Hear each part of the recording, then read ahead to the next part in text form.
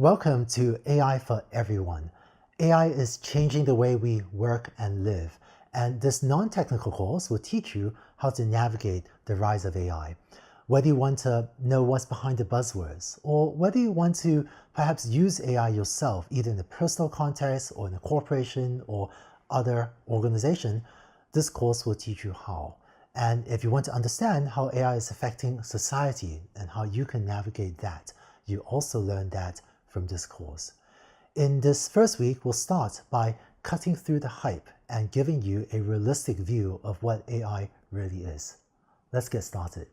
Many experts agree that AI will create a huge amount of value. For example, according to a study by McKinsey Global Institute, AI would create an additional 13 to 22 trillion US dollars of value annually by the year 2033. Of this 13 to 22 trillion, $3 to $4 trillion is predicted to come from what's called generative AI, which is a relatively new type of AI technology that can produce high-quality content, specifically text, images, and audio. But the larger portion of value will be from other forms of AI than generative AI. For example, a technology called supervised learning. We'll focus more on these other, more mature types of AI technology in this course. AI is already creating tremendous amounts of value in the software industry, and the McKinsey study points out that a lot of the value to be created in the future lies outside the software industry. For example, in sectors such as retail, travel, transportation, automotive, materials manufacturing, and so on.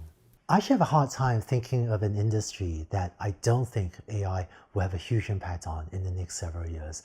My friends and I used to challenge each other to name an industry where we don't think AI will have a huge impact. And my best example was the hairdressing industry, because how do you use AI or robotics to automate hairdressing? But I once said this on stage, and one of my friends who is a robotics professor was in the audience that day, and she actually stood up and she looked at me in the eye and she said, Andrew, most people's hairstyles, I couldn't get a robot to cut their hair that way, but she looked at me and said, your hairstyle, Andrew, that a robot can do. There's a lot of excitement, but also a lot of unnecessary hype about AI. One of the reasons for this is because AI is actually two separate ideas. A large amount of the value we see from AI today is artificial narrow intelligence, or ANI. These are AIs that do one thing, such as a smart speaker or a self-driving car, or AI for web search, or AI applications in farming or in a factory. These types of AI are one-trick ponies, but when you find the appropriate trick, this can be incredibly valuable. With the rise of generative AI, things like ChatGPT and Bard, we're also starting to see AI that's a bit more general purpose. For example, ChatGPT can be a copy editor, brainstorming partner, text summarizer, and help with many other tasks. These models have been an exciting development and is further expanding what we can now do with AI. In addition, AI also refers to the concept of AGI, or Artificial General Intelligence. This is the goal of building AI that could do any intellectual task that a human can, or maybe even be super intelligent and do even more things than any human can. I'm seeing tons of progress in ANI, Artificial Narrow Intelligence, as well as on generative AI. And it feels like AI research is slowly taking baby steps, tiny baby steps toward AGI, which is exciting. But realistically, we're still very far from AGI, or Artificial General Intelligence. Unfortunately, the rapid progress in ANI and generative AI, which are incredibly valuable, that has caused people to conclude that there's a lot of progress in AI, which is actually true, but that in turn has caused people to falsely think that we might be on the verge of AGI as well, which is leading to some overblown and unnecessary fears about evil sentient robots coming to take over humanity. I think AGI is an exciting goal for researchers to work on, but it'll take multiple technological breakthroughs before we get there, and it may be decades, maybe even hundreds of years. I hope, but I'm not sure if we will get there in our lifetimes. But given how far away AGI is, I think there is no need to unduly anxiety about it. In this week, you learn what ANI can do and how to apply them to your problems. Later in this course, you also see some case studies of how ANI, these one-trick ponies, can be used to build really valuable applications such as smart speakers and self-driving cars. In detail, In this week, you learn what is AI. You may have heard of machine learning, and the next video will teach you what is machine learning. You also learn what is data and what types of data are valuable, but also what types of data are not valuable. You learn what it is that makes a company an AI company or an AI first company, so that perhaps you can start thinking if there are ways to improve your company or other organizations' ability to use AI. And importantly, you also learn this week what machine learning can and cannot do.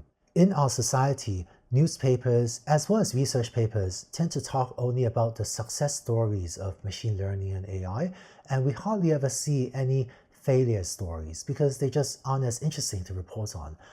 But for you to have a realistic view of what AI and what machine learning can and cannot do, I think it is important that you see examples of both so that you can make more accurate judgments about what you may and maybe should not try to use these technologies for. Finally, a lot of the recent rise of machine learning has been driven through the rise of deep learning, sometimes also called neural networks. In the final 2 optional videos of this week, you can also see an intuitive explanation of deep learning so that you will better understand what they can do, particularly for a set of narrow ANI tasks. So that's what you learn this week. And by the end of this week, you have a sense of AI technologies and what they can and cannot do. In the second week, you learn how these AI technologies can be used to build valuable projects. You learn what it feels like to build an AI project, as well as what you should do to make sure you select projects that are technically feasible, as well as valuable to you or your business or other organization. After learning what it takes to build AI projects, in the third week, you learn how to build AI in your company. In particular, if you want to take a few steps toward making your company good at AI, you see the AI transformation playbook and learn how to build AI teams and also build complex AI products. Finally, AI is having a huge impact on society. In the fourth and final week, you learn about how AI systems can be biased and how to diminish or eliminate such biases. You also learn how AI is affecting developing economies and how AI is affecting jobs, and be better able to navigate this rise of AI for yourself and for your organization. By the end of this 4-week course, you'll be more knowledgeable and better qualified than even the CEOs of most large companies in terms of your understanding of AI technology, as well as your ability to help yourself or help your company or other organization navigate the rise of AI. And so I hope that after this course, you'll be in a position to provide leadership to others as well as they navigate these issues. Now, one of the major technologies driving the recent rise of AI is machine learning. But what is machine learning? Let's take a look in the next video.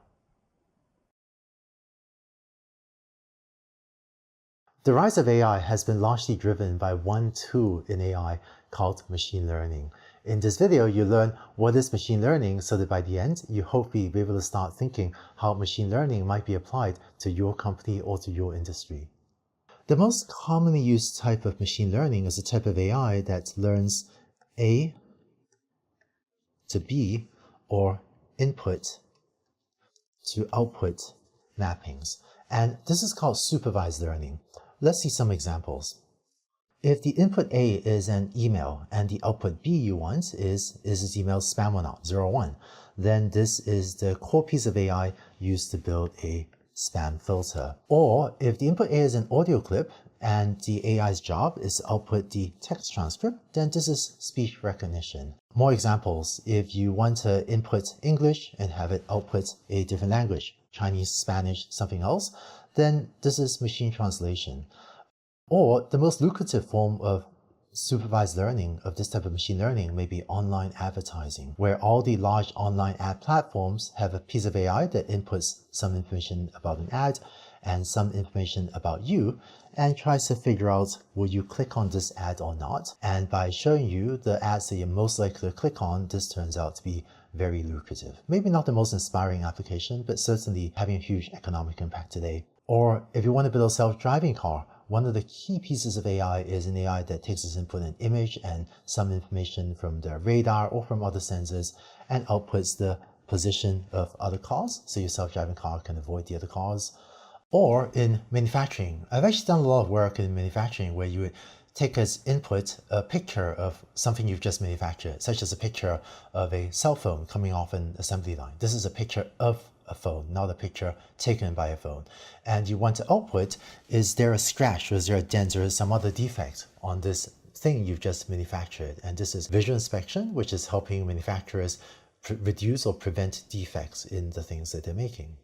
Supervised learning also lies at the heart of generative AI systems like the ChatGPT and Bard chatbots that generate text. These systems work by learning from huge amounts of text, say downloaded from the internet, so that when given a few words as the input, the model can predict the next word that comes after. These models, which are called large language models or LLMs, generate new text by repeatedly predicting what is the next word they should output. Given the widespread attention on LLMs, let's look briefly on the next slide in greater detail at how they work. Large language models are built by using supervised learning to train a model to repeatedly predict the next word. For example, if an AI system has read on the internet a sentence like, "My favorite drink is lychee bubble tea," then the single sentence would be turned into a lot of A to B data points for the model to learn to predict the next word.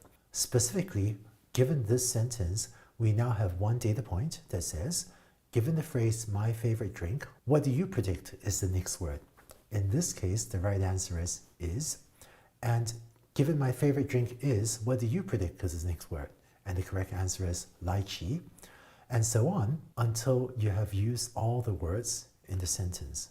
So this one sentence is turned into multiple inputs A and outputs B for the model to learn, given a few words as input, what is the next word. When you train a very large AI system on a lot of data, say hundreds of billions or even over 1 trillion words, then you get a large language model like ChatGPT that, given an initial piece of text called a prompt, is very good at generating some additional words in response to that prompt. The description I presented here thus omits some technical details, like how the model learns to follow instructions rather than just predict the next word found on the internet, and also how developers make the model less likely to generate inappropriate outputs, such as one that exhibit discrimination or hand out harmful instructions. If you're interested, you can learn more about these details in the course Generative AI for Everyone. At the heart of LLMs, though, is this technology that learns from a lot of data to predict what is the next word using supervised learning. So, in summary, supervised learning just learns input-output or A to B mappings. On one hand, input-output A to B seems quite limiting, but when you find the right application scenario, this turns out to be incredibly valuable. Now, the idea of supervised learning has been around for many decades, but it's really taken off in the last few years. Why is this? When my friends ask me, "Hey Andrew, why is supervised learning taking off now?" there's a picture I draw for them, and I want to show you this picture now. And you may be able to draw this picture for others that ask you the same question as well. Let's say on the horizontal axis, you plot the amount of data you have for a task. So for speech recognition, this might be the amount of audio data and transcripts you have. In a lot of industries, the amount of data you have access to has really grown over the last couple of decades, thanks to the rise of the internet, the rise of computers. A lot of what used to be, say, pieces of paper are now instead recorded on a digital computer. So we've just been getting more and more data. Now, let's say on the vertical axis, you plot the performance of an AI system. It turns out that if you use a traditional AI system, then the performance would grow like this. That as you feed it more data, its performance gets a bit better, but beyond a certain point, it did not get that much better. So it's as if your speech recognition system did not get that much more accurate, or your online advertising system didn't get that much more accurate at showing the most relevant ads, even as you showed it more data. AI has really taken off recently due to the rise of neural networks and deep learning. I'll define these terms more precisely in a later video, so don't worry too much about what it means for now. But with modern AI, with neural networks and deep learning, what we saw was that if you train a small neural network, then the performance kind of looks like this, whereas you feed it more data, performance keeps getting better for much longer.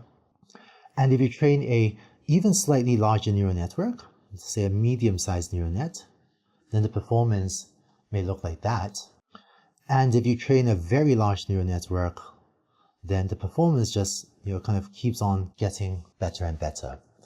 And for applications like speech recognition, online advertising, building a self-driving car, where having a high performance, highly accurate, say, speech recognition system is important, this has enabled these AI systems to get much better and make, say, speech recognition products much more acceptable to users, much more valuable to companies and to users. Now, here are a couple implications of this figure. If you want the best possible levels of performance, your performance to be up here, to hit this level of performance, then you kind of need two things. One is it really helps to have a lot of data. So that's why sometimes you hear about big data. Having more data almost always helps. And the second thing is you want to be able to train a very large neural network. And so the rise of fast computers, including Moore's law, but also the rise of specialized processors, such as graphics processor units or GPUs, which you hear more about in the later video, has enabled many companies, not just the giant tech companies, but many other companies, to be able to train large neural nets on a large enough amount of data in order to get very good performance and drive business value. In fact, it was also this type of scaling, increasing the amount of data and the size of the models, that was instrumental to the recent breakthroughs in training generative AI systems, including the large language models that we discussed just now. The most important idea in AI has been machine learning, and specifically supervised learning, which means A to B, or input-output mappings. What enables it to work really well is data. In the next video, let's take a look at what is data and what data you might already have and how to think about feeding this into AI systems. Let's go on to the next video. You may have heard that data is really important for building AI systems, but what is data really? Let's take a look. Let's look at an example of a table of data, which we also call a data set. If you're trying to figure out how to price houses that you're trying to buy or sell, you might collect a data set like this, and this can be just a spreadsheet, like an Excel spreadsheet of data, where one column is the size of the house, say in square feet or square meters, and the second column is the price of the house. And so if you're trying to build an AI system or machine learning system to help you set prices for houses or figure out if a house is priced appropriately, you might decide that the size of the house is A and the price of the house is B, and have an AI system learn this input to output or A to B mapping. Now, rather than just pricing a house based on the size, you might say, well, let's also collect data on the number of bedrooms of this house. In that case, A can be both of these first two columns, and B can be just the price of the house. So given a table of data, given a data set, it's actually up to you, up to your business use case to decide what is A and what is B. Data is often unique to your business, and this is an example of a data set that a real estate agency might have if they're trying to help price houses. And it's up to you to decide what is A and what is B, and how to choose these definitions of A and B to make it valuable for your business. As another example, if you have a certain budget and you want to decide what is the size of house you can afford, then you might decide that the input A is how much does someone spend, and B is just the size of the house in square feet. And that would be a totally different choice of A and B that tells you, given a certain budget, what's the size of a house you should be maybe looking at. Here's another example of a data set. Let's say that you want to build a AI system to recognize cats in pictures. I'm not sure why you might want to do that, but maybe with a fun mobile app and you want to tag all the pictures of cats. So you might collect a data set where the input A is a set of different images, and the output B are labels that says, first picture is a cat, there's not a cat, there's a cat, there's not a cat, and have an AI input a picture A and output B, is it a cat or not? So you can tag all the cat pictures on your photo feed or on your mobile app. In machine learning tradition, there's actually a lot of cats in machine learning. I think some of this started when I was leading the Google Brain team and we published the results with a somewhat infamous Google cat, where an AI system learned to detect cats from watching YouTube videos. But since then, there's been a tradition of using cats as a running example when talking about machine learning. With apologies to all the dog lovers out there. I love dogs too. So data is important, but how do you get data? How do you acquire data? Well, one way to get data is manual labeling. For example, you might collect a set of pictures, like these over here, and then you might either yourself or have someone else go through these pictures and label each of them. So the first one is a cat, second one is not a cat, third one is a cat, fourth one is not a cat. And by manually labeling each of these images, you now have a data set for building a cat detector. To do that, you actually need more than 4 pictures. You might need hundreds or thousands of pictures, but manual labeling is a tried and true way of getting a data set where you have both A and B. Another way to get a data set is from observing user behaviors or other types of behaviors. So for example, let's say you run a website that sells things online. So an e-commerce or an electronic commerce website, where you offer things to users at different prices and you can just observe if they buy your product or not. So just through the act of either buying or not buying your product, you may be able to collect a data set like this. We can store the user ID, the time the user visited your website, the price you offer the product to the users, as well as whether or not they purchased it. And so just by using your website, users can generate this data from you. This was an example of observing user behaviors. We can also observe behaviors of other things, such as machines. If you run a large machine in a factory and you want to predict if a machine is about to fail or have a fault, then just by observing the behavior of a machine, you can then record a data set like this. There's a machine ID, there's the temperature of the machine, there's a pressure within the machine, and then did the machine fail or not? And if your application is preventative maintenance, say you want to figure out if a machine is about to fail, then you could, for example, choose this as the input A and choose that as the output B to try to figure out if a machine is about to fail, in which case you might do maintenance, preventative maintenance on the machine. The third and very common way of acquiring data is to download it from a website or to get it from a partner.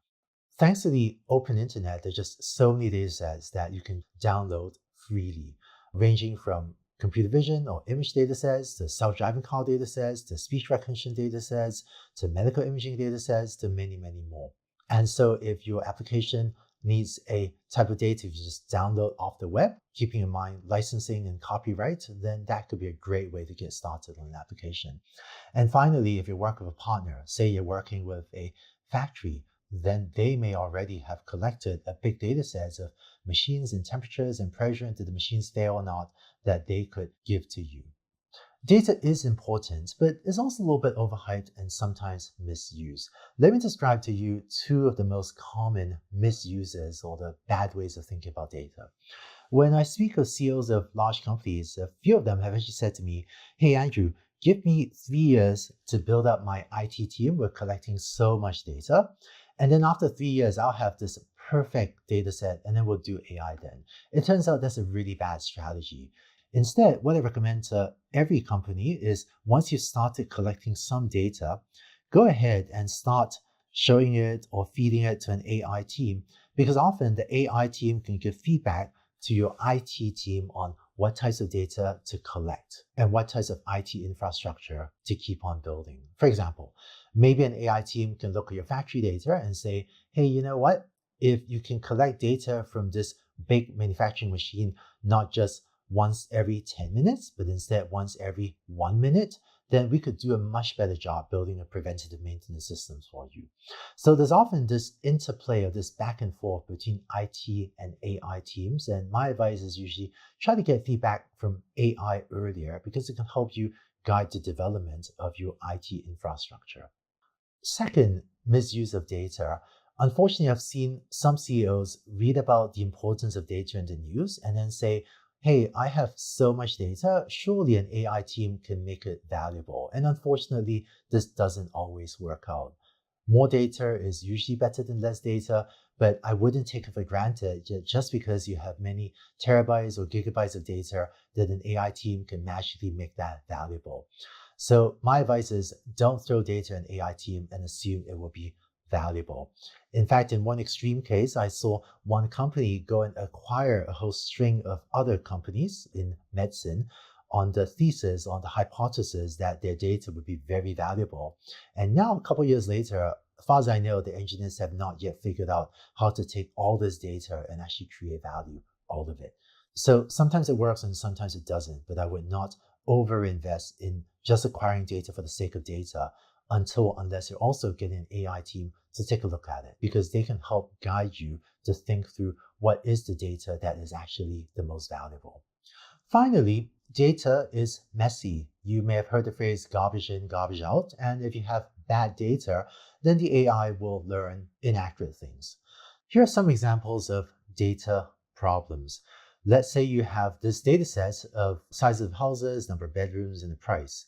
You can have incorrect labels or just incorrect data. For example, this house is probably not going to sell for $0.001 thousand, just for $1. Or data can also have missing values, such as we have here a whole bunch of unknown values. And so your AI team will need to figure out how to clean up the data or how to deal with these incorrect labels and or missing values. And there are also multiple types of data. For example, sometimes you hear about images, audio, and text. These are types of data that humans find it very easy to interpret. There's a term for this. This is called unstructured data. And there's a certain types of AI techniques that could work with images to recognize cats, or audio to recognize speech, or text to understand if an email is spam. And then there are also data sets like the one on the right. This is an example of structured data, and that basically means data that lives in a giant spreadsheet. And the techniques for dealing with unstructured data are a little bit different than the techniques for dealing with structured data. Generative AI today is used primarily to generate unstructured data, such as text, images, and audio, rather than structured data. In contrast, supervised learning can work very well for both of these types of data, unstructured data and structured data. In this video, you learned what is data, and you also saw how not to misuse data, for example, by overinvesting in an IT infrastructure in the hope that it will be useful for AI in the future, but without actually checking that it really will be useful for the AI applications you want to build.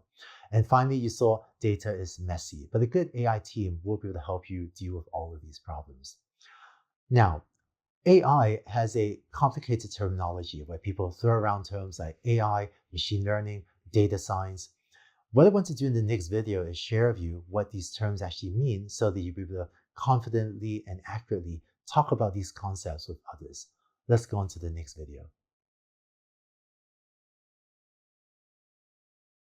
You might have heard terminology from AI such as machine learning or data science or neural networks or deep learning. What do these terms mean? In this video, you see what is this terminology of the most important concepts of AI so that you will speak with others about it and start thinking how these things could apply in your business. Let's get started. Let's say you have a housing data set like this with the size of the house, number of bedrooms, number of bathrooms, whether the house is newly renovated, as well as the price. If you want to build a mobile app to help people price houses, so this would be the input A, and this would be the output B, then this would be a machine learning system. In particular, it'd be one of those machine learning systems that learns input to output or A to B mappings. So machine learning often results in a running AI system. So it's a piece of software that any time of day, any time of night can automatically input A these properties of a house and outputs B. So if you have an AI system running, serving dozens or hundreds or thousands of millions of users, that's usually a machine learning system. In contrast, here's something else you might want to do, which is to have a team analyze your data set in order to gain insights. So a team might come up with a conclusion like, hey, did you know if you have two houses of a similar size, of a similar square footage, if the house is 3 bedrooms, then they cost a lot more than the house with 2 bedrooms, even if the square footage is the same. Or did you know that newly renovated homes have a 15% premium? And this could help you make decisions such as, given a similar square footage, do you want to build a 2-bedroom or a 3-bedroom size in order to maximize value? Or is it worth an investment to renovate a home in the hope that the renovation increases the price you can sell a house for? So these would be examples of data science projects, where the output of a data science project is a set of insights that can help you make business decisions, such as what type of house to build or whether to invest in renovation. The boundaries between these two terms, machine learning and data science, are actually a little bit fuzzy, and these terms are not used consistently, even in industry today. But what I'm giving here is maybe the most commonly used definitions of these terms, but you will not find universal adherence to these definitions. To formalize these two notions a bit more, machine learning is the field of study that gives computers the ability to learn without being explicitly programmed. This is a definition by Arthur Samuel many decades ago. Arthur Samuel was one of the pioneers of machine learning who was famous for building a checkers playing program that could play checkers even better than he himself, the inventor, could play the game. So a machine learning project will often result in a piece of software that runs, that outputs B given A. In contrast, data science is the science of extracting knowledge and insights from data. And so the output of a data science project is often a slide deck, like a PowerPoint presentation that summarizes conclusions for executives to take business actions, or that summarizes conclusions for a product team to decide how to improve a website. Let me give an example of machine learning versus data science in the online advertising industry. Today, the large ad platforms all have a piece of AI that quickly tells them what's the ad you are most likely to click on. So that's a machine learning system, and this turns out to be incredibly lucrative. AI system that inputs information about you and about the ad and outputs will you click on this or not. These systems are running 24/7, and these are machine learning systems that drive ad revenue for these companies. So there's a piece of software that runs. In contrast, I've also done data science projects in the online advertising industry.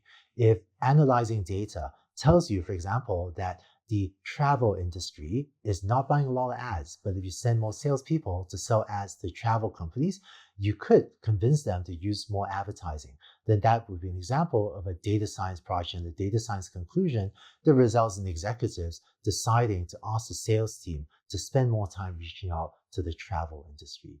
So even in one company, you may have different machine learning and data science projects, both of which can be incredibly valuable. You may have also heard of deep learning. So what is deep learning? Let's say you want to predict housing prices. You want to price houses. So you have an input that tells you the size of the house, number of bedrooms, number of bathrooms, and whether it's newly renovated. One of the most effective ways to price houses given this input A would be to feed it to this thing here in order to have it output the price. This big thing in the middle is called a neural network, and sometimes we also call it an artificial neural network. And that's to distinguish it from the neural network that is in your brain. So the human brain is made up of neurons. And so when we say artificial neural network, that's just to emphasize that this is not the biological brain, but instead it's a piece of software. And what a neural network does, what an artificial neural network does, is takes its input A, which is all of these four things, and then output B, which is the estimated price of a house. Now, in a later optional video this week, I'll show you more what this artificial neural network really is. But all of human cognition is made up of neurons in your brain passing electrical impulses, passing little messages to each other. And when we draw a picture of an artificial neural network, there's a very loose analogy to the brain. And these little circles are called artificial neurons, or just neurons for short, that also passes neurons to each other. And this big artificial neural network is just a big mathematical equation that tells it, given the inputs A, how do you compute the price B? In case it seems like there are a lot of details here, don't worry about it. We'll talk more about these details later. But the key takeaways are that a neural network is a very effective technique for learning A to B or input to output mappings. And today, the terms neural network and deep learning are used almost interchangeably. They mean essentially the same thing. Many decades ago, this type of software was called a neural network, but in recent years, we found that deep learning was just a much better sounding brand. And so that, for better or worse, is the term that's been taking off recently. So what do neural networks or artificial neural networks have to do with the brain? It turns out almost nothing. Neural networks were originally inspired by the brain, but the details of how they work are almost completely unrelated to how biological brains work. So I should be very cautious today about making any analogies between artificial neural networks and the biological brain, even though there was some loose inspiration there. So AI has many different tools. In this video, you learned about what are machine learning and data science, and also what is deep learning and what's a neural network. You might also hear in the media other buzzwords like generative AI, unsupervised learning, reinforcement learning, graphical models, planning, knowledge graphs, and so on. You don't need to know what all of these other terms mean, but these are just other tools for getting AI systems to make computers act intelligently. I'll try to give you a sense of what some of these terms mean in later videos as well, but the most important tools and terms I hope you remember from this are machine learning and data science, as well as deep learning and neural networks, which are a very powerful way to do machine learning and sometimes data science. If we were to draw a Venn diagram showing how all these concepts fit together, this is what it might look like. AI is this huge set of tools for making computers behave intelligently. Of AI, the biggest subset is probably tools from machine learning, but AI does have other tools than machine learning, such as some of these buzzwords are listed at the bottom. And of machine learning, the part of machine learning that's most important these days is neural networks or deep learning, which is a very powerful set of tools for carrying out supervised learning or A to B mappings, as well as some other things. But there are also other machine learning tools that are not just deep learning tools. So how does data science fit into this picture? There is inconsistency in how the terminology is used. Some people will tell you data science is a subset of AI. Some people will tell you AI is a subset of data science. It depends a bit on who you ask. But I would say that data science is maybe a cross-cutting subset of all of these tools that uses many tools from AI, machine learning, and deep learning, but has some other separate tools as well that solves a very set of important problems in driving business insights. In this video, you saw what is machine learning, what is data science, and what is deep learning and neural networks. I hope this gives you a sense of the most common and important terminology used in AI, and you can start thinking about how these things might apply to your company. Now, what does it mean for a company to be good at AI? Let's talk about that in the next video.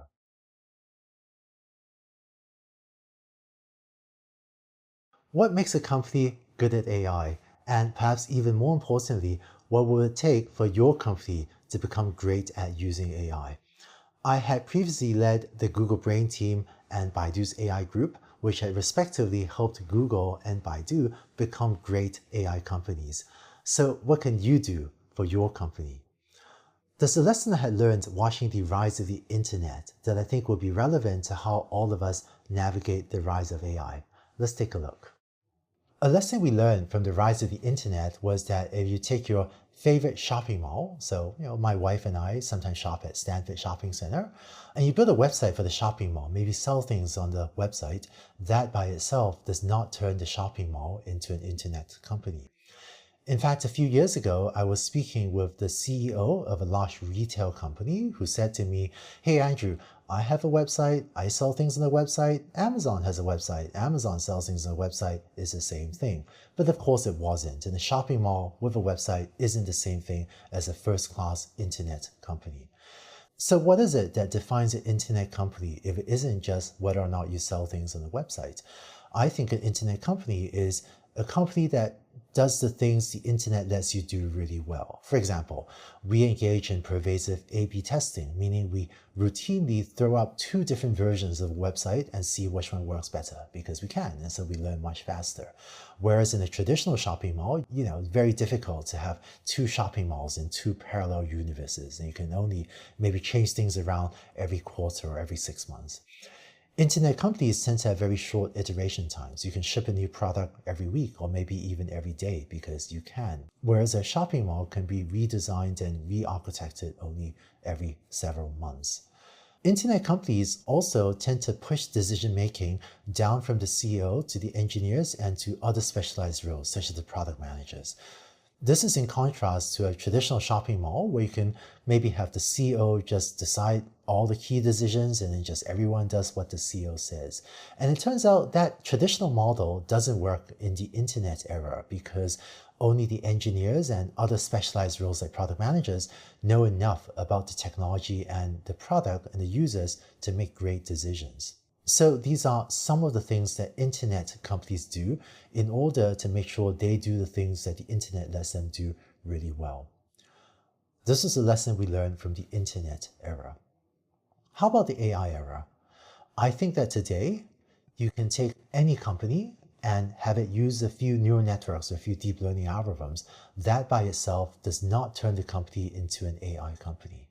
Instead, what makes a great AI company, sometimes an AI first company, is are you doing the things that AI lets you do really well? For example, AI companies are very good at strategic data acquisition. This is why many of the large consumer tech companies may have free products that do not monetize, and it allows them to acquire data that they can monetize elsewhere. So I've led strategy teams where we would deliberately launch products that do not make any money just for the sake of data acquisition. And thinking through how to get data is a key part of the great AI companies.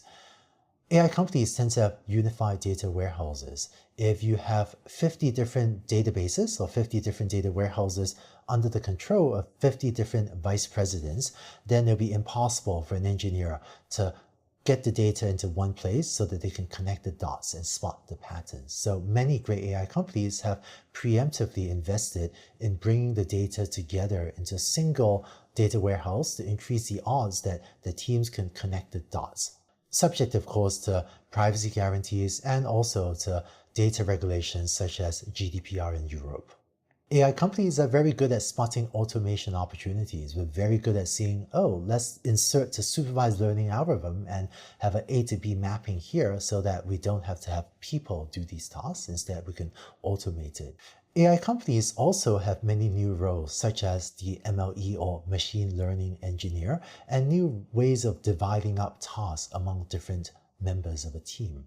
So for a company to become good at AI means architecting the company to do the things that AI makes it possible to do really well.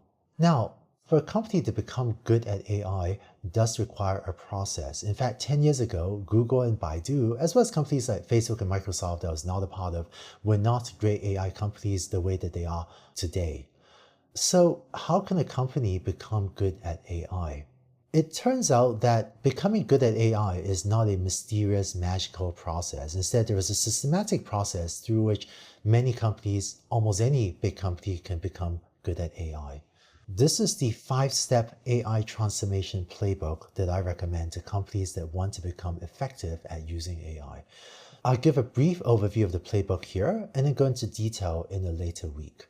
Step 1 is to execute pilot projects to gain momentum. So just do a few small projects to get a better sense of what AI can and cannot do and get a better sense of what doing an AI project feels like. And this you could do in-house or you can also do with an outsourced team.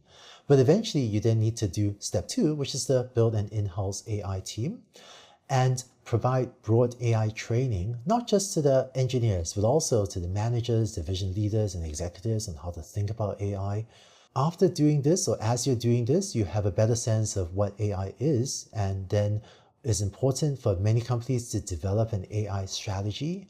And finally, to align internal and external communications so that all your stakeholders, from employees, customers, and investors, are aligned with how your company is navigating the rise of AI. AI has created tremendous value in the software industry and will continue to do so. It will also create tremendous value outside the software industry. If you can help your company become good at AI, I hope you can play a leading role in creating a lot of this value. In this video, you saw what is it that makes a company a good AI company, and also briefly the AI transformation playbook, which I'll go into much greater detail on in a later week as a roadmap for helping companies become great at AI. If you're interested, there is also published online an AI transformation playbook that goes into these 5 steps in greater detail, but you'll see more of these in a later week as well. Now, one of the challenges of doing AI projects, such as the pilot projects in step 1, is understanding what AI can and cannot do. In the next video, I want to show you and give you some examples of what AI can and cannot do to help you better select projects for AI that may be effective for your company. Let's go on to the next video.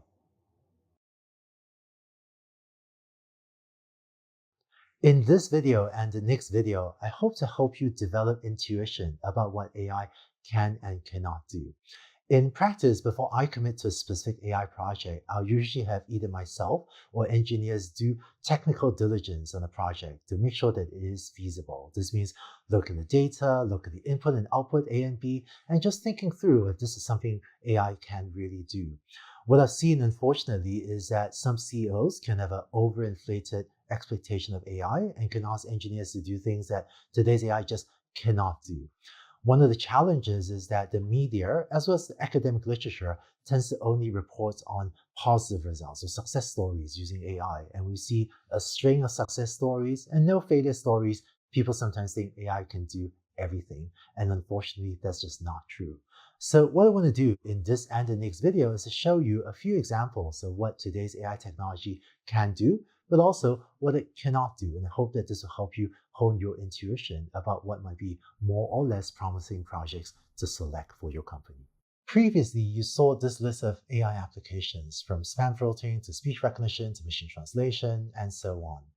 One imperfect rule of thumb you can use to decide what supervised learning may or may not be able to do is that pretty much anything you could do with a second of thought, we can probably now or soon automate using supervised learning, using this input-output mapping. So for example, in order to determine the position of other cars, that's something that you can do with less than a second. In order to tell if a phone is scratched, you can look at it and you can kind of tell in less than a second.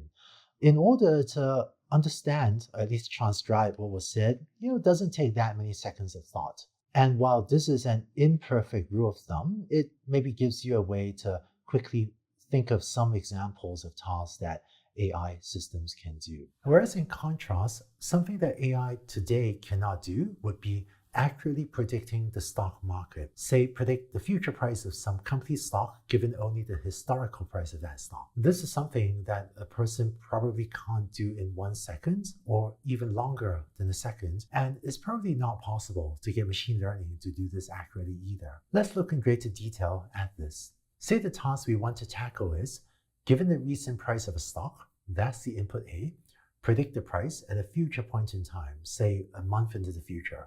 That's the output B. What would happen if you were to apply machine learning to this?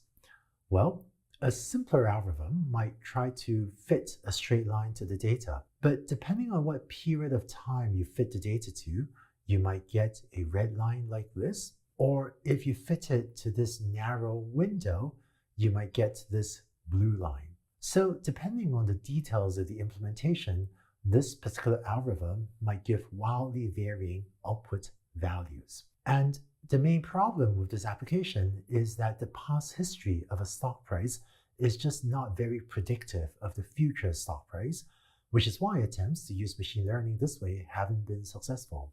future stock prices are so random that it's just hard for AI to predict it accurately. By the way, for completeness, I should say that predicting stock price based only on the historical price of the same stock seems to be impossible, but there are stock traders that sometimes find other inputs. For example, if they manage to legally obtain some web traffic or foot traffic data that helps them estimate what the company's sales were, then that, in combination with the historical price data, might make it possible for the algorithm to have some predictive power. However, these other inputs are typically complex or costly to acquire and still can't overcome the intrinsically somewhat random nature of the stock market. To hone your intuition about how to quickly filter feasible or not feasible projects, here are a couple of other rules of thumb about what makes a machine learning problem easier or more likely to be feasible. 1. Learning a simple concept is more likely to be feasible. But what does it mean for something to be a simple concept? There's no formal definition of it, but if it is something that takes you less than a second of mental thought, or maybe just a very small number of seconds of mental thought to come up with a conclusion, then that would be suggestive of it being a simple concept. So if you're looking outside the window of a self-driving car to spot the other cars, well, that would seem like a relatively simple concept. Whereas in contrast, trying to come up with clever signals to predict a given company's sales, well, that seems like less of a simple concept. Second, a machine learning problem is more likely to be feasible if you have lots of data available. Here, data means both the input A and the output B that you want the AI system to have in your A to B or input-output mapping. So for example, in trying to determine whether a phone is scratched or not, the input A would be a set of images of phones, and the output B could be a label identifying the phone as being scratched or not scratched. Then if you have thousands of pictures of phones with both A and B, the odds of you building a machine learning system to detect scratches accurately would be much higher. AI is the new electricity and is transforming every industry, but it's also not magic and it can't do everything under the sun. I hope that this video started to help you hone your intuitions about what it can and cannot do and increase the odds of you selecting feasible and valuable projects for maybe your teams to try working on. In order to help you continue developing your intuition, I would like to show you more examples of what AI can and cannot do. Let's go on to the next video. One of the challenges of becoming good at recognizing what AI can and cannot do is that it does take seeing a few examples of concrete successes and failures of AI. And if you work on an average of, say, one new AI project a year, then to see 3 examples would take you 3 years of work experience, and that's just a long time. What I hope to do, both in the previous video and in this video, is to quickly show you a few examples of AI successes and failures, or what it can and cannot do, so that in a much shorter time you can see multiple concrete examples to help hone your intuition and select valuable projects. So let's take a look at a few more examples. Let's say you're building a self-driving car. Here's something that AI can do pretty well, which is to take a picture of what's in front of your car, and maybe just using a camera, maybe using other sensors as well, such as radar or LiDAR, and then to figure out what is the position or where are the other cars. So this would be an AI where the input A is a picture of what's in front of your car, or maybe both a picture as well as radar and other sensor readings, and the output B is where are the other cars. And today, the self-driving car industry has figured out how to collect enough data and has pretty good algorithms for doing this reasonably well. So that's what AI today can do. Here's an example of something that today's AI cannot do, or at least would be very difficult using today's AI, which is to input a picture and output the intention or whatever the human is trying to gesture at your car. So here's a construction worker holding out a hand to ask your car to stop. Here's a hitchhiker trying to wave a car over. Here's a bicyclist raising the left hand to indicate that they want to turn left. And so if you were to try to build a system to learn an A to B mapping, where the input A is a short video of a human gesturing at your car, and the output B is what's the intention or what does this person want, that today is very difficult to do. Part of the problem is that the number of ways people gesture at you is very, very large. Imagine all the hand gestures someone could conceivably use to ask you to slow down or go or stop. The number of ways that people could gesture at you is just very, very large. And so it's difficult to collect enough data from enough thousands or tens of thousands of different people gesturing at you in all of these different ways to capture the richness of human gestures. So learning from a video to what this person wants is actually a somewhat complicated concept. In fact, even people have a hard time figuring out sometimes what someone waving at your car wants. And then second, because this is a safety critical application, you would want an AI that is extremely accurate in terms of figuring out, does a construction worker want you to stop or does he or she want you to go? And that makes it harder for an AI system as well. And so today, if you collect just say 10,000 pictures of other cars, many teams will be able to build an AI system that at least has a basic capability at detecting other cars. In contrast, even if you collect pictures or videos of 10,000 people, it's quite hard to track down 10,000 people waving at your car. Even with that data set, I think it's quite hard today to build an AI system to recognize human intention from the gestures at the very high level of accuracy needed in order to drive safely around these people. So that's why today, many self-driving car teams have some components for detecting other cars, and they do rely on that technology to drive safely. But very few self-driving car teams are trying to count on an AI system to recognize a huge diversity of human gestures and counting just on that to drive safely around people. Let's look at one more example. Say you want to build an AI system to look at X-ray images and diagnose pneumonia. So all of these are chest X-rays. So the input A could be the X-ray image and the output B can be the diagnosis. Does this patient have pneumonia or not? So that's something that AI can do. Something that AI cannot do would be to diagnose pneumonia from 10 images of a medical textbook chapter explaining pneumonia. A human can look at a small set of images, maybe just a few dozen images, and read a few paragraphs from a medical textbook and start to get a sense. But I actually don't know, given a medical textbook, what is A and what is B, or how to really pose this as an AI problem to know how to write a piece of software to solve if all you have is just 10 images and a few paragraphs of text that explain what pneumonia in a chest X-ray looks like. Whereas a young medical doctor might learn quite well reading a medical textbook and just looking at, maybe dozens of images. In contrast, an AI system isn't really able to do that today. To summarize, here are some of the strengths and weaknesses of machine learning. Machine learning tends to work well when you're trying to learn a simple concept, such as something that you could do with less than a second of mental thought, and when there's lots of data available. Machine learning tends to work poorly when you're trying to learn a complex concept from small amounts of data.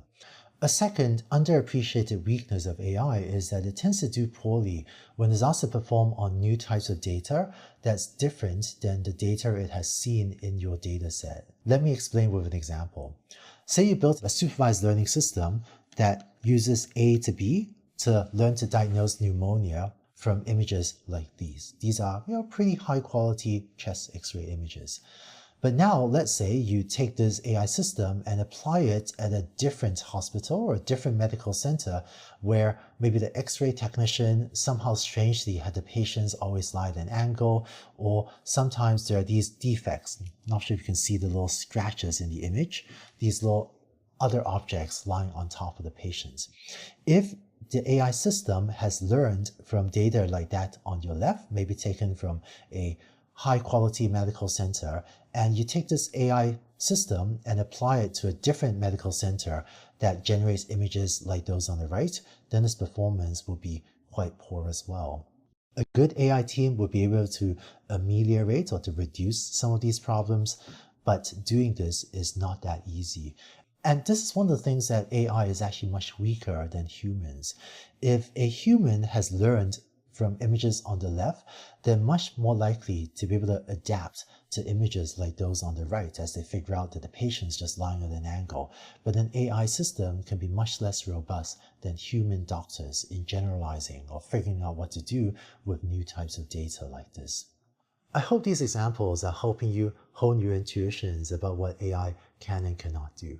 In case the boundary between what it can and cannot do still seems fuzzy to you, don't worry, that's completely normal, completely okay. In fact, even today, I still can't look at a project and immediately tell if something is feasible or not. And I often still need small numbers of weeks of technical diligence before forming strong conviction about whether something is feasible or not. But I hope that these examples can at least help you start imagining some things in your company that might be feasible and might be worth exploring more. The next two videos after this are optional and are a non-technical description of what are neural networks and what is deep learning.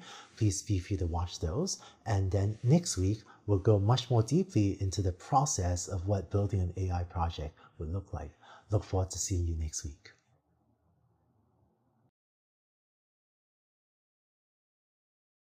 The terms deep learning and neural network are used almost interchangeably in AI. And even though they're great for machine learning, there's also been a bit of hype and a bit of mystique about them. This video will demystify deep learning so that you have a sense of what deep learning and neural networks really are. Let's use an example from demand prediction. Let's say you run a website that sells t-shirts and you want to know, based on how you price the t-shirts, how many units you expect to sell, how many t-shirts you expect to sell. You might then create a data set like this, where the higher the price of the t-shirt, the lower the demand. So you might fit a straight line to this data, showing that as the price goes up, the demand goes down. Now, demand can never go below zero, so maybe you say that the demand will flatten out at zero, and beyond a certain point, you expect, pretty much no one to buy any t-shirts. It turns out this blue line is maybe the simplest possible neural network. You have as input the price, A, and you want it to output the estimated demand, B. So the way you would draw this as a neural network is that the price would be input to this little round thing there, and this little round thing outputs the estimated demand. In the terminology of AI, this little round thing here is called a neuron, or sometimes it's called an artificial neuron, and all it does is compute this blue curve that I've drawn here on the left. This is maybe the simplest possible neural network with a single artificial neuron that just inputs the price and outputs the estimated demand. If you think of this orange circle, this artificial neuron, as a little Lego brick, all that a neural network is if you take a lot of these Lego bricks and stack them on top of each other until you get a big pile or a big network of these neurons. Let's look at a more complex example. Suppose that instead of knowing only the price of the t-shirts, you also have the shipping costs that the customers will have to pay to get the t-shirts. Maybe you spend more or less on marketing in a given week. And you can also make the t-shirt out of a thick, heavy, expensive cotton or a much cheaper, more lightweight material. These are some of the factors that you think will affect the demand for your t-shirts. Let's see what a more complex neural network might look like. You know that your customers care a lot about affordability. So let's say you have one neuron, and let me draw this one in blue, whose job it is to estimate the affordability of the t-shirts. And because affordability is mainly a function of the price of the shirt and of the shipping costs. A second thing that will affect the demand for your t-shirts is awareness. How much are consumers aware that you're selling this t-shirt? So the main thing that affects awareness is going to be your marketing. So let me draw here a second artificial neuron that inputs your marketing budget, how much you spent on marketing, and outputs how aware are consumers of your t-shirt. Finally, the perceived quality of your product will also affect demand, and perceived quality would be affected by marketing. If the marketing tries to convince people this is a high quality t-shirt, and sometimes the price of something also affects perceived quality. So I'm going to draw here a third artificial neuron that inputs price, marketing, and material and tries to estimate the perceived quality of your t-shirts. Finally, now that the earlier neurons, these three blue neurons, have figured out how affordable, how much consumer awareness, and what's the perceived quality, you can then have one more neuron over here that takes as input these three factors and outputs the estimated demand.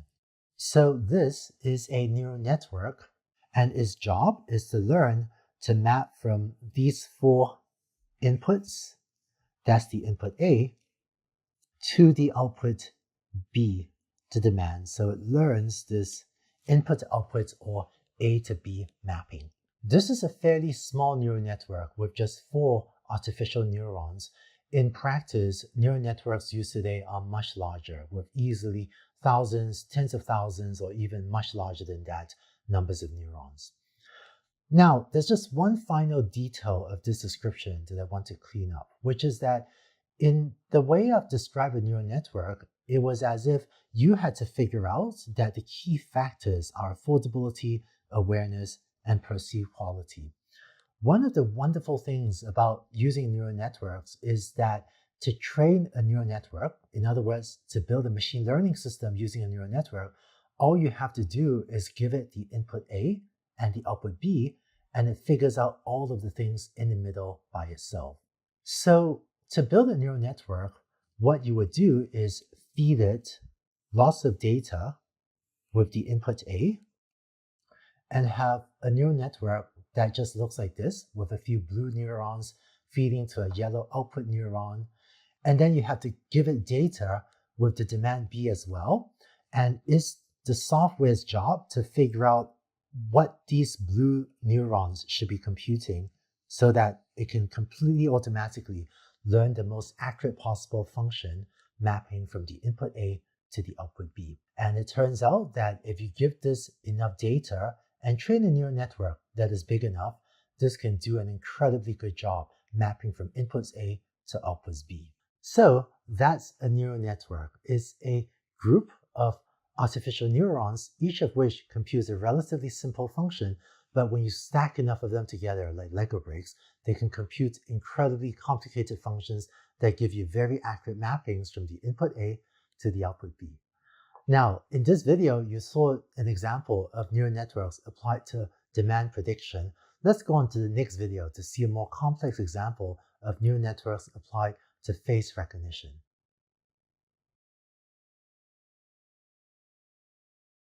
In the last video, you saw how a neural network can be applied to demand prediction. But how can a neural network look at a picture and figure out what's in the picture, or listen to an audio clip and understand what is said in an audio clip? Let's take a look at a more complex example of applying a neural network to face recognition. Say you want to build a system to recognize people from pictures. How can a piece of software look at this picture and figure out the identity of the person in it? Let's zoom in to a little square like that to better understand how a computer sees pictures. Where you and I see a human eye, a computer instead sees that. It sees this grid of pixel brightness values that tells it for each of the pixels in the image, how bright is that pixel. If it were a black and white or a grayscale image, then each pixel would correspond to a single number telling you how bright is that pixel. If it's a color image, then each pixel would actually have 3 numbers corresponding to how bright are the red, green, and blue elements of that pixel. So the neural network's job is to take as input a lot of numbers like these and tell you the name of the person in the picture. In the last video, you saw how a neural network can take as input 4 numbers corresponding to the price, shipping cost, amount of marketing, and the cloth material of a t-shirt and output demand. In this example, the neural network just has to input a lot more numbers corresponding to all of the pixel brightness values of this picture. If the resolution of this picture is 1000 pixels by 1000 pixels, then that's 1,000,000 pixels.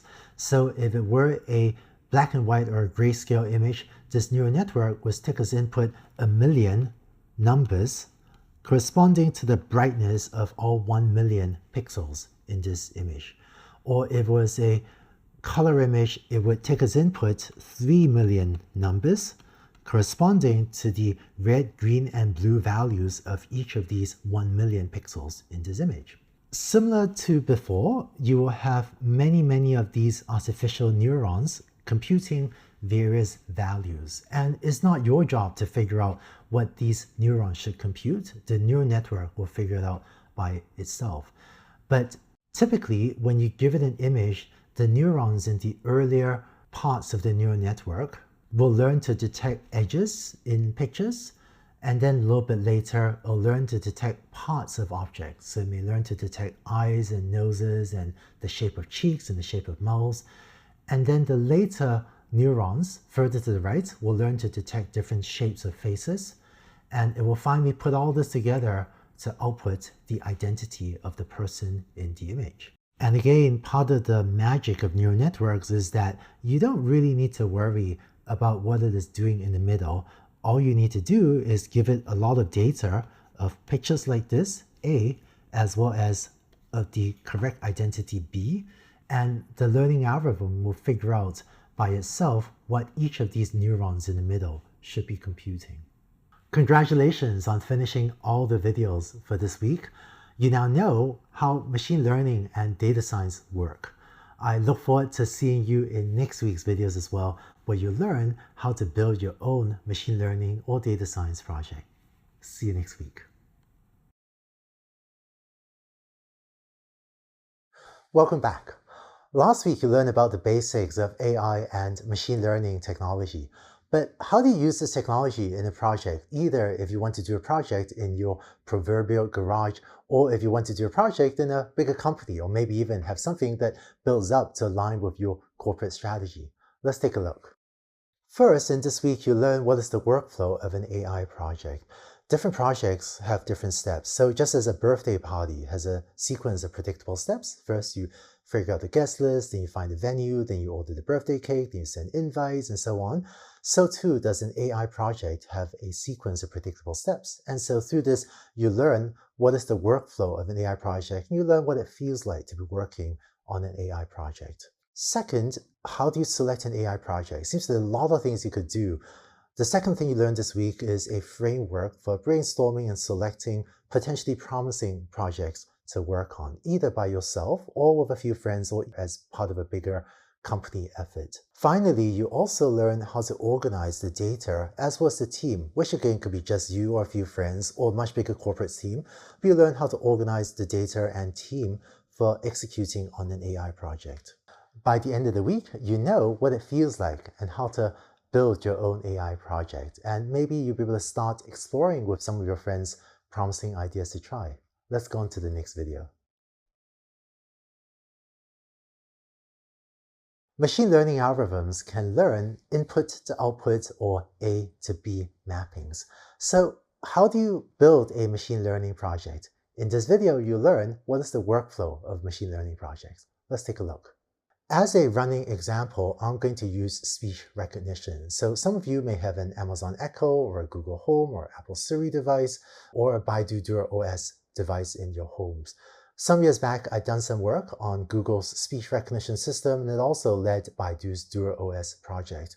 And today, I actually have a Amazon Echo in my kitchen. So every time I'm boiling an egg, I will say, Alexa, set timer for 3 minutes, and then it lets me know when the 3 minutes are up and my eggs are ready. So how do you build a speech recognition system that can recognize when you say Alexa or Hey Google or Hey Siri or Hello Baidu? Let's go through the key steps of a machine learning project. And just for simplicity, I'm going to use Amazon Echo or detecting the Alexa keyword as this running example. If you want to build an AI system or build a machine learning system to figure out when a user has said the word Alexa, the first step is to collect data. So that means you would go around and get some people to say the word Alexa for you, and you record the audio of that. And you'd also get a bunch of people to say other words like hello, or say lots of other words and record the audio of that as well.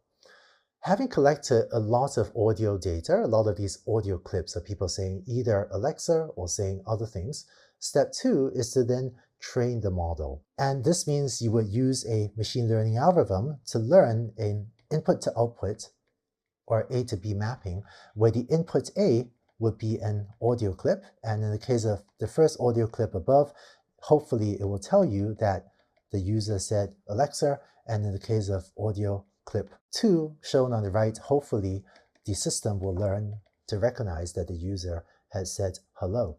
Whenever an AI team starts to train the model, meaning to learn the A to B or input-output mapping, what happens pretty much every time is the first attempt doesn't work well. And so invariably, the team will need to try many times. Or in AI, we call this iterate many times. You have to iterate many times until hopefully the model looks like it's good enough. The third step is to then actually deploy the model. And what that means is you put this AI software into an actual smart speaker and ship it to either a small group of test users or to a large group of users. What happens in a lot of AI products is that when you ship it, you see that it starts getting new data and it may not work as well as you had initially hoped. So, for example, I am from the UK, so I'm going to pick on the British, but let's say you had trained your speech recognition system on American accented speakers, and you then ship this smart speaker to the UK, and you start having British accented people say Alexa. Then you may find that it doesn't recognize their speech as well as you had hoped. And when that happens, hopefully you can get data back of cases such as maybe British accented speakers was not working as well as you're hoping, and it uses data to maintain and to update the model. So to summarize, the key steps of a machine learning project are to collect data, to train the model, the A to B mapping, and then to deploy the model. And throughout these steps, there is often a lot of iteration, meaning fine-tuning or adapting the model to work better, or getting data back even after you've shipped it to hopefully make the product better, which may or may not be possible depending on whether you're able to get data back. Let's look at these 3 steps and see how they apply on the different projects on building a key component of a self-driving car. So remember the key steps of collect data, train model, and deploy model, since we'll revisit these 3 steps on the next slide. Let's say you're building a self-driving car. One of the key components of a self-driving car is a machine learning algorithm that takes as input, say, a picture of what's in front of your car and tells you where are the other cars.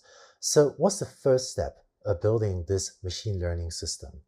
Hopefully you remember from the last slide that the first step was to collect data.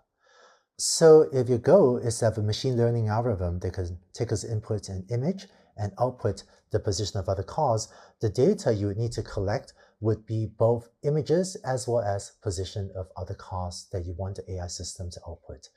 So let's say you start off with a few pictures like this. These are the inputs A to the machine learning algorithm.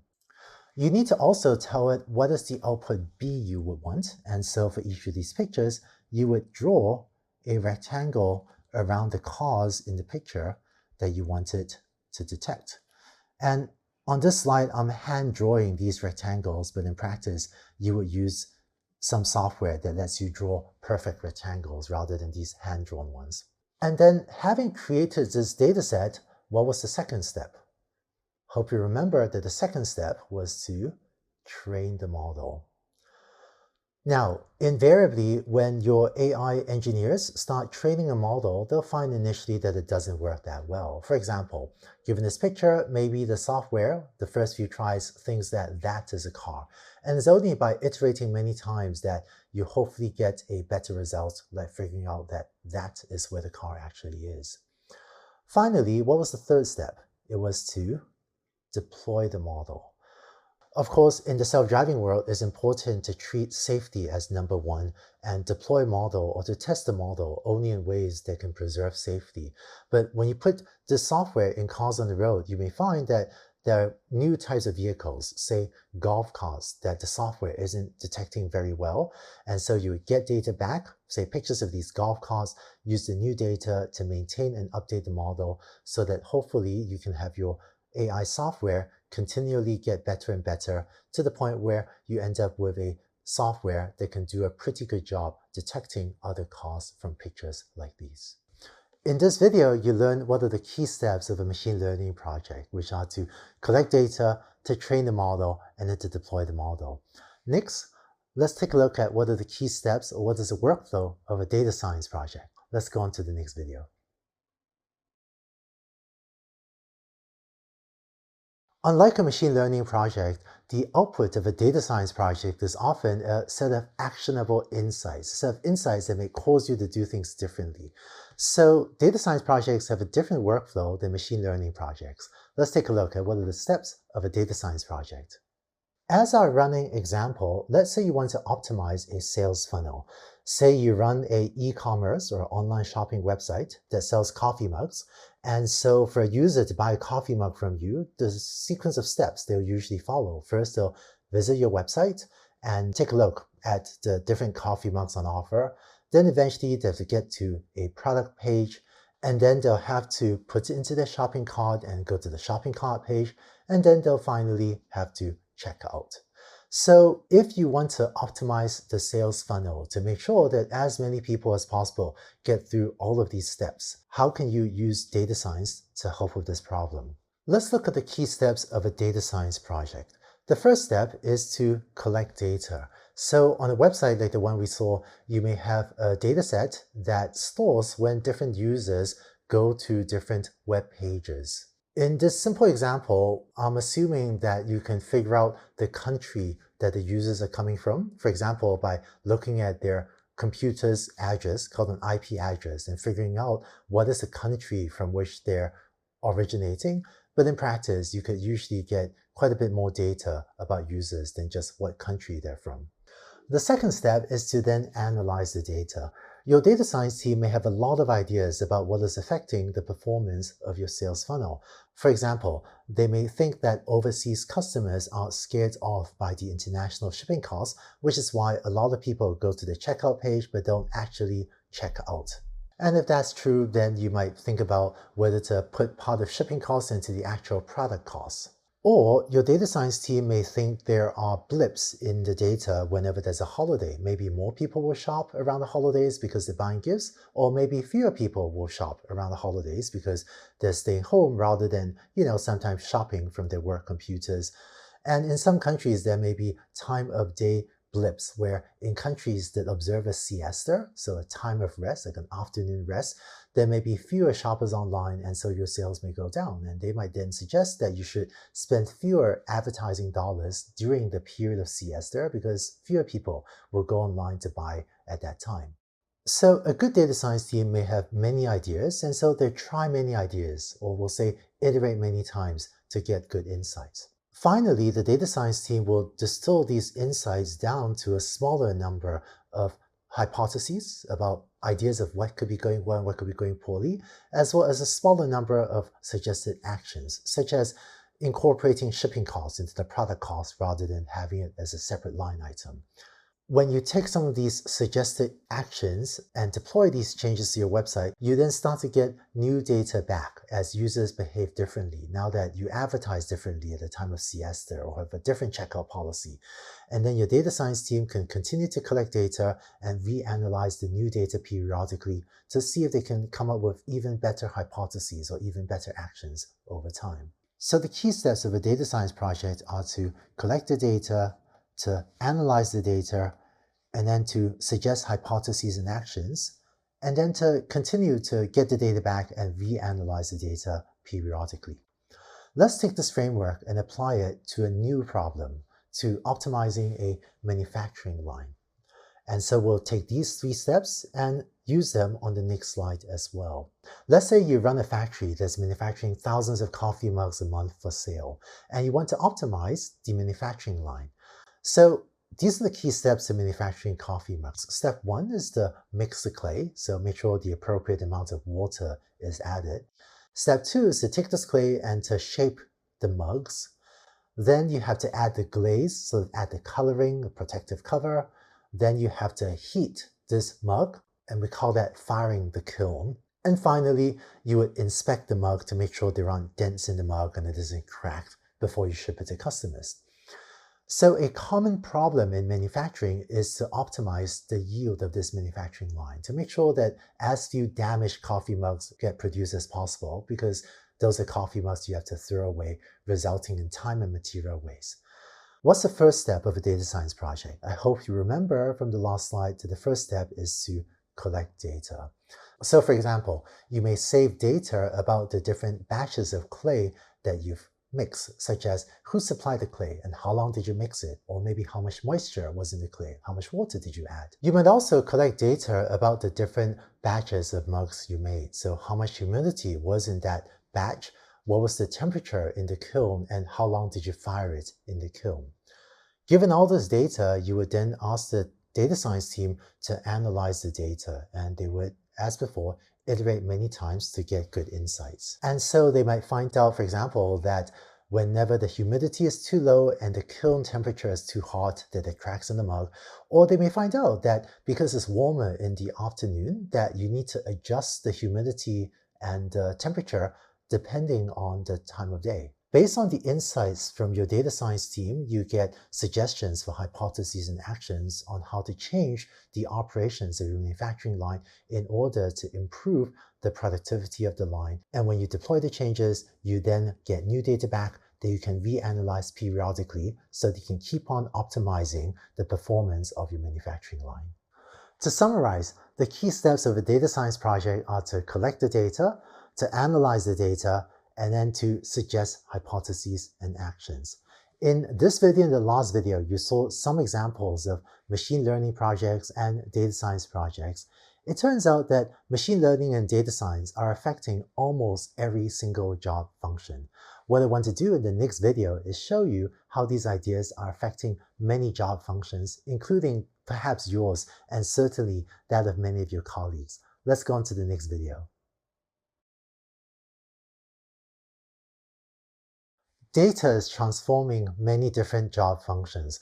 Whether you work in recruiting or sales or marketing or manufacturing or agriculture, data is probably transforming your job function. What's happened in the last few decades is the digitization of our society. So rather than handing out paper surveys like these, surveys are more likely to be done in digital format. Or doctors still write some handwritten notes, but a doctor's handwritten note is increasingly likely to be a digital record. And so too it is in just about every single job function. And this availability of data means that there's a good chance that your job function could be helped with tools like data science or machine learning. Let's take a look. And in this video, I want to run through many different job functions and discuss how data science and machine learning can or will impact these different types of jobs. Let's start with sales. You've already seen in the last video how data science can be used to optimize a sales funnel. How about machine learning? If you're a salesperson, you may have a set of leads about different people that you could reach out to convince them to buy something from your company. Machine learning can help you prioritize these leads. So you might want to prioritize calling up the CEO of the large company rather than the intern at a much smaller company. And this type of automated lead sorting is making salespeople more efficient. Let's look at more examples. Let's say you're a manufacturing line manager. You've already seen how data science can help you optimize a manufacturing line. How about machine learning? One of the steps of this manufacturing process is the final inspection. And in fact, today in many factories, there can be hundreds or thousands of people using the human eye to check over objects, maybe coffee mugs, maybe other things, to see if there's scratches or dents, and that's called inspection. So machine learning can take as input a data set like this and learn to automatically figure out if a coffee mug is defective or not. And by automatically finding scratches or dents, it can reduce labor costs and also improve quality in your factory. This type of automated visual inspection is one of the technologies that I think will have a big impact on manufacturing. This is something I've been working on myself as well. Let's see more examples. How about recruiting? When recruiting someone to join your company, there may be a pretty predictable sequence of steps where your recruiter or someone else would send an email to a candidate, and then you'd have a phone call with them, bring them on site for an interview, and then extend an offer and maybe close the offer. Similar to how data science can be used to optimize a sales funnel, recruiting can also use data science to optimize a recruiting funnel. And in fact, many recruiting organizations are doing so today. For example, if you find that hardly anyone is making it from the phone screen step to the on-site interview step, then you may conclude that maybe too many people are getting to the phone screen stage, or maybe the people doing the phone screen are just being too tough and they should let more people get to the on-site interview stage. This type of data science is already having an impact on recruiting. What about machine learning projects? Well, one of the steps of recruiting is to screen a lot of resumes to decide who to reach out to. So you may have to look at one resume and says, yes, let's email them, look at a different one to say, no, let's not move ahead with this candidate. And machine learning is starting to make its way into automated resume screening. This does raise important ethical questions, such as making sure that your AI software does not exhibit undesirable forms of bias and treats people fairly, but machine learning is starting to make inroads into this, and I hope can do so while making sure that the systems are ethical and fair. In the final week of this AI for Everyone course, you also learn more about the issues of fairness and ethics in AI. What if you work in marketing? One of the common ways to optimize the performance of a website is called A/B testing, in which you launch two versions of a website. Here, version A has a red button, version B has a green button, and you measure which website causes people to click through more.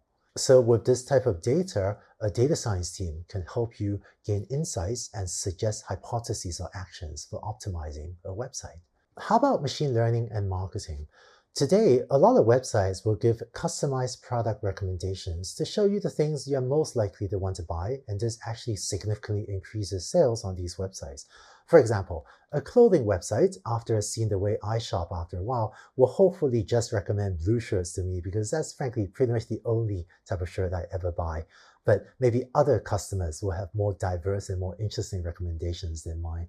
But today, these customized product recommendations actually drive a large percentage of sales on many large online e-commerce websites. One last example from a totally different sector. Let's say you work in agriculture. Maybe you're a farmer working on a large industrial farm. How can data science help you? Today, farmers are already using data science for crop analytics, where you can take data on the soil conditions, the weather conditions, the prices of different crops in the market, and have data science teams make recommendations to what to plant, when to plant, so as to improve yields while maintaining the condition of the soil on your farm. This type of data science is and will play a bigger and bigger role in agriculture. Let's also look at a machine learning example. I think one of the most exciting changes to agriculture is precision agriculture. Here's a picture that I took on a farm with my cell phone. On the upper right is a cotton plant, and shown in the middle is a weed. And so with machine learning, we're starting to see products that can go onto the farms, take a picture like this, and spray a weed killer in a very precise way just onto the weed so that it gets rid of the weed, but without having to spray an excessive amount of weed killers. This type of machine learning technology is both helping farmers increase crop yields while also helping to preserve the environment. In this video, you saw how all of these job functions, everything from sales to recruiting to marketing to manufacturing to farming and agriculture, how all of these job functions are being affected by data science and by machine learning. It seems like there's a lot of different things you could do with AI, but how do you actually select a promising project to work on? Let's talk about that in the next video.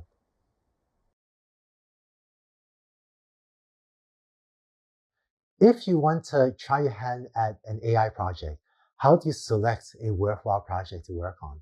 Don't expect an idea to necessarily come overnight. Sometimes it happens, but sometimes it also takes a few days or maybe a few weeks to come up with a worthy idea to pursue. In this video, you see a framework for brainstorming potentially exciting AI projects to pursue. Let's say you want to build an AI project for your business.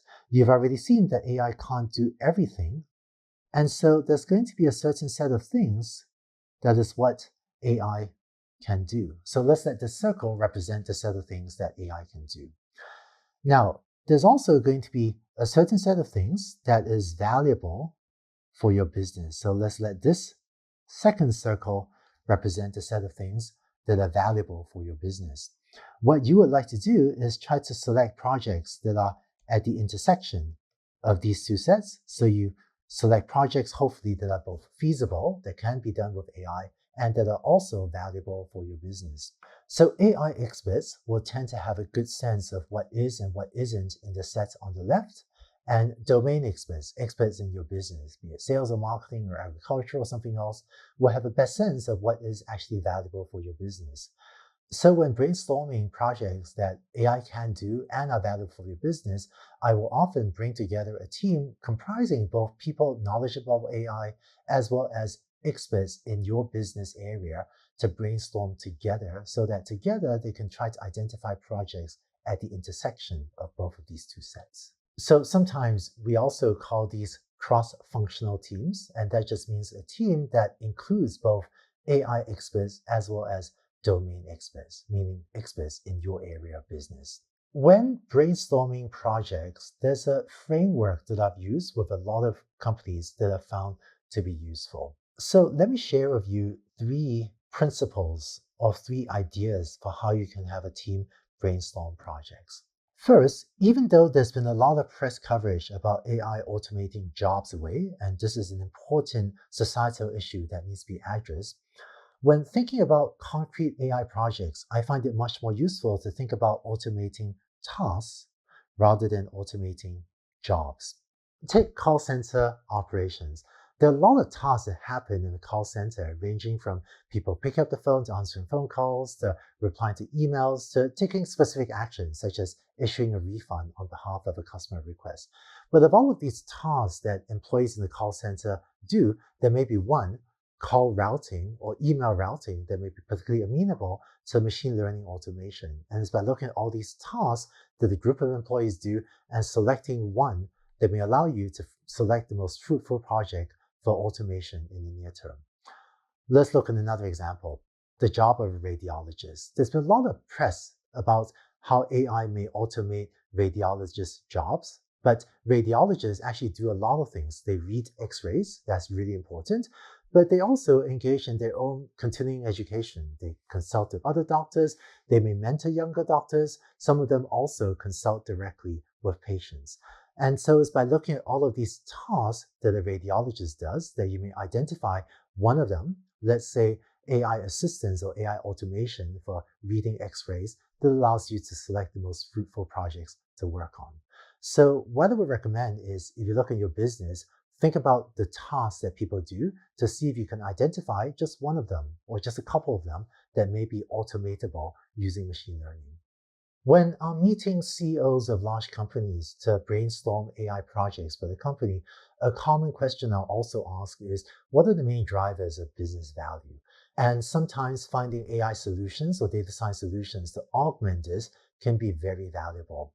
Finally, a third question that I've asked that's sometimes led to valuable project ideas is, what are the main pain points in your business? Some of them could be solved with AI, some of them can't be solved with AI, but by understanding the main pain points in the business, that can create a useful starting point for brainstorming AI projects as well. I have one last piece of advice for brainstorming AI projects, which is that you can make progress even without big data, even without tons of data. Now, don't get me wrong, having more data almost never hurts, other than maybe needing to pay a bit more for disk space or network bandwidth to transmit and store the data. Having more data almost always is only helpful, and I love having lots of data. It is also true that data makes some businesses, like web search, defensible. Web search is a long tail business, meaning that there are a lot of very, very rare web queries And so seeing what people click on when they search on all of these rare web queries does help the leading web search engines have a much better search experience. So big data is great when you can get it. But I think big data is also sometimes overhyped, and even with a small data set, you can still often make progress. Here's an example. Let's say you're building a automated visual inspection system for the coffee mug. So you want to automatically detect that the coffee mug on the right is defective. Well, if you had a million pictures of good coffee mugs and defective coffee mugs, it'd be great to have that many examples of pictures of good and bad coffee mugs to feed to your AI system. But I hope that you have not manufactured a million defective coffee mugs, because that feels like a very expensive thing to have to throw away. So sometimes with as few as 100 pictures, or maybe 1,000, or sometimes maybe as few as 10, you may be able to get started on a machine learning project. The amount of data you need is very problem dependent, and speaking with an AI engineer on AI Expert would help you get a better sense. There are some problems where 1,000 images may not be enough, where you do need big data to get good performance, but my advice is don't give up just because you don't have a lot of data to start off with, and you can often still make progress even with a small data set. In this video, you saw a brainstorming framework and a set of criteria for trying to come up with projects that hopefully can be doable with AI and that also valuable for your business. Now, having brainstormed a list of projects, how do you select one or select a small handful to actually commit to and work on? Let's talk about that in the next video.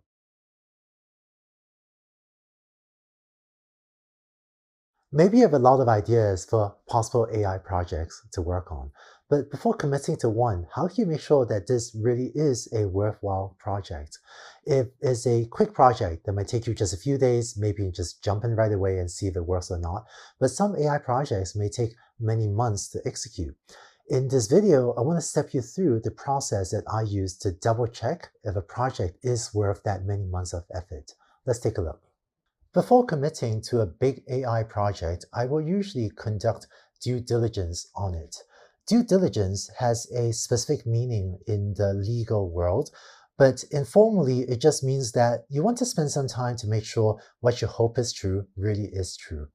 You've already seen how the best AI projects are ones that are feasible, so it's something that AI can do, as well as valuable. We really want to choose projects that are at the intersection of these two sets.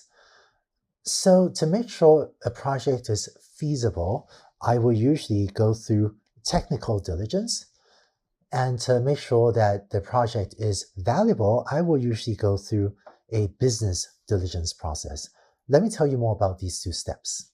Technical diligence is the process of making sure that the AI system you hope to build really is doable, really is feasible. So you might talk to AI experts about whether or not the AI system can actually meet the desired level of performance. For example, if you are hoping to build a speech system that is 95% accurate, consulting with AI experts or perhaps reading some of the trade literature can give you a sense of whether this is doable or not.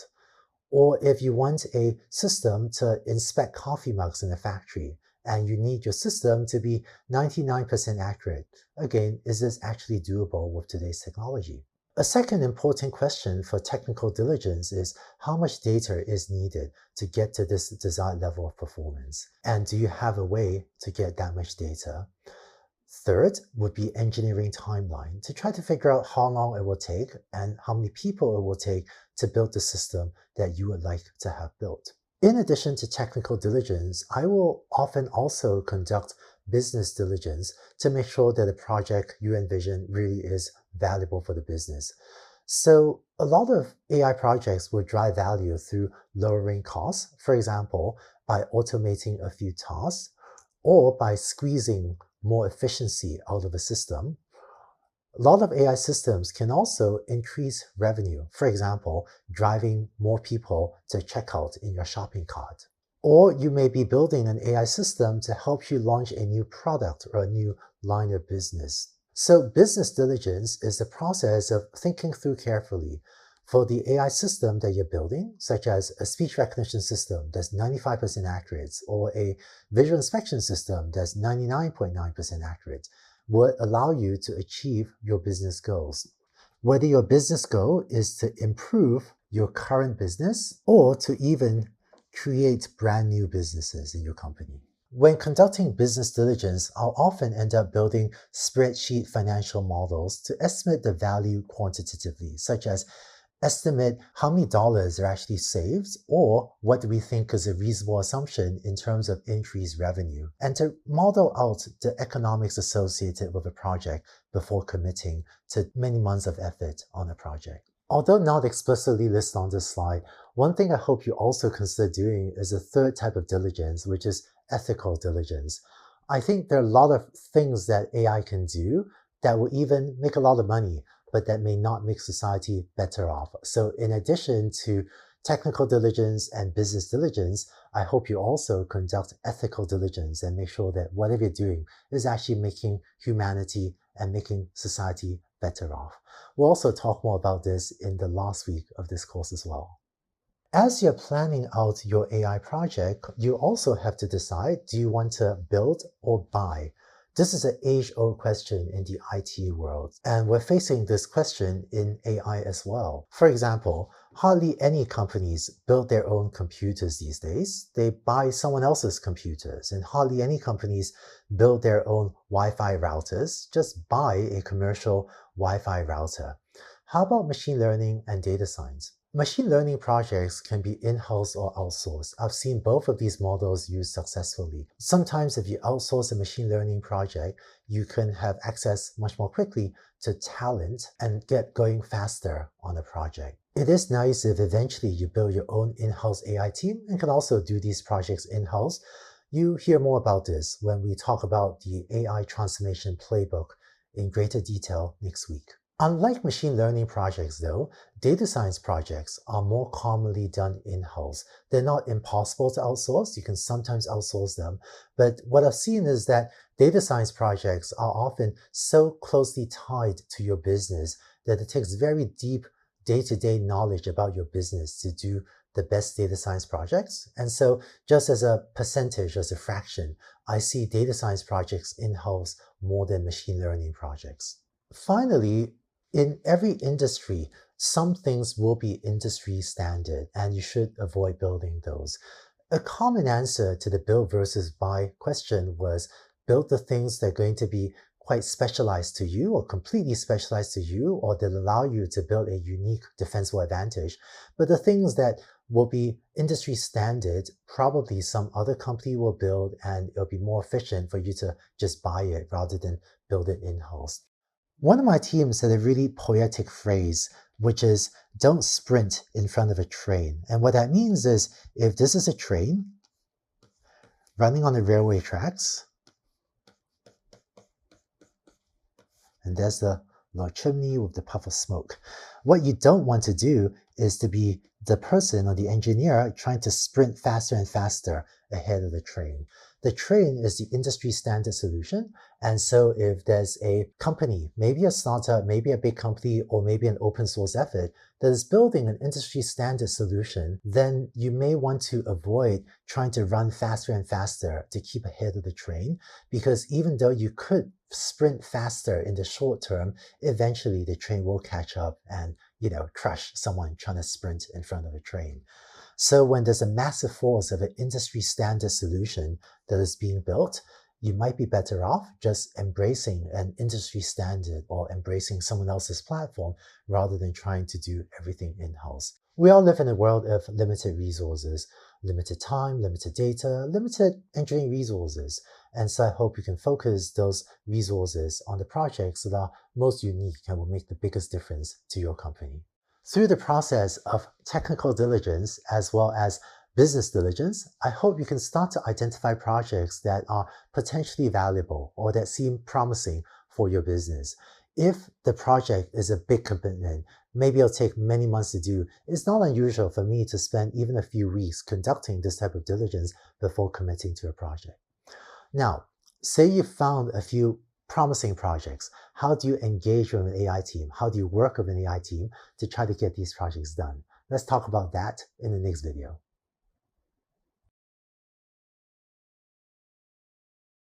Say you found an exciting project that you want to try to execute on. How do you work with an AI team on this project? In this video, you learn how AI teams think about data and therefore how you can interact with AI teams to help them succeed on a project. Now, there is one caveat, which is what if you have a cool idea, but you don't have access to an AI team? You don't have access to any AI engineers. Fortunately, in today's world, if either you yourself or you can encourage some of your engineering friends to take an online course or two on machine learning or deep learning, that often will give them enough knowledge to get going and make a start of an attempt, make a reasonable attempt on these types of projects. So let's talk about how you can work with an AI team. First, it really helps your AI team if you can specify an acceptance criteria for the project. I've done a lot of work in automated visual inspection, so I'm going to use that as a running example in these few slides.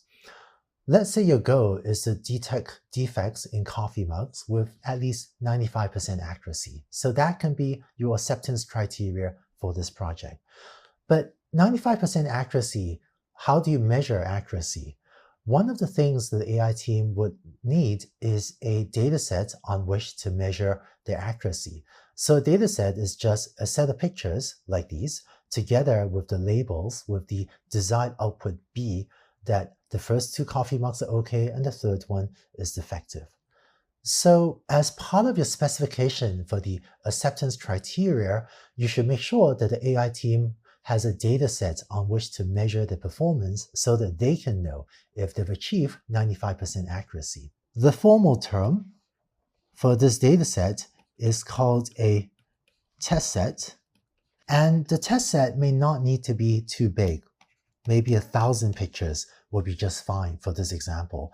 But if you consult with an AI expert, they can give you a better sense of how big the test set needs to be for them to be able to evaluate whether or not they're getting to 95% accuracy. One novel part of AI systems is that the performance is usually specified in a statistical way.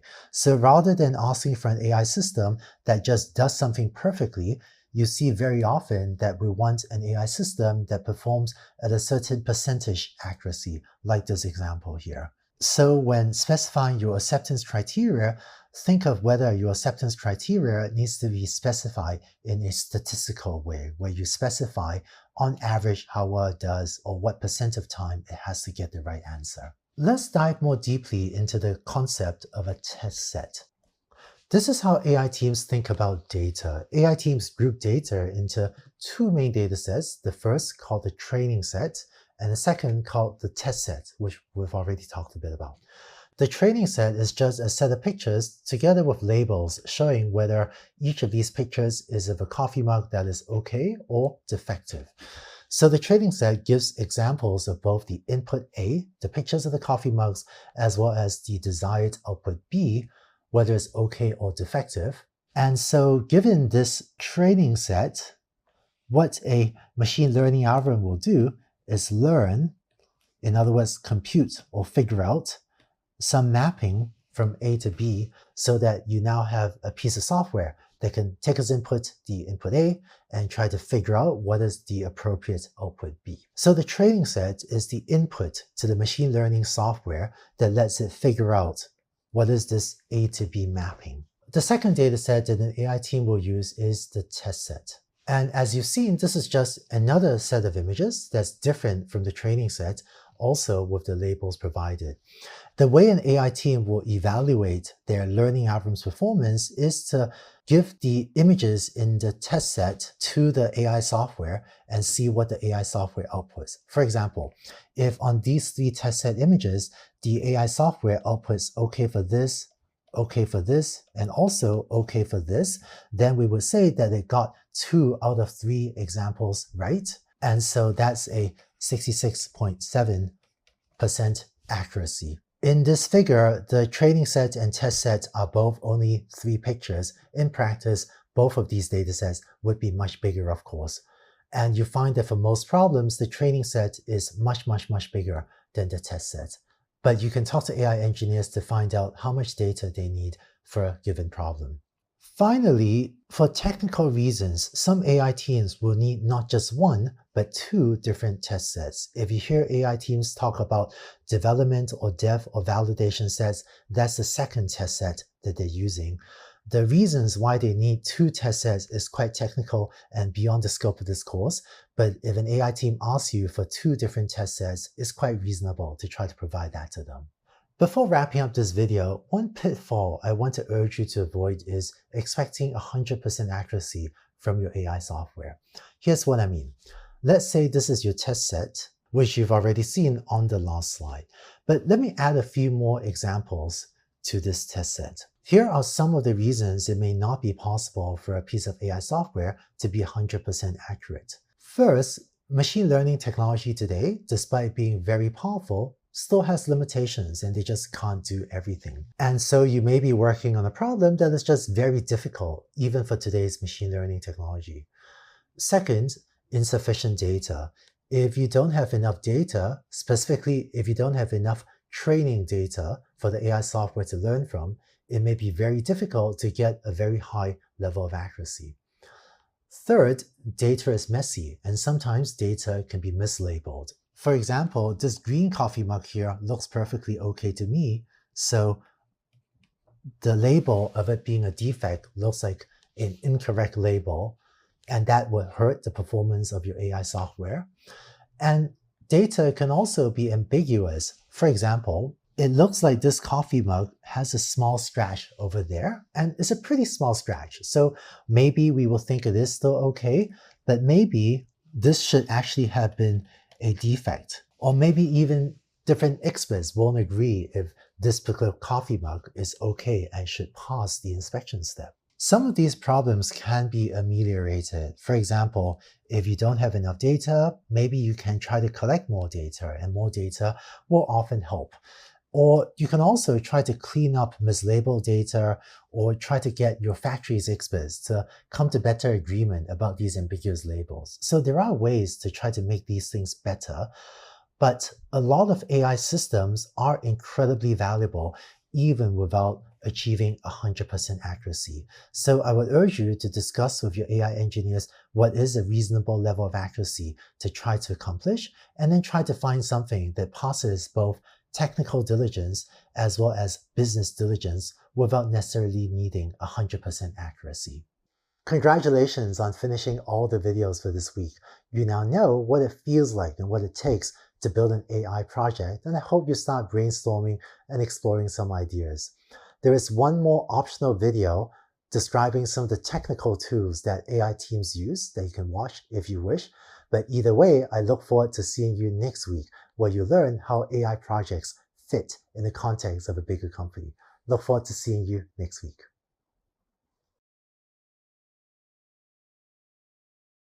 When you work with AI teams, you may hear them refer to the tools that they're using to build these AI systems. In this video, I want to share with you some details and names of the most commonly used AI tools so that you'll be able to better understand what these AI engineers are doing. We're fortunate that the AI world today is very open, and many teams will openly share ideas with each other. There are great machine learning open source tools and frameworks that many teams will use to build their systems. So if you hear any of these, PyTorch, TensorFlow, Hugging Face, Paddle, Scikit-learn, or R, all of these are open source machine learning tools or frameworks that help AI teams be much more effective. A lot of AI technology breakthroughs are also published freely on the internet on this website called Archive, spelled like this. I hope that other academic communities also freely share their research, since I've seen firsthand how much this accelerates progress in the whole field of AI. Finally, many teams will also share their code freely on the internet, most commonly on a website called GitHub. This has become the de facto repository for open source software in AI and in other sectors in AI. And by using appropriately licensed open source software, many teams can get going much faster than if they had to build everything from scratch. So for example, if I search online for face recognition software on GitHub, you might find a web page like this. And if you scroll down, this actually has a pretty good, very readable description of software that is made available on this website for recognizing people's faces and even finding parts of people's faces. There's just a ton of software that is freely downloadable for doing all sorts of things on the internet. And just double check the license, or AI team would double check the license before using it in a product, of course. But a lot of the software is open source or is otherwise very permissively licensed for anyone to use. Although GitHub is a technical website built for engineers, if you want, you should feel free to play around GitHub and see what other types of AI software people have released online as well. In addition to these open source technical tools, you often also hear AI engineers talk about CPUs and GPUs. Here's what these terms mean.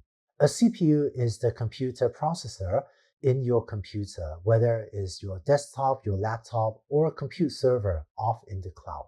CPU stands for Central Processing Unit, and CPUs are made by Intel and AMD and a few other companies. This does a lot of the computation in your computer. GPU stands for Graphics Processing Unit. Historically, the GPU was made to process pictures. So if you play a video game, it's probably a GPU that is drawing the fancy graphics. But what we found several years ago was that the hardware that was originally built for processing graphics turns out to be very, very powerful for building very large neural networks, or very large deep learning algorithms. Given the need to build very large deep learning or very large neural network systems, the AI community has had this insatiable hunger for more and more computational power to train bigger and bigger neural networks. And GPUs have proved to be a fantastic fit to this type of computation that we need to have done to train very large neural networks. So that's why GPUs are playing a big role in the rise of deep learning. NVIDIA is a company that's been selling many GPUs, but other companies, including Qualcomm, as well as Google making its own TPUs, are increasingly making specialized hardware for powering these very large neural networks. Finally, you might hear about cloud versus on-premises, or for short, on-prem deployments. Cloud deployments refer to if you rent compute servers, such as from Amazon's AWS or Microsoft's Azure or Google's GCP, in order to use someone else's servers to do your computation. Whereas an on-prem deployment means buying your own compute servers and running the servers locally in your own company. A detailed exploration of the pros and cons of these two options is beyond the scope of this video. A lot of the world is moving to cloud deployments, but if you search online, you find many articles talking about the pros and cons of cloud versus on-prem deployments. There is one last term you might hear about, which is edge deployments. If you are building a self-driving car, there's not enough time to send data from a self-driving car to a cloud server to decide if you should stop the car or not, and then send that message back to the self-driving car. So the computation has to happen usually in a computer right there inside the car. That's called an edge deployment, where you put a processor right where the data is collected so that you can process the data and make a decision very quickly without needing to transmit the data over the internet to be processed somewhere else. If you look at some of the smart speakers in your home as well, this too is an edge deployment where some, not all, but some of the speech recognition task is done by a processor that is built in right there into the smart speaker that is inside your home. The main advantage of edge deployments is it can increase response time of the system and also reduce the amount of data you need to send over the network. But there are many pros and cons as well about edge versus cloud versus on-prem deployments that you can also search online to read more about. Thanks for finishing this optional video on the technical tools that AI engineers use. Hopefully, when you hear them refer to some of these tools, you start to have a better sense of what they mean. I look forward to seeing you next week.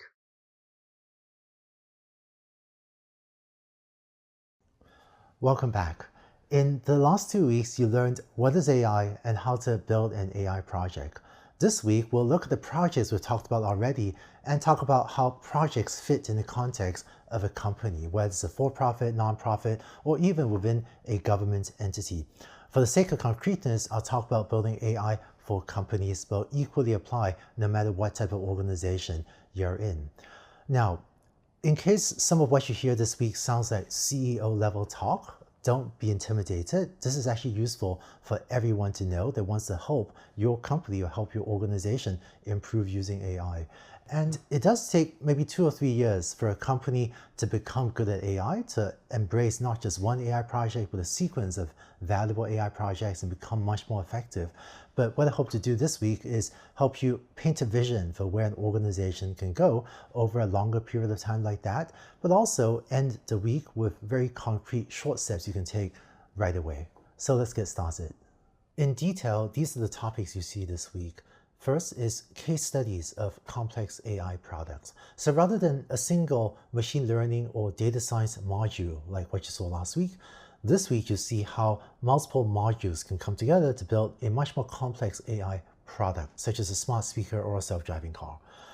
You also learn what are the major roles in an AI team. So if ever you think your company can build a large AI team with maybe many dozens or maybe even hundreds of people, what are the things these people will do? We'll start to paint a roadmap for what building an AI team might look like. Third, you also learn about the AI transformation playbook of how to help your company become good at AI, where it goes beyond doing 1 or 2 valuable projects, but about making your whole company good at AI and hopefully much more effective and valuable as a result. Finally, whereas some of these steps may take a small number of years to complete, we'll wrap up this week's videos with concrete suggestions on how you can take your first step right away toward building AI in your company. Beyond these major topics, we'll also have a couple of optional videos at the end where you see a survey of major AI application areas and techniques. So after this week's videos, I hope you have a good vision for how you can help your company use AI and also have first steps you can take right away. Let's get started by going on to the next video. What does it feel like to work on a complex AI product where it isn't just using a single machine learning algorithm to map from A to B, but that learning algorithm is part of a bigger, more complex project or product? I want to start off this week with 2 case studies of building complex AI products. First, building a smart speaker so that you can start to understand what it might feel like to maybe someday work on a complex AI product within your own company. Let's get started. Smart speakers and voice-activated devices like these are taking the world by storm. And if you don't already have one in your home, maybe you buy one someday. I'd like to go through a case study of how you would write AI software to get a smart speaker to respond to a verbal command, such as, "Hey device, tell me a joke." For this example, rather than using Alexa or OK Google or Hey Siri or Hello Baidu as the wake word or trigger word, to be more device agnostic, I'm just going to use Hey device as the trigger word or wake word to wake up, say, a smart speaker, and let's say you want it to tell you a joke. So how do you build a piece of AI software to understand a command like this and execute on it? These are the steps needed to process the command. There are going to be 4 steps. Step 1 is the trigger word or the wake word detection. The speaker uses a machine learning algorithm to input the audio clip and output, did it just hear the wake word or the trigger word, Hey device? So outputs 0 or 1. And once it hears the trigger word or wake word, once it hears Hey device, it then has to perform step 2, which is speech recognition. So what the software has to do is take the audio of what came after Hey device and map that to tell me a joke. This is also done with machine learning, whereas the first step here, use an A to B mapping to just tell it, did it hear the trigger word? This uses a different A to B mapping to map the audio to a text transcript of what you just said, which in this case is the 4 words, tell me a joke. Now, the algorithm has to figure out what you actually want by saying these 4 words. And so The third step is intent recognition. That means to take whatever you said and to figure out what you actually wanted to do. So today's smart speakers have a limited set of commands, such as they can tell a joke, or they can tell the time. So you can say, hey device, what time is it? They can play music. They can sometimes have you make a phone call. They can tell you what's the weather, like, hey device, what's the weather tomorrow? And so what intent recognition does is take the 4 words the speech recognition output and use another piece of AI software, another A to B mapping that inputs those 4 words and outputs which of these 5 or other intents do you have. So in this implementation of a machine learning algorithm, the input A is the text transcript, tell me a joke, and the output B is which of these 5 types of commands did the user just utter. Of course, your smart speaker may be able to understand even more commands than just these 5, in which case B would be whichever of the 5 or 20 or 100 commands your smart speaker knows how to execute. No matter how you ask the smart speaker to tell you a joke, hopefully the intent recognition component will recognize your intent correctly. So that you can also say, not just, hey device, tell me a joke, but also, hey device, do you know any good jokes? Or, hey device, tell me something funny. Turns out there are a lot of ways for you to ask a smart speaker for a joke, and a well-designed intent recognition system should recognize most of them. Finally, now that your smart speaker has figured out that you really want to hear a joke, the last step is that there'll be a software engineer that has written a piece of code to randomly select a joke and to play the joke back through the speaker. In other words, to execute the joke. Just for the record, my favorite joke is, why are there so many shocking results in AI? Because AI is the new electricity. Shocking electricity, get it? Hope you enjoyed that. And so, all right, and in seriousness, you can think of the 4 steps of the algorithm as these 4 steps, where the first step is trigger word detection, second step speech recognition, then intent recognition, and then finally execution of whatever command the user asks the smart speaker to execute. So the process of having 4 steps in an AI system like this, or multiple steps, this is sometimes called an AI pipeline, where you have multiple AI components. You actually have multiple machine learning components which process data one step after another. And it would not be unusual to have, say, 4 different teams in a company where each team focuses on one of the components of this AI pipeline. That's how we often organize projects within a large company. Let's now look at a more complex example. What if you issue a more complex command like, hey device, set timer for 10 minutes. These are the steps needed to process a command. First step, same as before, is trigger word detection. So input an audio and just let me know when someone said the trigger word, hey device. Then speech recognition, where you input the rest of the audio and transcribe the rest of the sound, the rest of the audio, set timer for 10 minutes. And now intent recognition has to input that text and output that your intent is that you want to set the timer.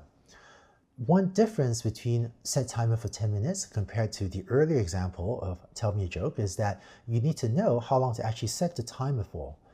So in the execution step, you actually need to do 2 things. One is extract the duration. That means look at the text set timer for 10 minutes and pull out the phrase that tells you how long to actually set the timer for. And so if the user were to say, hey device, let me know when 10 minutes is up, then this extract duration step would have to pull out, again, the 10-minute phrase right there. And of course, there are lots of ways to ask for a 10-minute timer. You can also say, let me know when 10 minutes are up, or set alarm for 10 minutes from now. And hopefully the intent recognition and extract duration components will both be robust enough to recognize that all of these are different ways of asking for a 10-minute timer. And finally, to execute the command, there should be a specialized software component in the smart speaker that can start a timer with a set duration. And after it's extracted your intent and the duration, it will just start the timer with that duration so that the alarm goes off at the end of 10 minutes. Today's smart speakers have many functions. Other than the 2 we've talked about of telling jokes and setting a timer, here are some other functions that many smart speakers today can execute. And the key steps of executing these commands are trigger word or wake word detection, speech recognition to transcribe the text of a command, intent recognition to figure out which of these functions or which of these commands you want to execute, and then a specialized program to execute whichever command you uttered.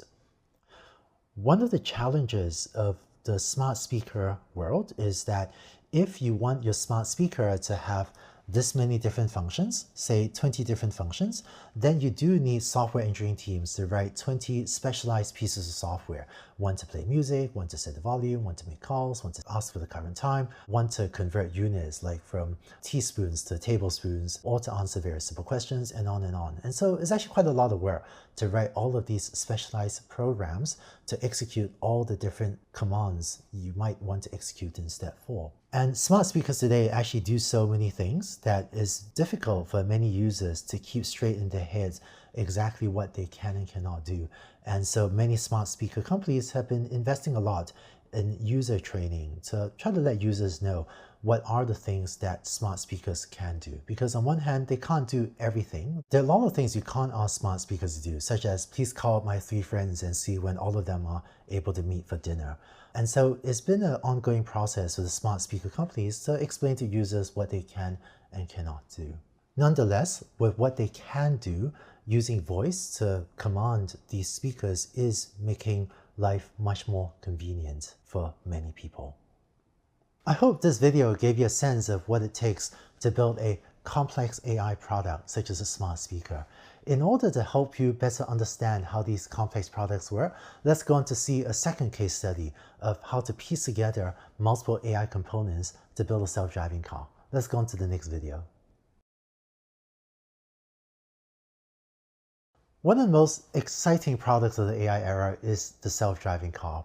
Self-driving cars are also one of the most mysterious things you hear about in AI these days. In this video, what I want to do is share with you a somewhat simplified description of a self-driving car so that you understand how you can piece together multiple AI components in order to build these amazing things. Let's get started.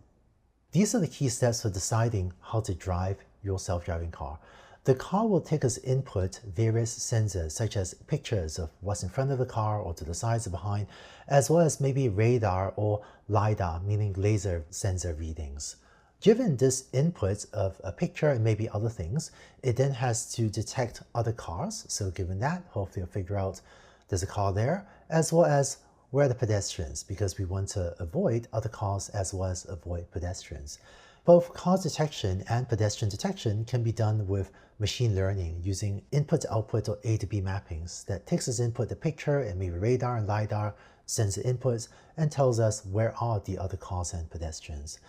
Finally, now that you know where are the other cars and where the pedestrians, you can then feed this information into another specialized piece of software. It's called a motion planning piece of software that plans the motion or plans the path that you want your car to take so that you can make progress toward your destination while avoiding any collisions. And once you've planned out the motion for your car, you can then translate that into specific steering angle for a steering wheel and acceleration and brake commands. So how much to step on the gas pedal and how much to brake in order to get your car to move at the desired angle as well as speed.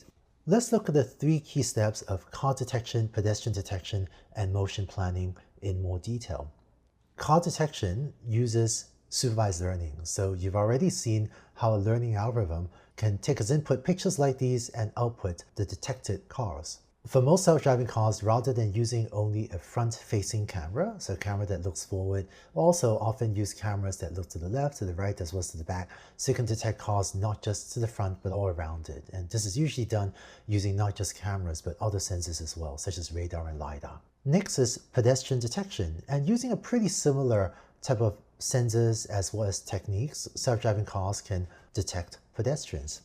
Finally, I briefly mentioned a motion planning step. So what is that? Here's an example. Let's say you're driving your car and there's this light blue car in front of you. The motion planning software's job is to tell you what is the path shown here in red you should drive in order to follow the road and not have an accident. And so the motion planning software's job is to output the path as well as speed at which you should drive your car in order to follow the road. And the speed should be set so that you don't run into the other car, but you also drive at a reasonable speed on this road. Here's another example. If there's this gray car parked on the right side of the road, so you want to overtake this stopped car, then the motion planning software's job is to plot a path like that to let you veer a little bit to the left and safely overtake a stopped car. So far, I've given a rather simplified description of self-driving as comprising mainly these three components. Let's look at a bit more detail of how an actual self-driving car might work. This is a picture you've seen so far. Input image, radar, LiDAR, sensor readings, do car detection and pedestrian detection, and that is then fed to motion planning to help you select your path and speed. Now, in a real self-driving car, you would usually use more than just cameras, radar, and LiDAR. Most self-driving cars today will also use GPS to sense its position, as well as accelerometers, sometimes called an IMU, basically means accelerometers and gyroscopes, as well as a map, because we know that cars are more likely to be found on the road, pedestrians are more likely to be found on sidewalks, although they are sometimes found on the road as well. And all this is usually additional information that's fed in to detect cars and pedestrians, as well as other objects we'll talk about in a second. Rather than just detecting cars and pedestrians, in order to drive safely, you also need to know where these cars and pedestrians are going in the future. So another common component of self-driving cars is trajectory prediction, where there's another AI component that tells you not just the cars and pedestrians you found, but also where they're likely to go in the next few seconds so you can avoid them even as they're moving. To drive safely requires more than just navigating other cars and pedestrians. You also need to know where are the lanes, so you might detect lane markings. If there's a traffic light, you also need to figure out where's the traffic light and is it showing a red, yellow, or green signal.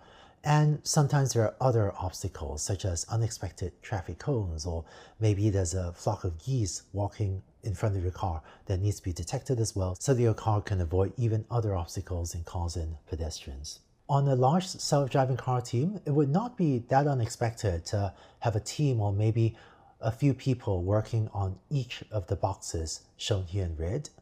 And it's by building all of these components and putting them together that you can build a self-driving car. As you can tell, both from this rather complex example of an AI pipeline, as well as the earlier example of the four-step AI pipeline for the smart speaker, sometimes it takes a team to build all of these different components of a complex AI product. What I'd like to do in the next video is share with you what are the key roles in large AI teams. And if you're either a one person or a small AI team now, that's okay, but I want you to have a vision of what building a large AI team, maybe in the distant future, might look like. Let's go on to the next video.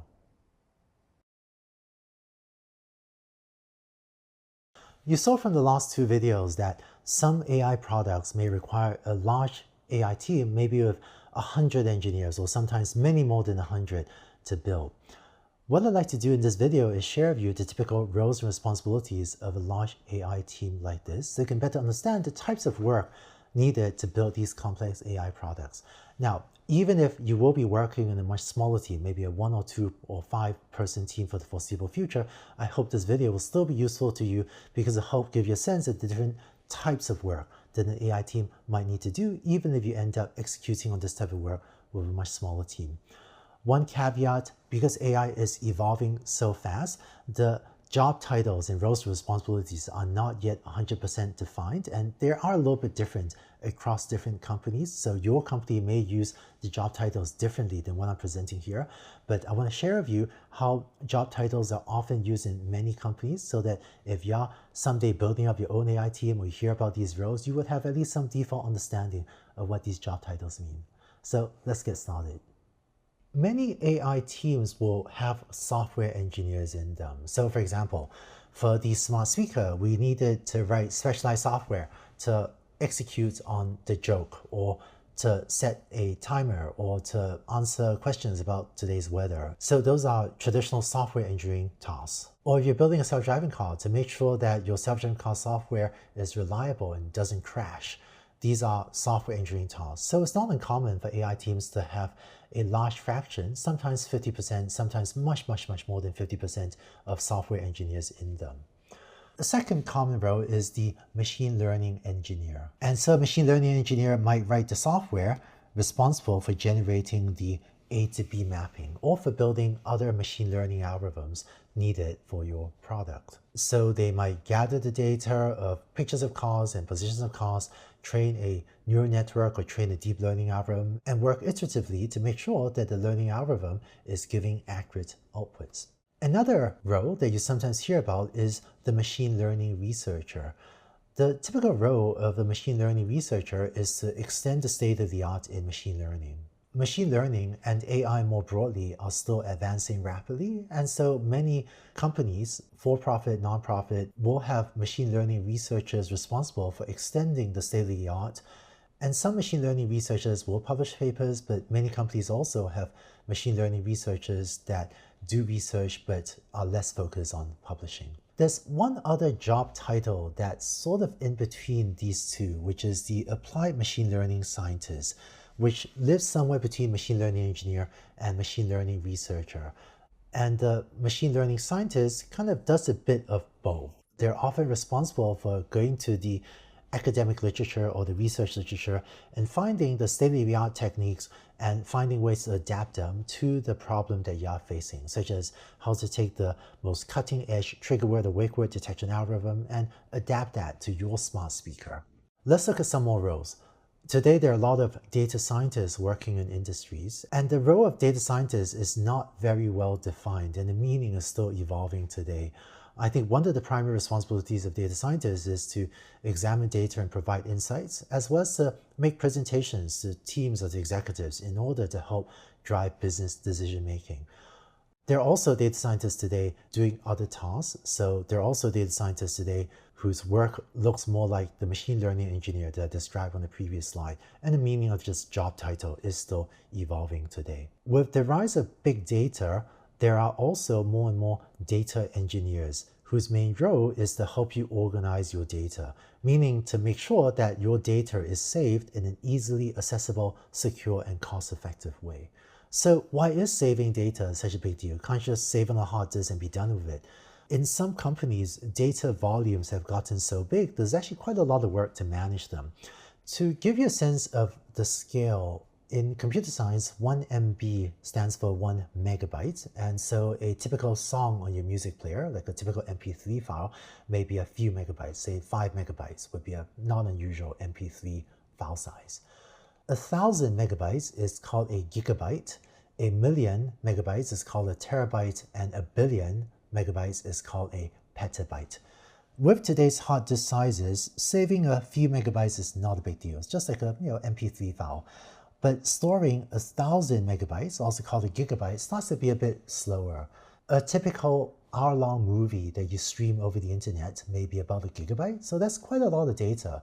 And to give you a sense of the scale, a self-driving car may collect multiple gigabytes of information every single minute of operation. So it's as if every minute the self-driving car generates enough data to store multiple hour-long movies. So self-driving cars actually generate a lot of data, and saving the data from many days or weeks or months or years of operation starts to require serious data engineering.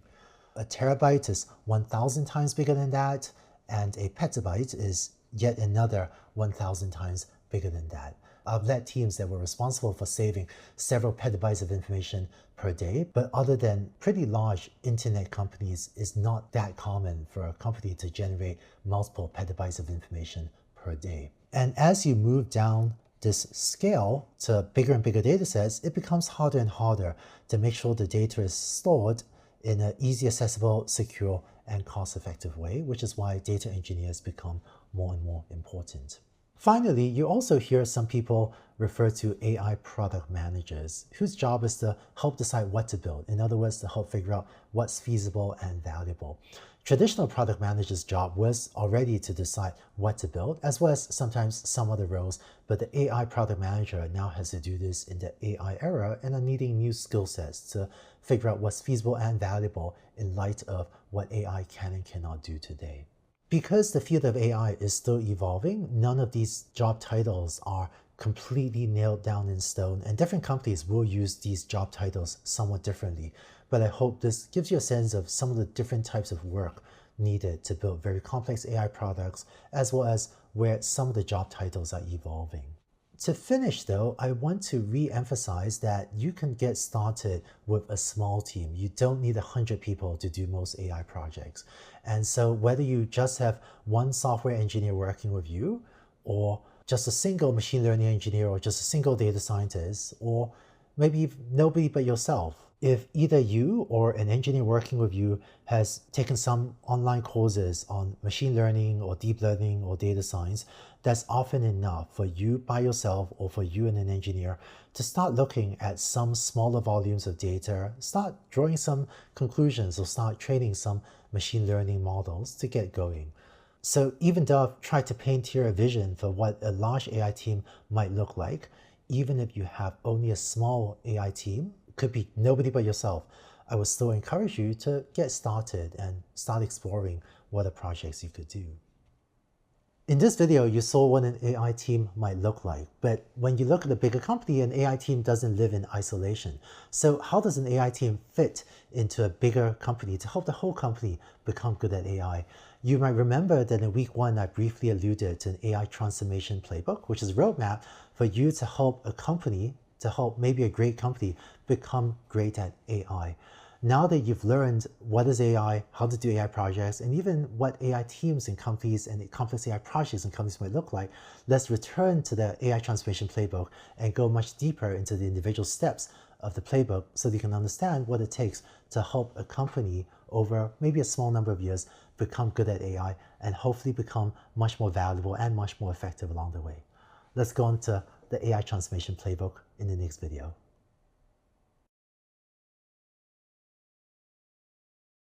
How can you help your company become good at AI? Based on my experience starting leading the Google Brain team, as well as Baidu's AI group, which were respectively the leading forces for helping Google and Baidu become good at deep learning and AI, I've spent a lot of time thinking about what it takes to help a great company become a great AI company. And I wound up writing an AI transformation playbook to help other companies on this journey. In this video, I'd like to share with you the details of the AI transformation playbook so that you can better understand what it might take for your company to become good at AI. In case some of this seems like things that only CEOs need to know, I think that's not the case. It's useful for everyone in the company to understand what it might take for your work to impact not just a few projects, but maybe have a bigger impact on the company as a whole. Let's get started. Here are the 5 steps of the AI transformation playbook. We'll dive into greater detail in a little bit, but briefly, step 1 is for your company to execute pilot projects to gain momentum, to start to know what it feels like to work on AI projects. Step 2 is to build an in-house AI team. Step 3 is to provide broad AI training, not just to engineers, but to many levels within the company, including executives. Step 4 is to develop your AI strategy. And step 5 is to develop internal and external communications about your company and AI. The way your company will execute the steps may not be totally sequential, and so the different steps may overlap, but this numbering gives a maybe rough sense of the order in which I think you could do these steps.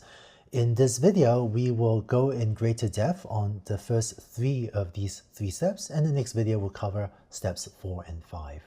Let's start with step 1, executing pilot projects to gain momentum. If you want your company to gain momentum with AI, the most important consideration for the initial project or projects is for them to be successful rather than necessarily be the most valuable.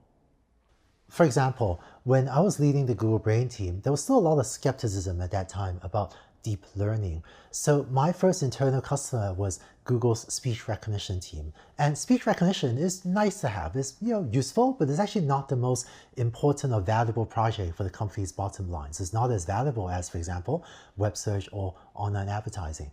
But by having my team make the Google speech team more successful, it started the flywheel turning, helped us get momentum, because then the peers, the other teams that are brothers and sisters of the speech team started to see my team make the speech team more successful. And so they also started to gain favor in AI and wanted to work with us. So my second internal customer was the Google Maps team, to improving the quality of the maps data using deep learning. And with the first and second successes, I then started other conversations with the online advertising team, for example.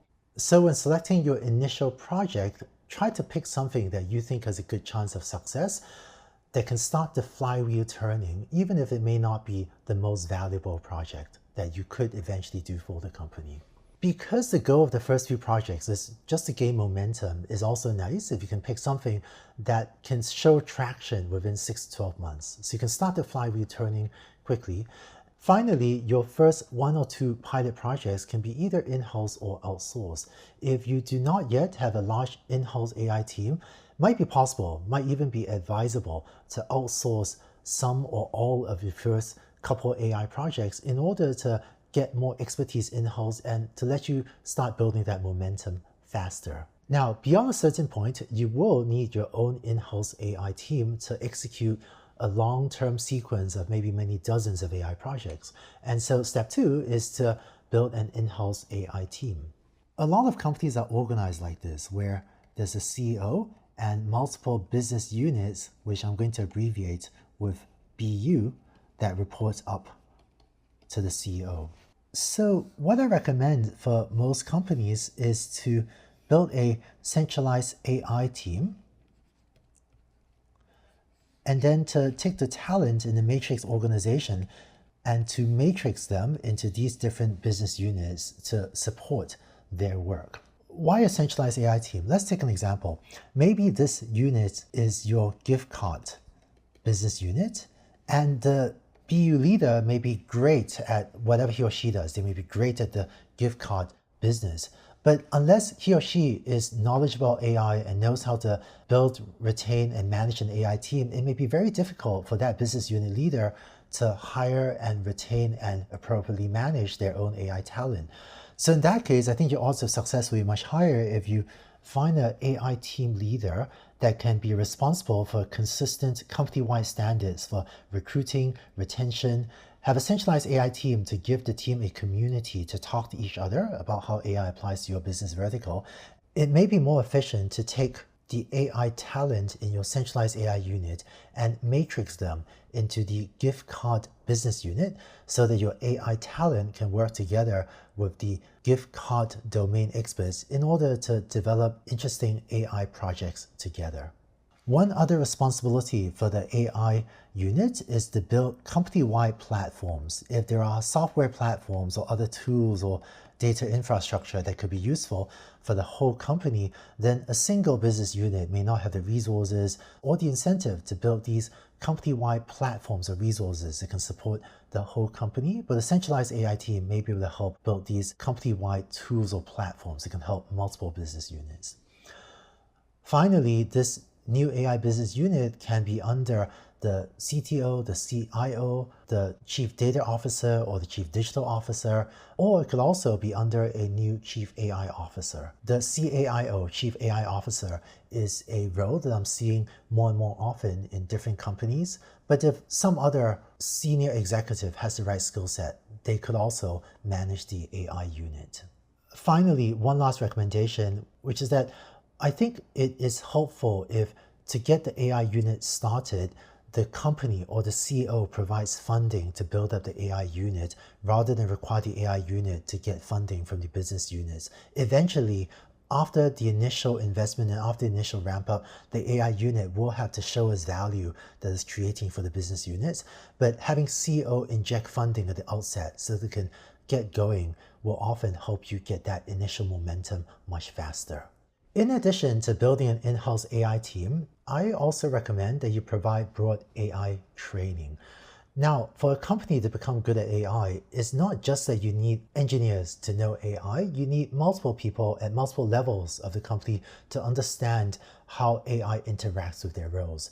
For example, for executives and senior business leaders, I recommend that they learn what AI can do for your enterprise, that they learn the basics at least of AI strategy, and they learn enough about AI to make resource allocation decisions. So how much training should executives and senior business leaders receive?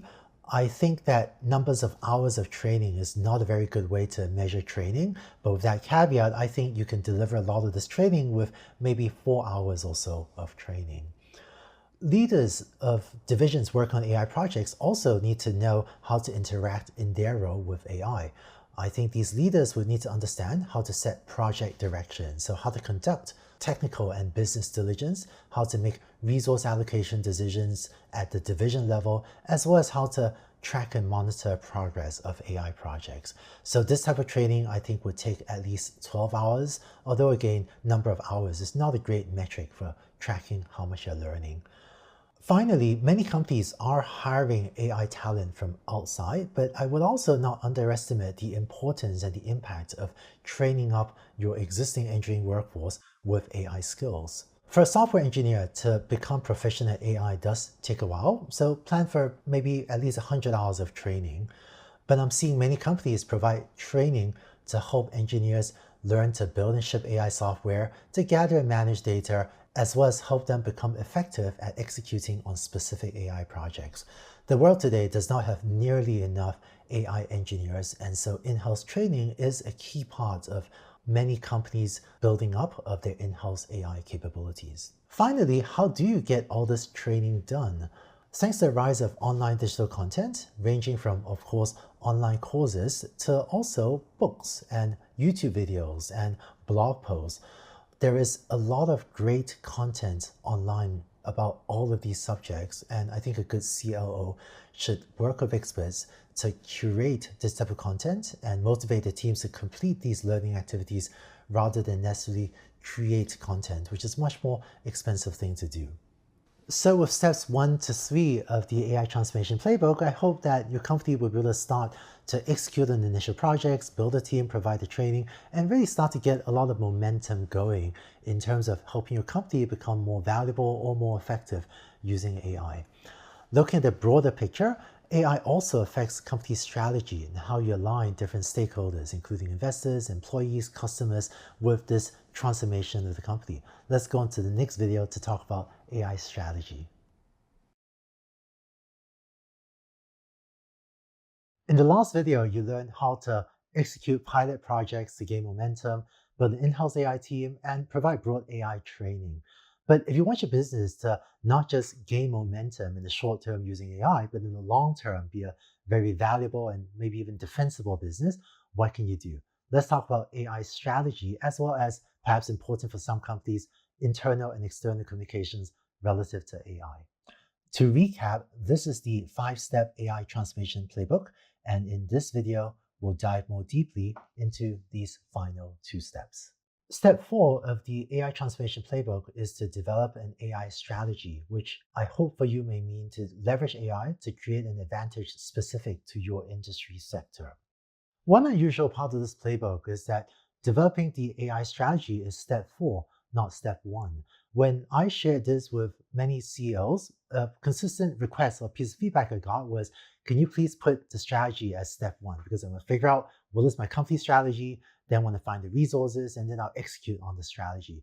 But I found that companies that try to define the strategy as step 1 before getting your feet wet, before trying out AI and knowing what it feels like to build an AI project, companies like that tend to end up with sometimes very academic strategies that are sometimes not true to life. So for example, I've seen some CEOs copy and paste newspaper headlines into their strategy. We read that data is important, so you say, my strategy is to focus on collecting a lot of data. But for your company, that data may or may not be valuable. It may or may not be a good strategy for your company. So I tend to recommend to companies to start the other steps first, execute the pilot projects, start building a little bit of a team, start providing some training so that only after you understand AI and understand how it may apply to your business, that you then formulate your strategy. And I think this will work much better for your company than if you try to formulate an AI strategy before your company, including specifically the executive team, has some slightly deeper understanding of what AI can and cannot do for your industry sector.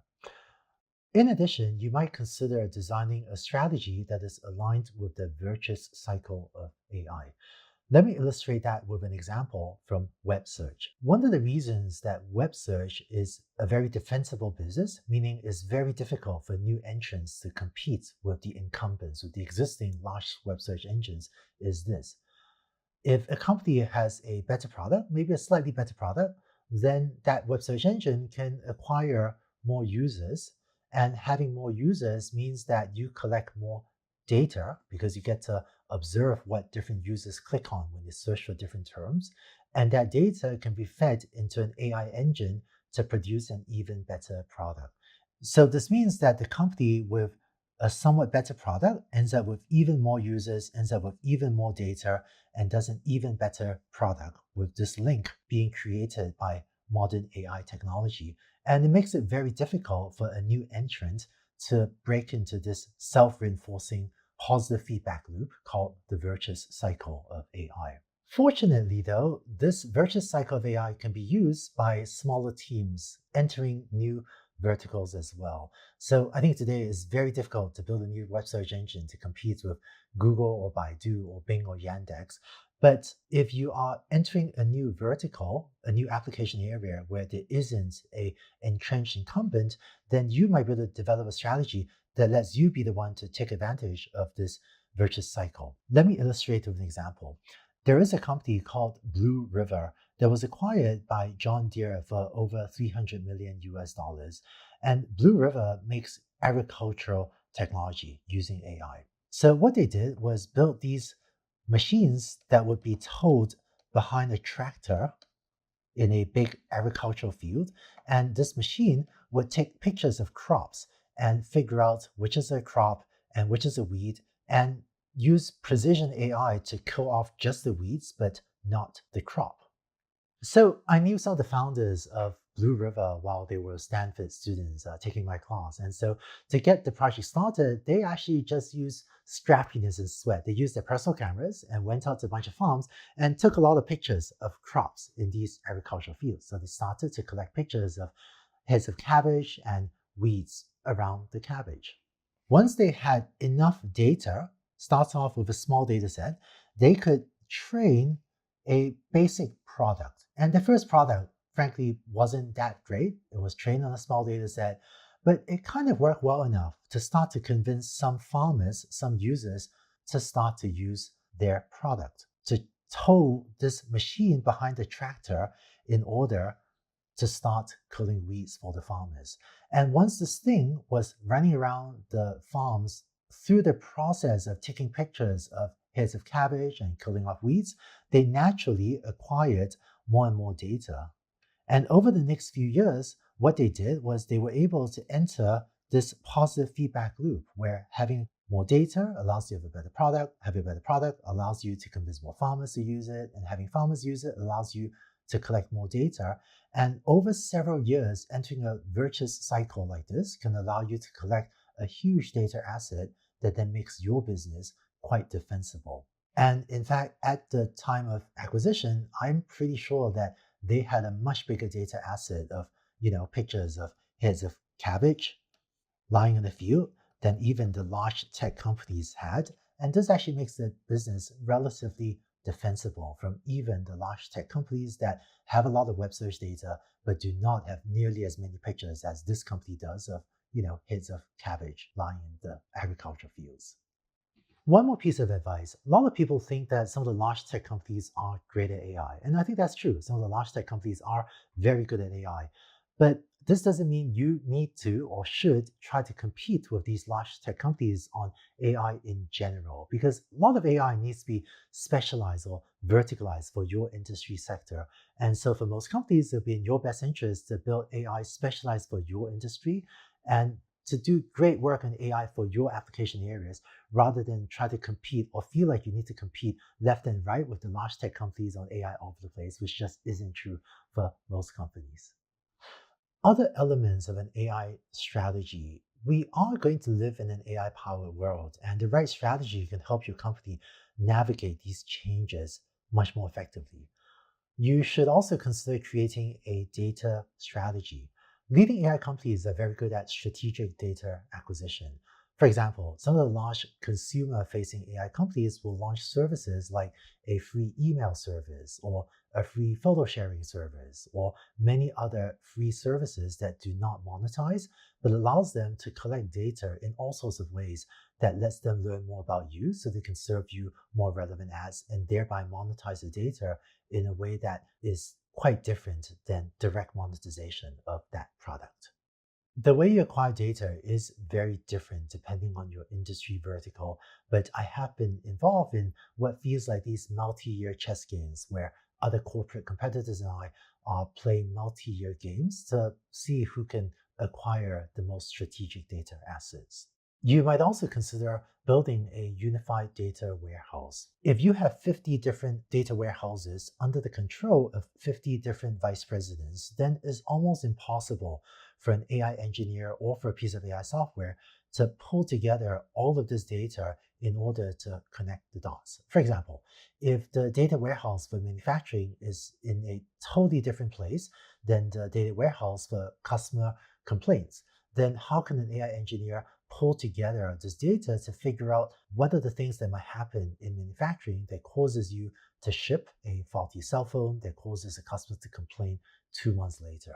So a lot of leading AI companies have put a lot of upfront effort into pulling the data into a single data warehouse because this increases the odds that a engineer or a piece of software can connect the dots and spot the patterns between how a elevated temperature in manufacturing today may result in a faulty device that leads to a customer complaint 2 months in the future, thus letting you go back to improve your manufacturing processes. There are many examples of this in multiple industries. You can also use AI to create network effects and platform advantages. In industries with winner-take-all dynamics, AI can be a huge accelerator. For example, take the ride sharing or the ride hailing business. Today, companies like Uber and Lyft and Didi and Grab seem like they have relatively defensible businesses because they are platforms that connect drivers with passengers, and is quite difficult for a new entrant to accumulate both a large rider audience and a large passenger audience at the same time. Social media platforms like Twitter and Facebook are also very defensible because they are very strong network effects, where having a lot of people on one platform makes that platform more attractive to other people. So it's very difficult for a new entrant to break in. If you are working in a business with these types of winner take all dynamics or winner take most dynamics, then if AI can be used to help you with growing faster, for example, with accelerating user acquisition, then that can perhaps translate into a much bigger chance that your company will be the one to succeed in this business vertical. Strategy is very company and industry and situation specific. So it's hard to give strategy advice that's completely general to every single company. But I hope that these principles give you a framework for thinking about what might be some key elements of an AI strategy for your company. Now, AI can also fit into more traditional strategy frameworks. For example, Michael Porter many years ago had written about low cost and high value strategies. If your company has a low cost strategy, then perhaps AI can be used to reduce costs for your business. Or if your company has a high value strategy to deliver really, really valuable products with a higher cost, then you might use AI to focus on increasing the value of your products. And so AI capabilities can also help augment existing elements of a broader corporate strategy. Lastly, as you're building these valuable and defensible businesses, I hope that you will also build only businesses that make people better off. AI is a superpower. This is a very powerful thing that you can do to build a great AI company. And so I hope that whatever you do this only in ways that make humanity better off. The final step of the AI transformation playbook is to develop internal and external communications. AI can change a company and its products, and it's important to communicate appropriately with the relevant stakeholders about this. For example, this may include investor relations to make sure that your investors can value your company appropriately as an AI company. Investor relations may also include government relations. For example, AI is entering healthcare, which is a highly regulated industry because government has a legitimate need to protect patients. And so for AI to affect these highly regulated industries, I think it's important for companies to communicate with governments and to work collaboratively with them in public-private partnerships to make sure that AI solutions bring people the benefits it can, while also making sure that governments can protect consumers and protect patients. So this would be true for healthcare, it would be true for self-driving cars, it would be true for finance and many other AI industry verticals. If your products change, then consumer or user education will be important. AI talent is very scarce in today's world. And so If you are able to showcase some of your initial successes, that could really help with talent and recruiting. Finally, internal communications is also important. If you're making a shift in your company, then many people internally may have worries, some legitimate and some less rational about AI, and internal communications to reassure people where appropriate can only be helpful. With these 5 steps, I hope it gives you a vision for how you might be able to help a company become good at AI. I hope you enjoyed these 2 videos on the AI transformation playbook. I've seen companies become much more valuable and much more effective by embracing and become good at AI. And I hope these ideas may help you take a first step toward helping your company good at AI. Having said that, I've also seen many common pitfalls that companies run into when trying to implement AI across the enterprise. Let's take a look at some of these common pitfalls in the next video so that hopefully you can avoid them. Let's go on to the next video. I hope you'll be able to use AI to build exciting and valuable projects, either for yourself or for your company, and make life better, both for yourself and for others.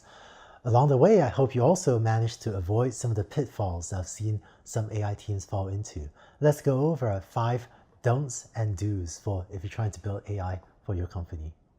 First one, don't expect AI to solve everything. You already know that AI can do a lot, but there's also a lot that AI cannot do. Instead, you should be realistic about what AI can and cannot do, given limitations of technology, data, and engineering resources. That's why I think technical diligence, in addition to business diligence, is important for selecting feasible and valuable AI projects. Second, don't just hire 2 or 3 machine learning engineers and count solely on them to come up with use cases for your company. Machine learning engineers are a scarce resource, but you should instead pair the engineering talents with business talent and work cross-functionally to find feasible and valuable projects. It is often the combination of the machine learning talent with the business talent that can select the most valuable and feasible projects. Third, don't expect the AI project to work the first time. As you've already seen, AI development is often an iterative process, so you should plan for it to be an iterative process with multiple attempts needed to succeed. Fourth, don't expect traditional planning processes to apply without changes. Instead, you should work with the AI team to establish timeline estimates, milestones, KPIs, or metrics that do make sense. The types of timeline estimates, milestones, and KPIs or metrics associated with AI projects are a bit different than the same things associated with non-AI projects. So hopefully working with some individuals knowledgeable about AI can help you come up with better ways of planning AI projects. Finally, don't think you need superstar AI engineers before you can do anything. Instead, keep building the team and get going with the team you have, realizing that there are many AI engineers in the world today, including many that have learned primarily from online courses that can do a great job building valuable and feasible projects. If you can avoid these AI pitfalls, you'll already be ahead of the game compared to many other companies. The important thing is to get started. Your second AI project will be better than your first. Your third AI project will be better than your second. So the important thing is to get started and to attempt your first AI project. In the final video for this week, I want to share with you some concrete first steps you can take in AI. Let's go on to the next video. This week, you saw some examples of what it's like to build a complex AI product, like a smart speaker or a self-driving car. You also learned about the roles and responsibilities of large AI teams and maybe what it's like to build a large AI team, and saw the AI transformation playbook for helping a great company become a great AI company. In case some of this seems daunting, because some of this will take maybe 2 or 3 years to execute, in case some of this seems daunting, it's okay, because the more important thing is that you're able to take the first step. In fact, by taking this course, you've already taken a great first step, so I hope that after this course, you will take also an equally good second step. So in this video, I want to share with you some concrete suggestions for the next step you can take toward AI for yourself or for your company. Here are some initial steps I would urge you to take. Rather than going it alone, consider having friends in your company or personal friends outside work to learn about AI with you. This could mean asking them to take this course with you or after you, or starting a reading group to read some books or other materials about AI. With what you have learned in this course, you will also, especially if you have engineering friends, be able to start brainstorming projects. No project is too small, and it's better to start small and succeed than to start too big and not succeed. Many projects can be done just by you or perhaps by you and a friend, and if you and or a friend take an online course on machine learning, that's enough know-how for you to get started on many potentially very valuable AI projects. In a company, you might also hire a few machine learning or data science people to help out, in addition to providing in-house training to develop the in-house talent. When you're ready to go bigger, you might also try to have your company hire or appoint an AI leader, such as a VP of AI or a Chief AI Officer. But maybe you don't need a very senior AI leader before hiring just a few machine learning or data scientist people to get going more quickly. Finally, I've spoken with a lot of CEOs and boards about AI transformations. And if you want your company to become great at AI, you might also consider trying to discuss with your CEO the possibility of trying to execute an AI transformation. And I think the key question to ask your CEO or your board is, will your company be much more valuable and or much more effective if it was great at AI?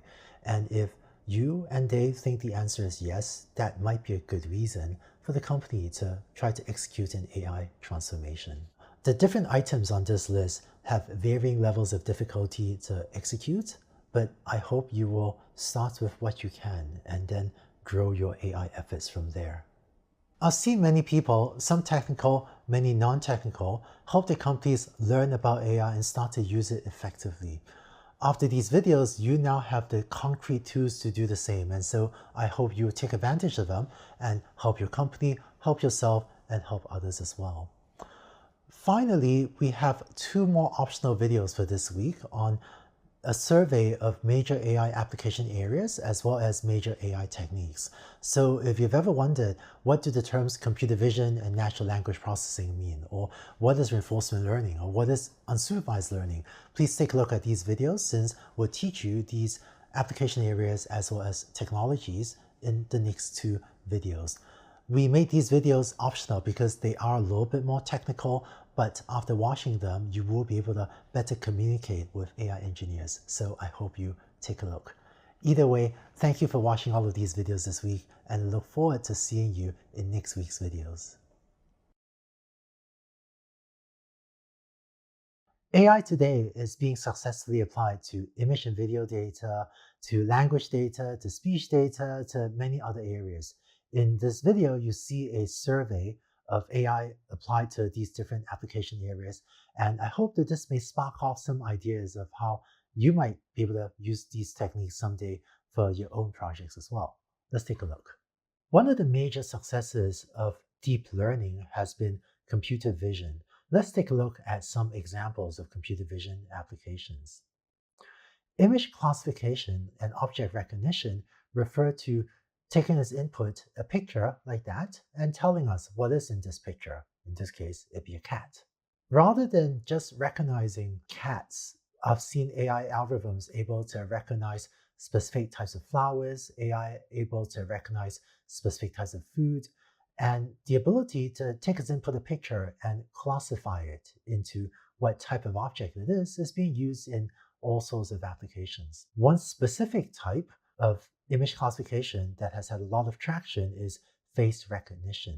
This is how face recognition systems today work. A user might register one or more pictures of their face to show the AI what they look like. Given a new image, the AI system can then say, is this the same person? Is this you?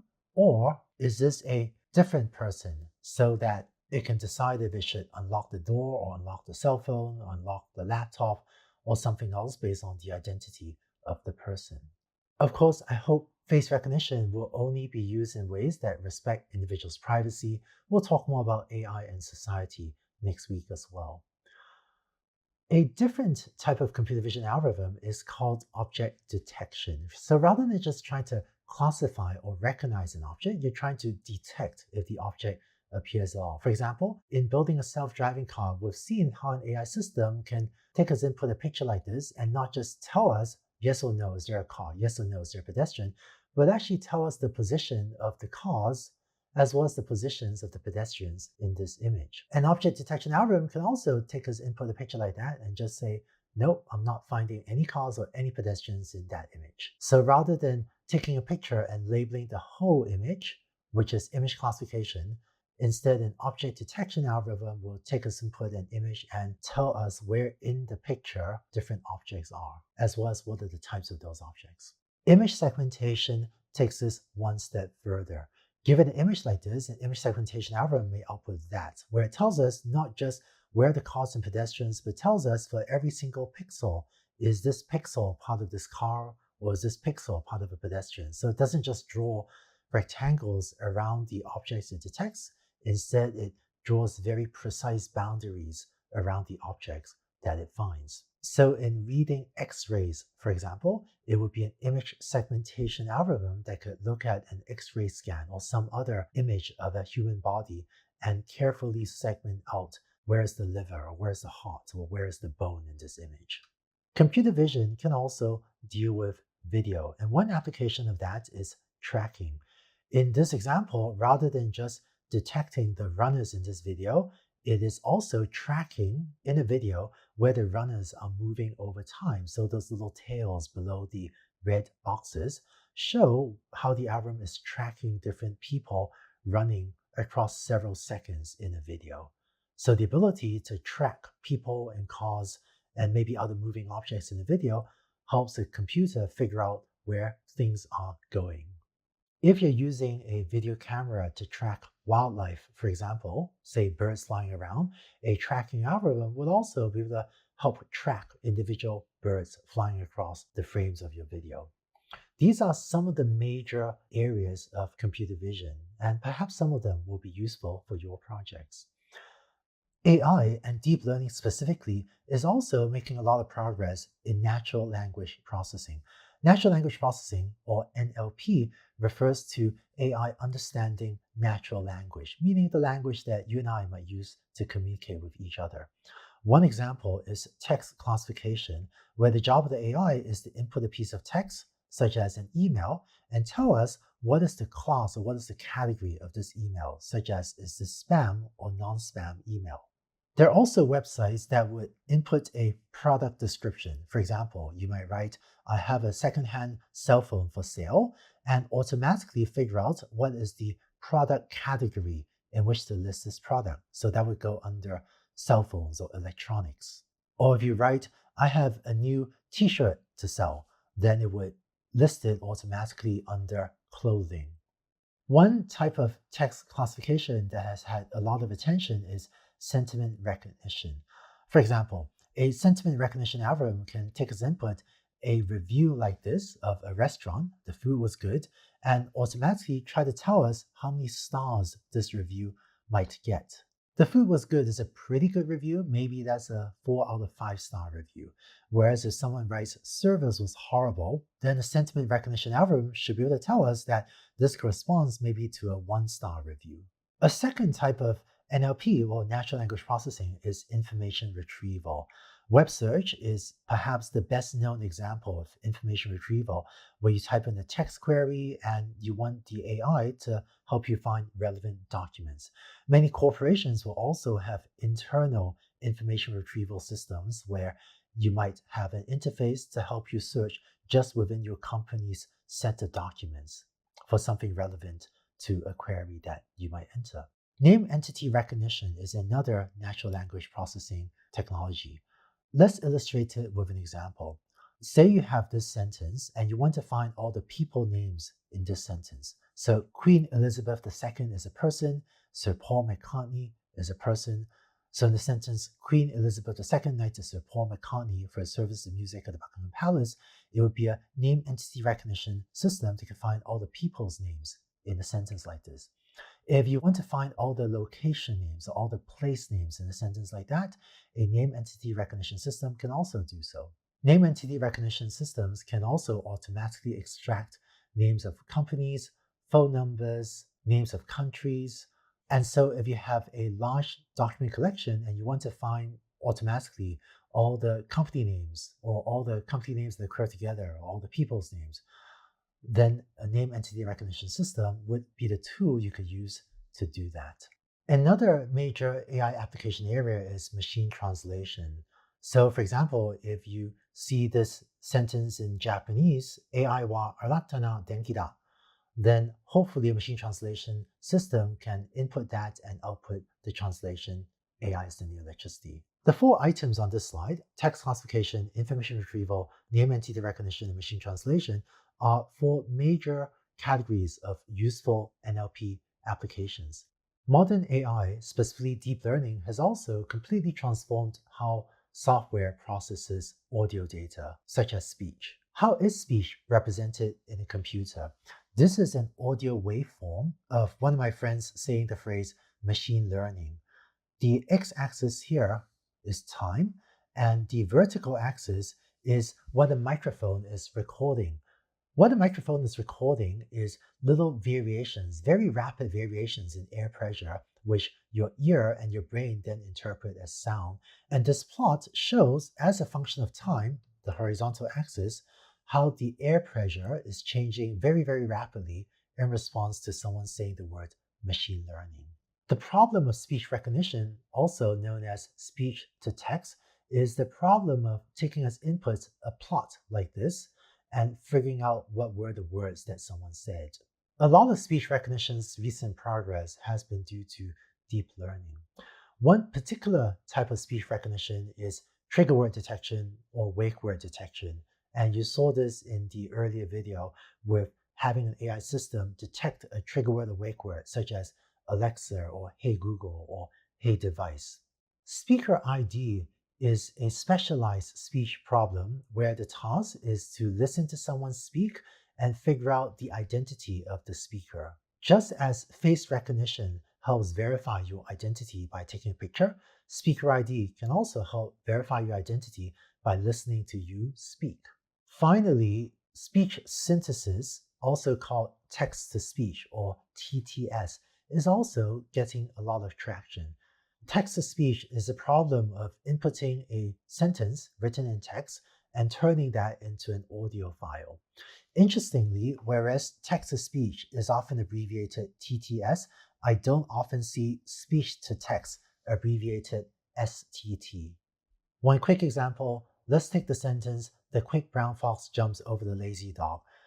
This is a fun sentence that you often see NLP people use because this sentence contains every single letter from A to Z. So that's A, B, C, all the way up to X, Y, and Z. You can check all 26 letters appear in this sentence. Some letters appear more than once. If you pass this sentence into a TTS system, then you might get an audio output like this.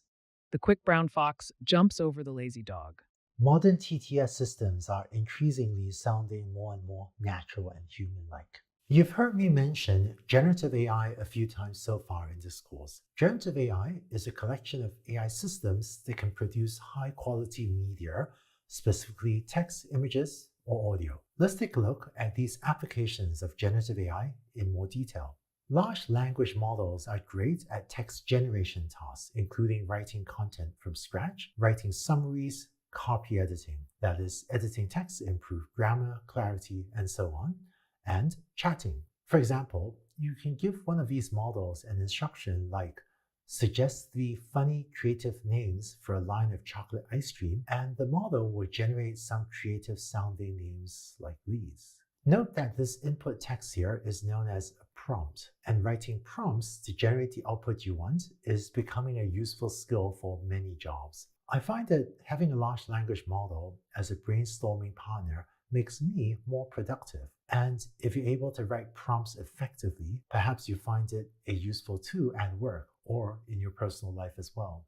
In fact, I think large language models are now at a point where almost all knowledge workers can get at least a bit of a productivity boost by learning and using them in their day-to-day workflow.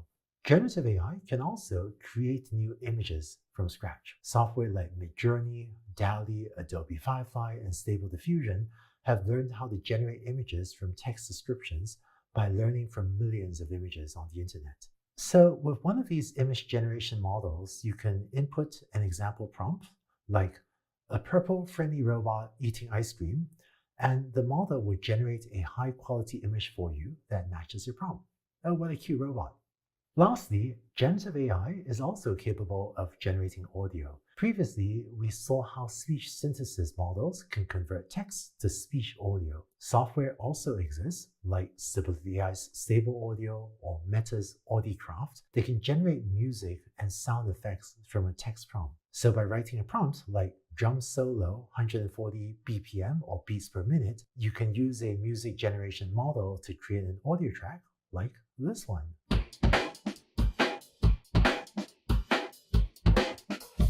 So, generative AI is capable of creating several types of content.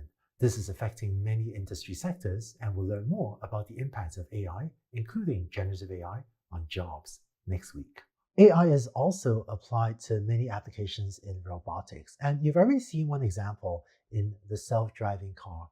In robotics, the term perception means figuring out what's in the world around you based on the senses you have, be it cameras or radar or LiDAR. Shown on the right is the 3D laser scan or the LiDAR scan of a self-driving car, as well as the vehicles that this self-driving car in the middle has detected in the vicinity of your car. Motion planning refers to finding a path for your robot to follow. So if your car wants to make a left turn, the motion planner might plan a path as well as a speed for the car to make a left turn that way. And finally, control refers to sending commands to the motors, such as your steering wheel motor as well as your gas pedal and brake motors, in order to make the car smoothly follow the path that you want. On this slide, I focus on the software and the AI aspects of robotics. Of course, there's also a lot of important work being done to build hardware for robotics as well. But a lot of the work of AI on perception, motion planning, and control has focused on the software rather than the hardware of robotics. In addition to these major application areas, machine learning is also very broadly used. The examples you've seen in this video relate mainly to unstructured data, such as images, audio, and text. Machine learning is applied at least as much to structured data, and that means these tables of data, some of which you saw in the earlier videos. But because unstructured data, such as images, is so easy for humans to understand, there's something very universal, very easy for any person to understand and empathize with when we talk about an AI system that recognizes a cat. And so the popular press tends to cover AI progress on unstructured data much more than it does AI on structured data. Structured data also tends to be more specific to a single company, and so it's harder for people to write about or understand. But AI on structured data or machine learning on structured data is creating tremendous economic value today, as well as AI on unstructured data. I hope this survey of AI application areas gives you a sense of the wide range of data that AI is successfully applied to today. And maybe this will even inspire you to think of how some of these application areas may be useful for your own projects. Now, so far, the one AI technique we've spent the most time talking about is supervised learning. That means learning input-output or A to B mappings from labeled data, where you give the AI system both A and B. But that's not the only AI technique out there. In fact, the term supervised learning almost invites the question of what is unsupervised learning. Or you might also have heard from media articles from the news about reinforcement learning. So what are all these other techniques? In the next video, the final optional video for this week, we'll do a survey of AI techniques. And I hope that through that, maybe you'll see if some of these other AI techniques and supervised learning could be useful for your projects as well. Let's go on to the final optional video for the week. There are a lot of AI and machine learning techniques today, and while supervised learning, that is, learning A to B mappings, is the most valuable one, at least economically today, there are many other techniques that are worth knowing about. Let's take a look. The best known example of unsupervised learning is clustering. Here's an example. Let's say you run a grocery store that specializes in selling potato chips, and you collect data on different customers and keep track of how many different packets of potato chips a single customer buys, as well as what's the average price per packet that person paid for their potato chips. So you sell some low-end, cheaper potato chips, as well as some high-end, more expensive packets of potato chips, and different people may buy different numbers of potato chip packets in a typical trip to your grocery store. Given data like this, a clustering algorithm will say that it looks like you have two clusters in your data. Some of your customers tend to buy relatively inexpensive potato chips, but buy a lot of packets. If your grocery store is near a college campus, for example, you may find a lot of college students that are buying cheaper potato chip packets, but they sure buy a lot of them. And there's a second cluster in this data of a different group of shoppers that buy fewer packets of potato chips, but buy more expensive packets. A clustering algorithm looks at data like this and automatically groups the data into two clusters or more clusters. And it's commonly used for market segmentation and will help you discover things like that if you have a college student audience that buys a certain type of potato chips and a working professional audience that buys few potato chips but is willing to pay more. And this could help you market differently to these market segments. The reason this is called unsupervised learning is the following. Whereas supervised learning algorithms learn an A to B mapping, and you have to tell the algorithm what is the output B that you want, a unsupervised learning algorithm doesn't tell the AI system exactly what it wants. Instead, it gives the AI system a bunch of data, such as this customer data, and it tells the AI to find something interesting in the data, find something meaningful in the data. And in this case, a clustering algorithm doesn't know in advance that there's a college student demographic and a working professional demographic. Instead, it just tries to find what are the different market segments without being told in advance what they are. So in supervised learning algorithms, given data without any specific desired output labels, without a target label B, can automatically find something interesting about the data. One example of unsupervised learning that I have worked on was the slightly infamous Google Cat. In this project, I had my team run a unsupervised learning algorithm on a very large set of YouTube videos. And we asked the algorithm, tell us what you find in YouTube videos. And one of the many things it found in YouTube videos was cats, because somewhat stereotypically, YouTube apparently has a lot of cat videos. But it was a remarkable result that without telling it in advance that it should find cats, the AI system, the unsupervised learning algorithm, was able to discover the concept of a cat all by itself just by watching a lot of YouTube videos and discovering that, boy, there are a lot of cats in YouTube videos. It's hard to visualize exactly what an AI algorithm is thinking sometimes, but this picture on the right is a visualization of the concept of a cat that the system had learned. Even though supervised learning is an incredibly valuable and powerful technique, one of the criticisms of supervised learning is that it just needs so much labeled data. For example, if you're trying to use supervised learning to get an AI system to recognize coffee mugs, then you may give it 1,000 pictures of coffee mugs or 10,000 pictures of coffee mugs. And that's just a lot of pictures of coffee mugs we would be giving our AI systems. For those of you that are parents, I can almost guarantee you that no parent on this planet, no matter how loving and caring, has ever pointed out 10,000 unique coffee mugs to their children to try to teach their children what is a coffee mug. So AI systems today require much more labeled data to learn than would a human child or than would most animals, which is why AI researchers hold a lot of hope out for unsupervised learning as a way, maybe in the future, for AI to learn much more effectively in a more human-like way, or in a more biological-like way from much less labeled data. Now, we have pretty much no idea how the biological brain works, and so to realize this vision will take major breakthroughs in AI that none of us know yet today how to realize, but many of us hold a lot of hope for the future of unsupervised learning. Having said that, unsupervised learning is valuable today. There are some specific applications in natural language processing, for example, where unsupervised learning actually helps improve the quality of web search quite a bit, for example.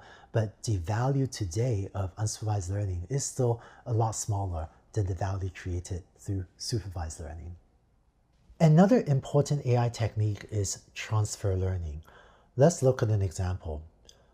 Let's say you built a self-driving car and you have trained your AI system to detect cars. But you then deploy your vehicle to a new city, and somehow this new city has a lot of golf carts driving around, and so you need to also build a golf cart detection system. You may have trained your car detection system with a lot of images, say 100,000 images, but in this new city where you just started operating, you may have a much smaller number of images of golf carts. Transfer learning is the technology that lets you learn from a task A, such as car detection, and use the knowledge to help you on a different task B, such as golf cart detection.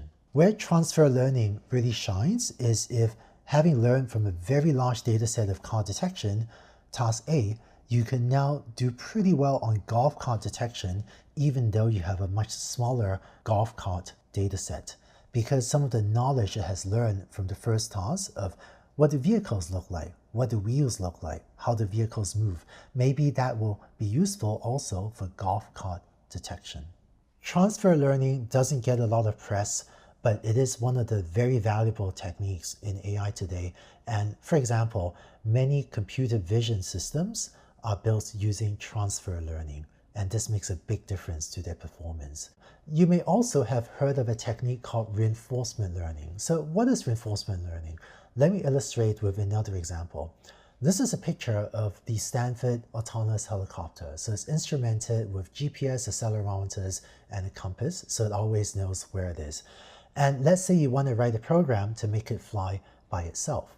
It's hard to use supervised learning, input to output A to B mappings, because it's very difficult to specify what is the optimal way, what is the best way to fly the helicopter when it's in a certain given position. Reinforcement learning offers a different solution. I think of reinforcement learning as similar to how you might train a pet dog to behave. My family, when I was growing up, had a pet dog. So how do you train a pet dog to behave itself? Well, we let the dog do whatever it wanted to do, and then whenever it behaved well, we would praise it. You go, oh, good dog. And whenever it does something bad, you would go, bad dog. And over time, it learns to do more of the, oh, good dog things and fewer of the bad dog things. Reinforcement learning takes the same principle and applies it to a helicopter or to other things. So we would have the helicopter fly around in a simulator so it could crash without hurting anyone. But we would let the AI fly the helicopter however it wants, and whenever it flew the helicopter well, we would go, oh, good helicopter. And whenever it crashed, we'd go, bad helicopter. And then it was the AI's job to learn how to fly the helicopter to get more of the good helicopter rewards and fewer of the bad helicopter negative rewards. More formally, a reinforcement learning algorithm uses a reward signal to tell the AI when it's doing well or poorly. This means that whenever it's doing well, you give it a large positive number to give it a large positive reward. And whenever it's doing a really bad job, you send it a negative number to give it a negative reward. And it's the AI's job to then automatically learn to behave so as to maximize the rewards.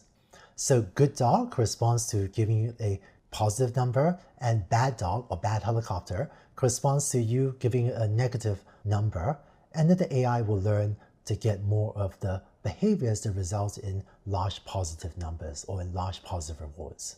Let me show you a video of the Stanford autonomous helicopter after we did this. This is a video of the helicopter flying under reinforcement learning control. I was the cameraman that day, and when you zoom out the camera, you see the trees planted in the sky.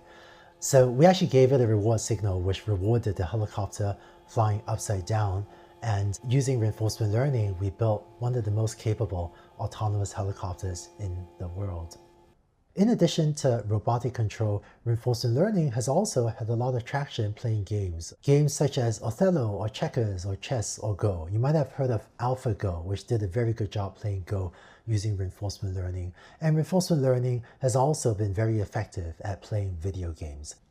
One of the weaknesses of reinforcement learning algorithms is that they can require a huge amount of data. So if you are playing a video game, a reinforcement learning algorithm can play essentially an infinite number of video games because it's just a computer playing a computer game and get a huge amount of data to learn how to behave better. Or for playing games like checkers or other games, it can play a lot of games against itself and for free, get a huge amount of data to feed into the reinforcement learning algorithm. In the case of the autonomous helicopter, we had a simulator for the helicopter so it could fly in simulation for a long time to figure out what works and what doesn't work for flying a helicopter. There's still a lot of exciting research work being done to make reinforcement learning work, even for settings where you may not have an accurate simulator, where it's harder to get this huge amount of data. Despite the huge amount of media attention on reinforcement learning, at least today it is creating significantly less economic value than supervised learning, but there may be breakthroughs in the future that could change that. And AI is advancing so rapidly that all of us certainly hope that there will be breakthroughs in all of these areas that we're talking about. GANs, or Generative Adversarial Networks, are another exciting new AI technique. They were created by my former student Ian Goodfellow. GANs are very good at synthesizing new images from scratch. Let me show you a video generated by a team from NVIDIA that used GANs to synthesize pictures of celebrities. And these are all pictures of people that had never existed before.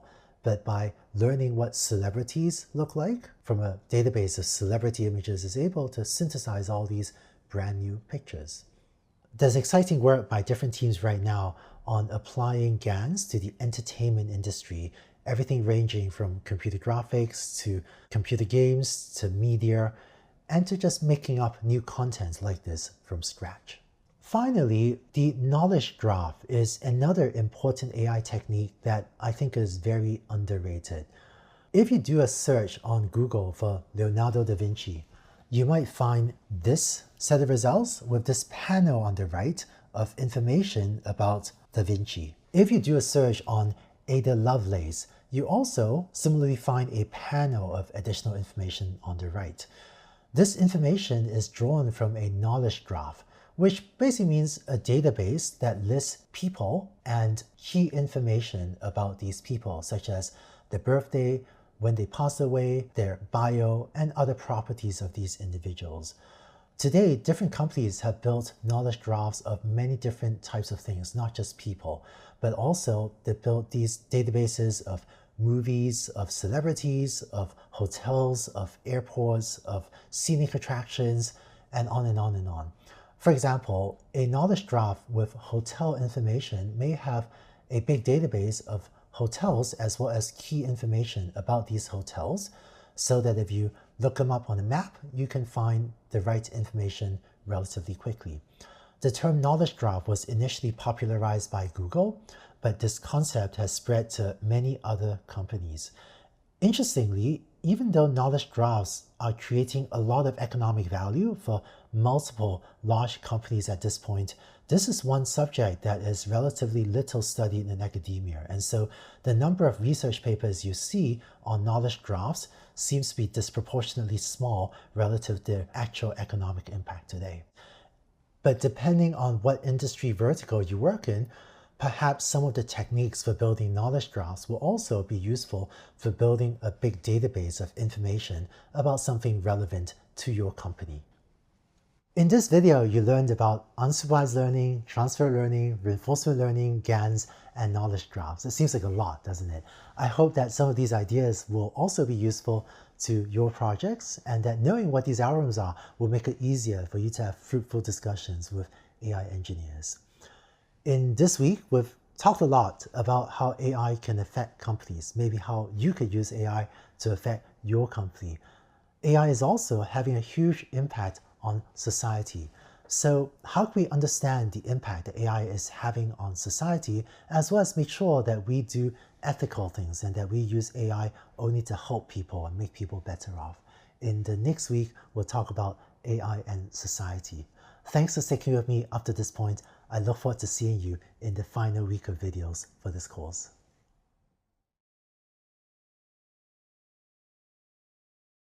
Welcome back. You're now in the fourth and final week of AI for Everyone, and so close to finishing this course. AI is a superpower that enables a small team to affect a huge number of people's lives. So whether you're a builder or user of AI, or whether you're just someone that cares about AI's impact on society, it's important that you learn about these trends so that you can make sure the work you do leaves society better off. Let's take a look. AI is changing the world, but there's also been a lot of unnecessary hype about it. For citizens and business leaders and government leaders to navigate the rise of AI, it's important that we all have a realistic view of AI. Now, in week one, you already started to learn about some of the technical limitations of AI. AI has other limitations as well. For example, AI can be biased and discriminate unfairly against minorities or against other groups. So how do we address this? AI technology is also susceptible to adversarial attacks, meaning, for example, we love our spam filters. It helps the email system keep on functioning, but there are spammers that are trying to attack spam filters. And even as we develop new AI technologies, some of the new technologies may be susceptible to new types of attacks as well if people are deliberately trying to fool the AI. Developed economies such as the US and China are already using AI extensively, but it will also have a big impact on developing economies and on the global jobs landscape. Many of these issues are implicated in AI and ethics. So make sure that the work we do in AI is ethical. This is a topic that is complex and there aren't simple answers. In fact, I think the topic of AI and ethics deserves its own 4-week or much longer course. But I hope this week to at least touch on some of the major issues so that even as you build or use AI, that you understand some of the major issues associated with the rise of AI. Finally, at the end of this week, we will wrap up AI for Everyone. I look forward to spending these last few videos with you. Let's get started by talking more about having a realistic view of AI in a way that goes beyond just the technical and performance limitations of AI. Let's go to the next video. AI is having a huge impact on society and on so many people's lives. So for all of us to make good decisions, it's important that we have a realistic view of AI and be neither too optimistic nor too pessimistic. Here's what I mean.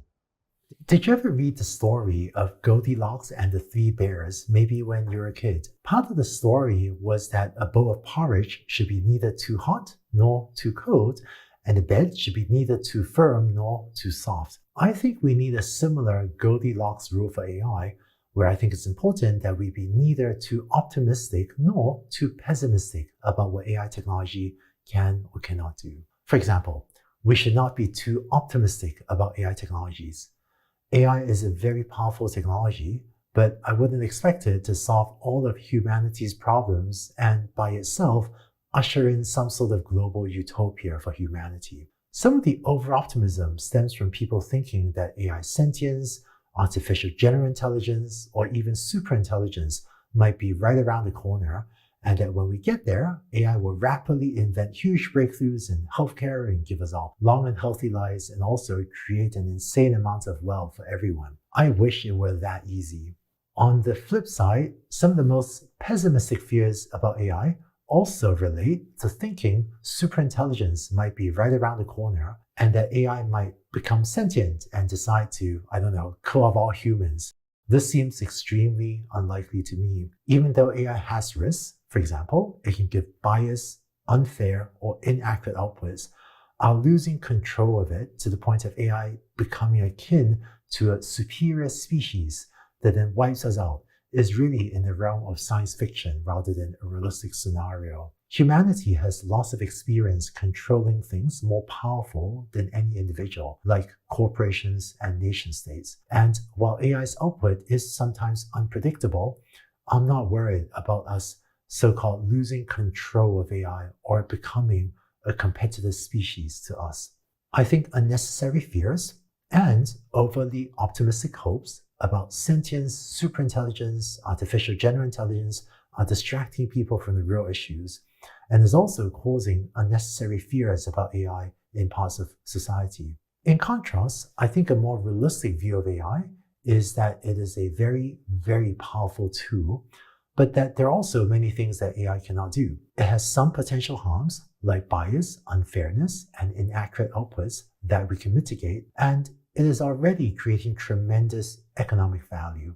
Further, we see a surprisingly clear path for it to continue to create even more value in multiple industries. So I'm confident, and so are many other AI system builders, that AI will continue to grow and continue to help more and more people for the foreseeable future. To summarize, rather than being too optimistic or too pessimistic, the lesson of Goldilocks is that taking a realistic in-between view is just right. When you speak with friends about AI, I hope you can also tell them about this Goldilocks rule for AI so that they too can have a more realistic view of AI.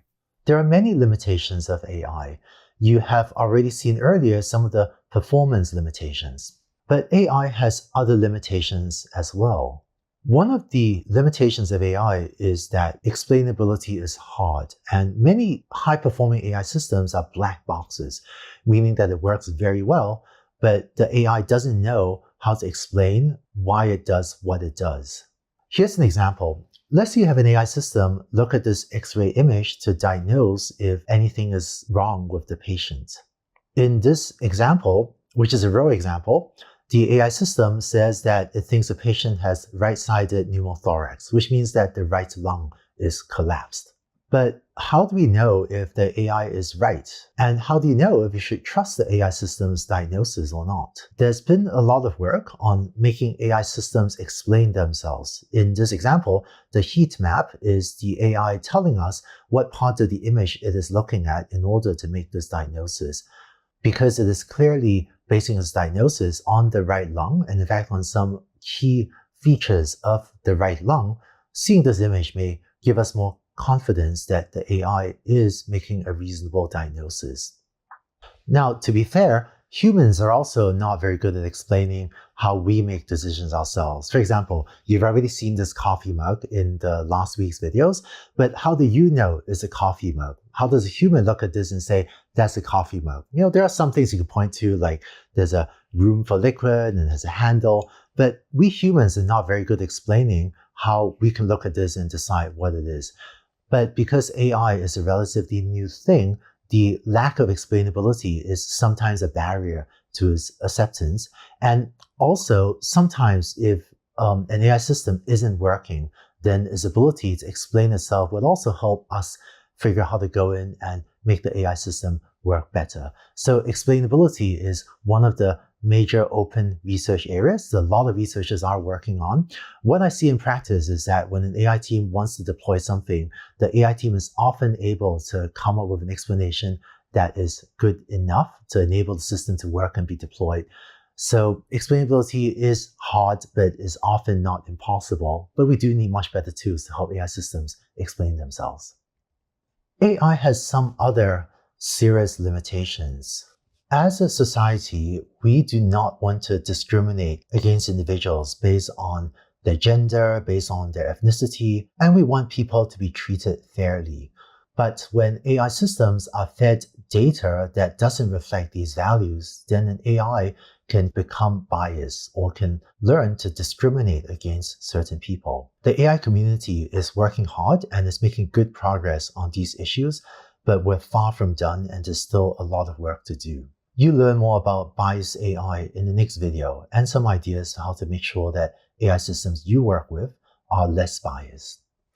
Finally, many AI systems are making economically important decisions, and some AI systems are open to adversarial attacks if someone else is deliberately out to fool your AI system.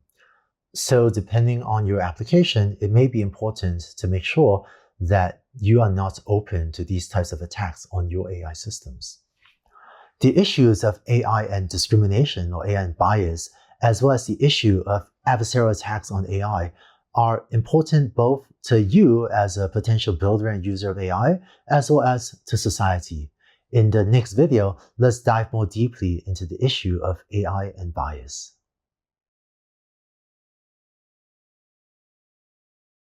How does an AI system become biased and therefore discriminate against some people? And how can we try to reduce or eliminate this effect in our AI systems?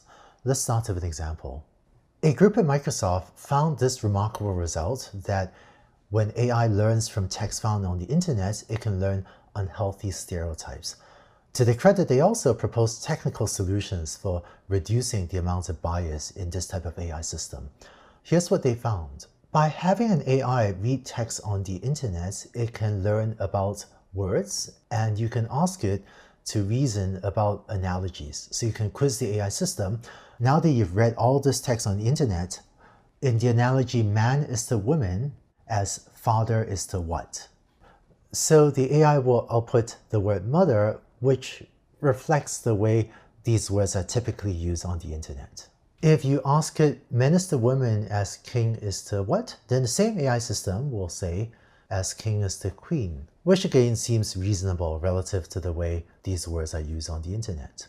The research has also found the following result, which is that if you ask it man is the computer programmer as woman is to what, that the same AI system would output the answer woman is to homemaker.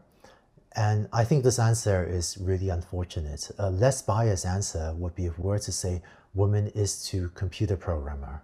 If we want our AI system to understand that men and women can equally be computer programmers, just as men and women can equally be homemakers, then we would like it to output man is the computer programmer as woman is the computer programmer, and also man is the homemaker as woman is the homemaker.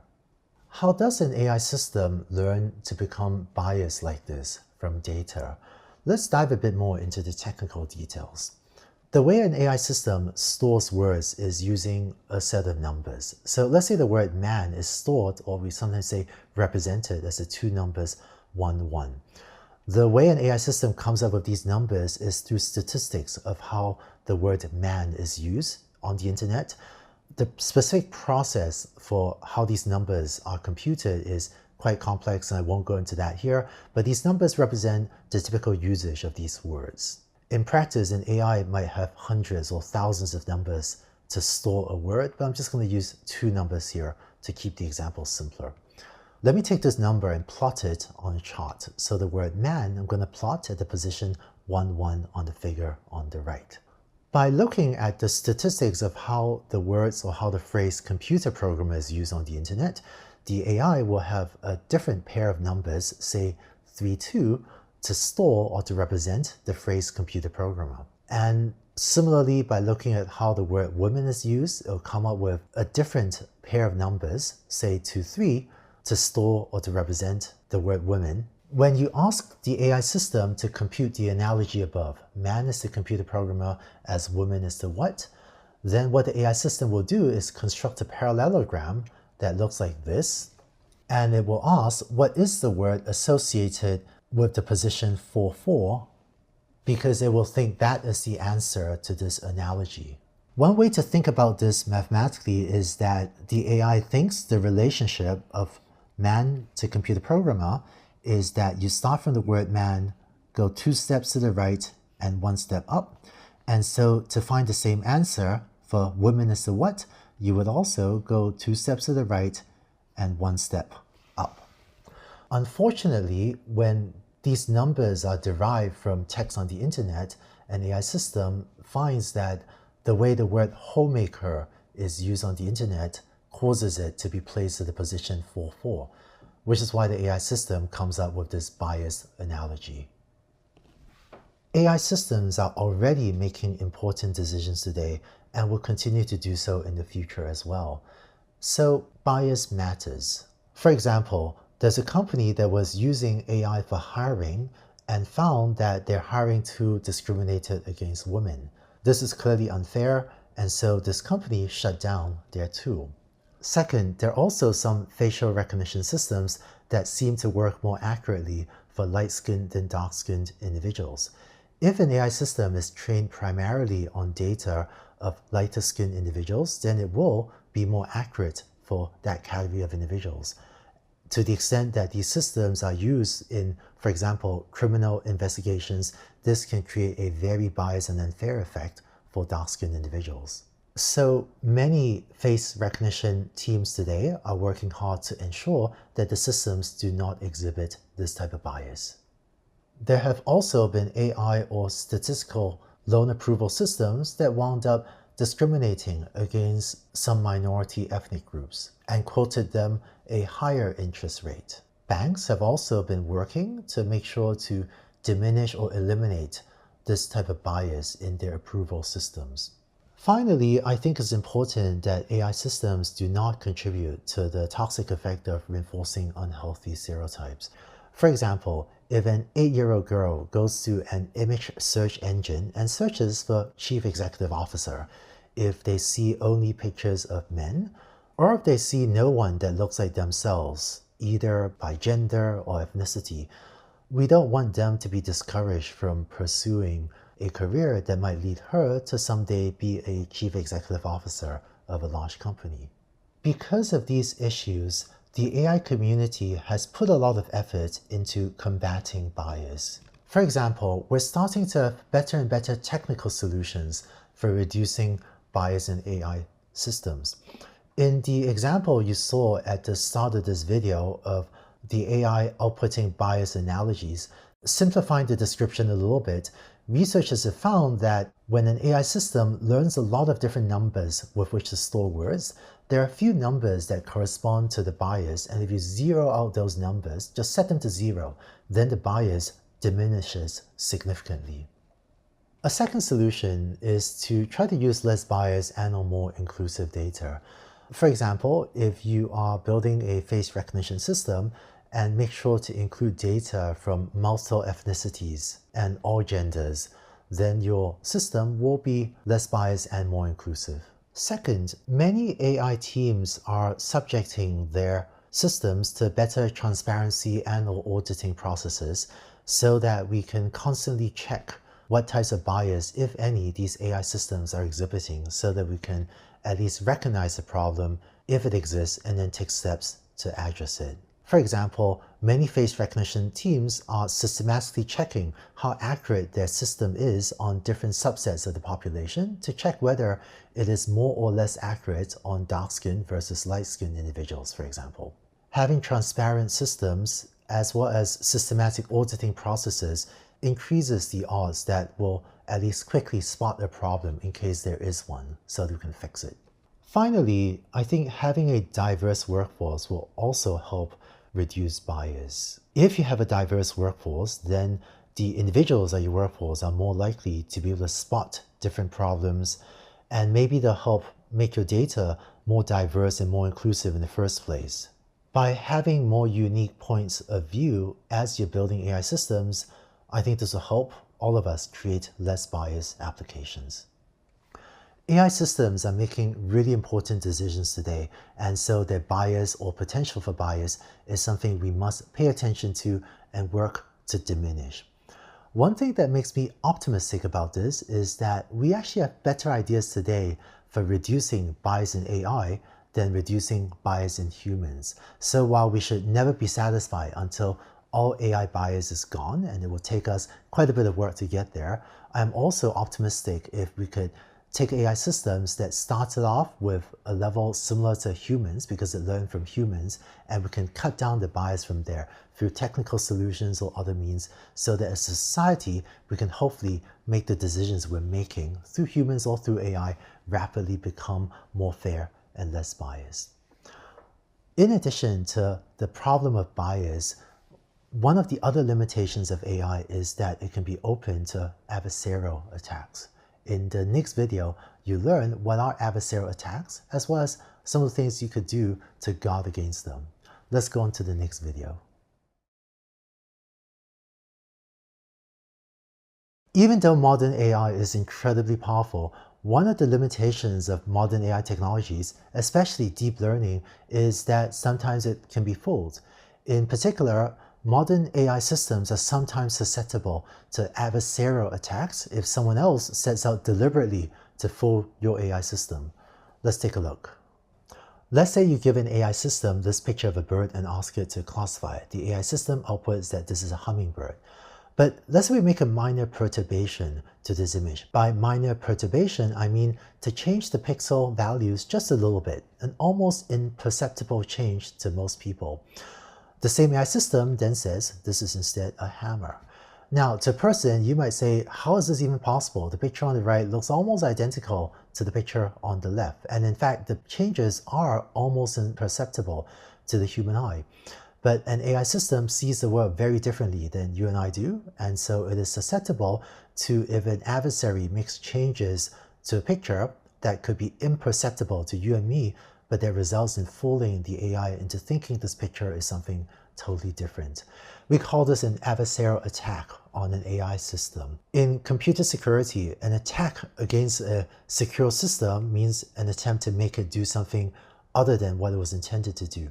In the same way, an adversarial attack on an AI system is an attempt to make it do something other than what it was intended to do, such as trying to fool it into outputting incorrect classifications. Here's another example. Here's a picture of a hair with just a minor perturbation or a small change to the pixel values. AI instead says this is a desk. The fact that computers see pictures differently than humans do gives it advantages and disadvantages. For example, computer systems are much better than you and me at reading barcodes and QR codes. But the way that deep learning systems work also opens it up to these particular forms of attack, which no human would be fooled by. Today, AI is being used to filter out spam, to try to filter out hate speech, and attacks like these will diminish the effectiveness of such filters. Now, the attacks on this slide require the ability to modify an image directly. For example, a spammer might directly modify an image before they try to upload it to a website or send it in an email. There are some attacks that work by changing the physical world as well. For example, a group at Carnegie Mellon University was able to design a funky pair of glasses like this so that when this man wears this pair of glasses, he can fool an AI system into thinking that he is actress Mila Jovovich. I think it's remarkable that just wearing a pair of glasses like this can fool an AI system into thinking that this man is a well-known actress. A different group of researchers from UC Berkeley, University of Michigan, and other universities showed that if you affix stickers like these onto a stop sign, you can fool an AI system into not seeing the stop sign at all. It thinks there's something else there other than a stop sign. One interesting thing about this example is that it looks like the stop sign just had some graffiti applied on top of it, and most humans would still see this as a stop sign quite easily.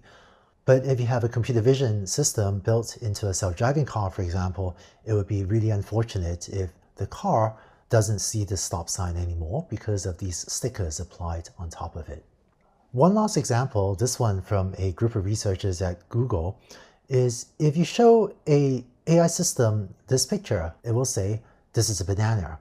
But what the researchers did was design a sticker so that if you place it into the scene, it misclassifies this banana. Let me show you the video that the researchers made. Shown on the left is the classifier input, and shown on the right is the classifier output, where it thinks it's very likely a banana, and maybe there's a small chance it's a slug. Looks okay. Let's see what happens when you put a sticker or put a small patch into the scene. When the sticker is placed in the scene, the AI system now is all but certain that this picture is a picture of a toaster. One interesting aspect of this work is that the authors of this paper, cited at the bottom of the slide, actually published in their paper a picture of their sticker so that anyone in the world could hypothetically download their paper, print out the sticker, and stick it somewhere if they want to fool an AI system into thinking there's a toaster where there isn't. Now, I do not support anyone attacking AI systems to fool them into thinking they're toasters where they're none, but this shows, unfortunately, perhaps the ease with which one could hypothetically attack these AI systems. What can we do to defend against these adversarial attacks? Fortunately, the AI world has been working on new technologies to make them harder to attack. The defenses tend to be very technical, but there are ways of modifying neural networks and other AI systems to make them somewhat harder to attack. One downside is that these defenses do incur some costs. For example, the AI system may run a little bit slower. But this is an area of ongoing research, and we're far from having adversarial defenses that seem good enough for all the important applications that we want to apply AI to. For many AI systems, there may be no incentive for anyone to try to attack it. For example, if you're running an automatic visual inspection system to check if coffee mugs have scratches in your factory, maybe not that many people will have any incentive to try to fool your system into thinking a scratched coffee mug doesn't have a scratch on it. But there are going to be AI applications where there will be attacks as well. For those applications, I think that similar to spam versus anti-spam, where spammers are trying to get the spam email through and spam filters are trying to stop them, I think there will be applications where we will be in an arms race as the AI community is building up defenses and there is a community of attackers trying to fool our defenses. In my experience building AI systems, one of the few times I felt I was at total war with someone else was when I was leading anti-fraud teams fighting against fraudsters. There is unfortunately some amounts of fraud on the internet where people are trying to steal money in payment systems or create fraudulent accounts. And the times I worked on anti-fraud systems was one of the few times that it really felt like a zero-sum game. Had an adversary would put up a defense and they would react. They would launch an attack. My teams would have to react, sometimes within hours, to defend ourselves. So I think over the next few years, even as AI technologies evolves, there will be verticals like that, like spam, like fraud, where teams will be at war in what might feel like a zero-sum game against adversaries. Having said that, I also don't want to overhype the potential of damage for adversarial AI systems. It is really important for some applications, but there are also plenty of AI applications which are less likely to be subject to adversarial attacks. Now, in addition to adversarial attacks, AI, unfortunately, can also be used for some adverse or some negative use cases. Let's take a look at some of them in the next video, as well as what we should do to address them. Let's go on to the next video.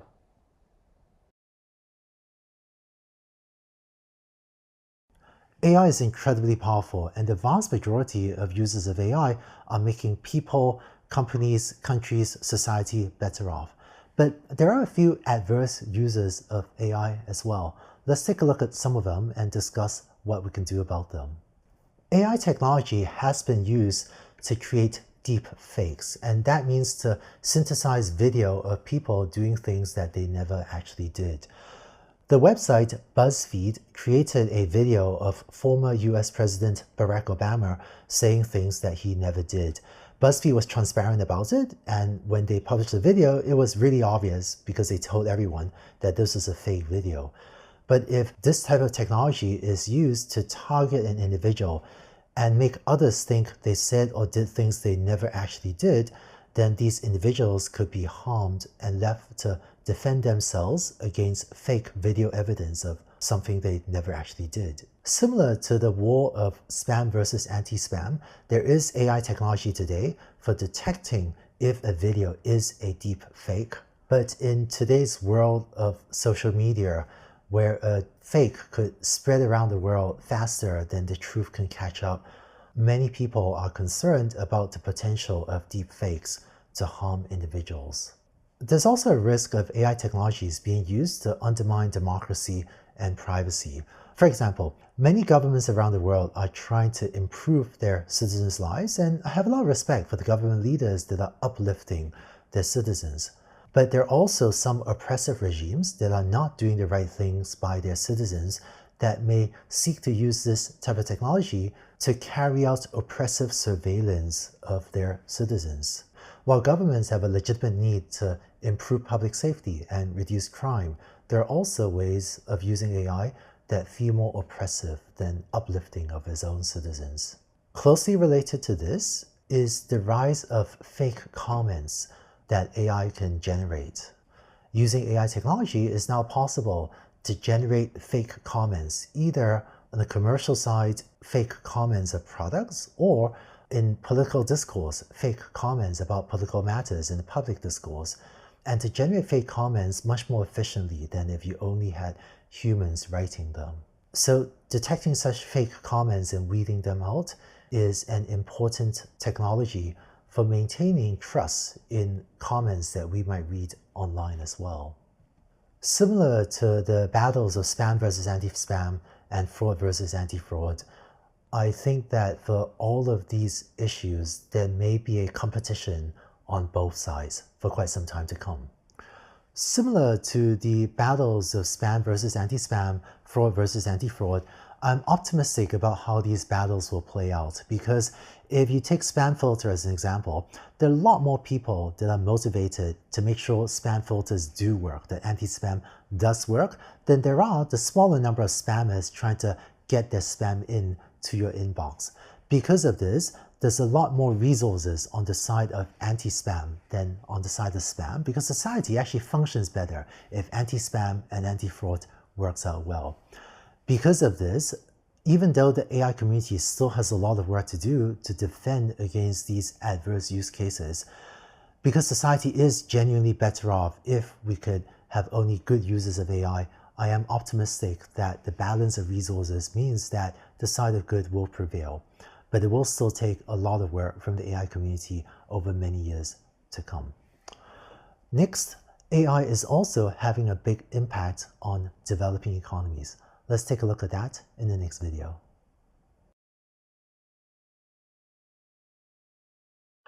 Every time there's a major technological disruption, such as with AI, it gives us a chance to remake the world.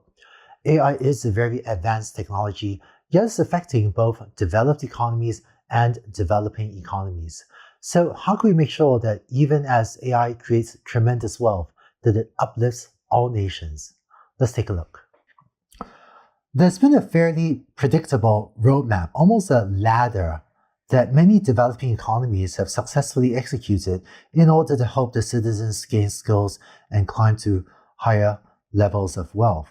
A lot of nations started off with lower-end agricultural products, exporting crops, and then moved to low-end textile manufacturing, such as clothing manufacturing.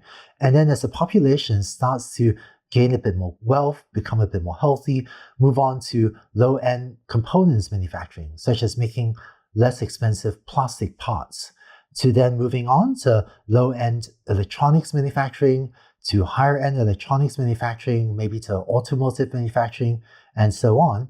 And there's been this step-by-step progression by which developing economies can help their citizens gain skill and become developed economies. One of the problems that AI could cause is that a lot of the lower rungs on the ladder are particularly susceptible to automation through AI. For example, as factories become more automated, or as agriculture becomes more automated, there may be less need and therefore less opportunities for large members of a population of some of these developing economies to get onto the lower rungs of this economic ladder from which they would then climb up. So if we're knocking out some of the lower rungs of the ladder through AI providing automation on steroids, then it is incumbent on us to see if AI can also create a trampoline to help some developed economies jump onto the trampoline and bounce maybe even more quickly to the higher rungs of this ladder. With the rise of earlier waves of technology, many economies have shown that they can leapfrog developed economies and jump straight to a more advanced technology. For example, here in the United States, most of us had landlines, phones that were connected via wire to the wall. And because so many of us had landline phones, that actually took a while to transition to wireless mobile phones. In contrast, many developing economies, including India and China, but many others as well, didn't bother to build nearly as many landlines, but skipped straight to mobile phones. So this was a leapfrog where developing economies jumped straight over the earlier generation of technology and didn't bother to lay so many physical cables to every person's house, and instead jumped straight to mobile phones. We're seeing a similar thing with mobile payments, where many developed economies have a mature credit card system, and that actually is slowing down their adoption of mobile or cell phone payments compared to some developing economies which do not already have entrenched incumbents in the credit card industry. I'm also seeing rapid adoption of online education in developing economies. In countries that have not yet built all the many physical schools and universities that they need, many educational leaders and governments are seeking ways to more quickly embrace online education compared to some of the developed economies that have this built up physical infrastructure for in-person education. While developed economies are also rapidly embracing all of these technologies, one of the advantages of developing economies is that without an entrenched incumbent system, perhaps there are areas that they could build even faster. The United States, particularly when it comes to generative AI, is in the lead. Close behind is China, which also has tremendous AI talent, and the UK, Canada, India, Korea, many places in Latin America, and many other countries also have vibrant AI communities. But we're still in the early development of AI, so I think every country still has a lot of opportunities and a lot of growth ahead. My advice to developing economies is to focus on AI to strengthen a country's vertical industries. For example, I think most countries today should not try to build their own web search engine. There are already great web search engines, and that was last decade's competition.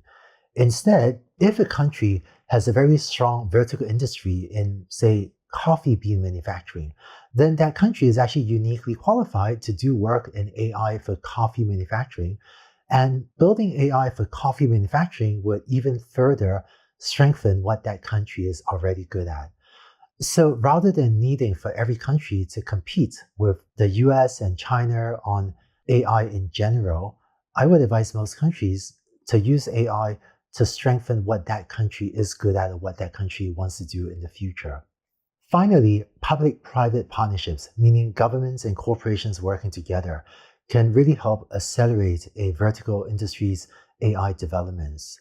In highly regulated sectors, ranging from healthcare to transportation, like self-driving cars, to finance, there are certain outcomes that we want and certain outcomes that we don't want. And governments that are thoughtful about crafting the right regulations to protect citizens while at the same time enabling the adoption of AI solutions to these industries will see faster local economic growth as well as faster technology development within their country. Finally, developing economies should invest in education. Because AI is still so immature, there's still plenty of room for every nation to learn more about AI, maybe even build up its own AI workforce and participate in a significant way in this AI-powered world that we're building. In moments of technological disruption, leadership matters. Here in the United States, we once trusted our government to put a man on the moon, and it worked. With the rise of AI, it creates a space, and in some countries, a need for leadership, whether at the government levels or in companies or in education, to help a country enter the AI era and embrace and adopt AI to keep on lifting up its citizens and perhaps even keep on lifting up other people worldwide. In this video, we've touched briefly on the issue of AI and jobs. This is an important topic that is widely discussed in many countries right now. Let's go on to the next video to take a deeper look at AI and jobs. AI is automation on steroids. Before the rise of modern AI, automation had already had a huge impact on a lot of jobs. With the rise of AI, the set of things we can now automate is suddenly much bigger than before, and so this is also having an accelerating impact on jobs. How many jobs will be displaced? How many new jobs will be created?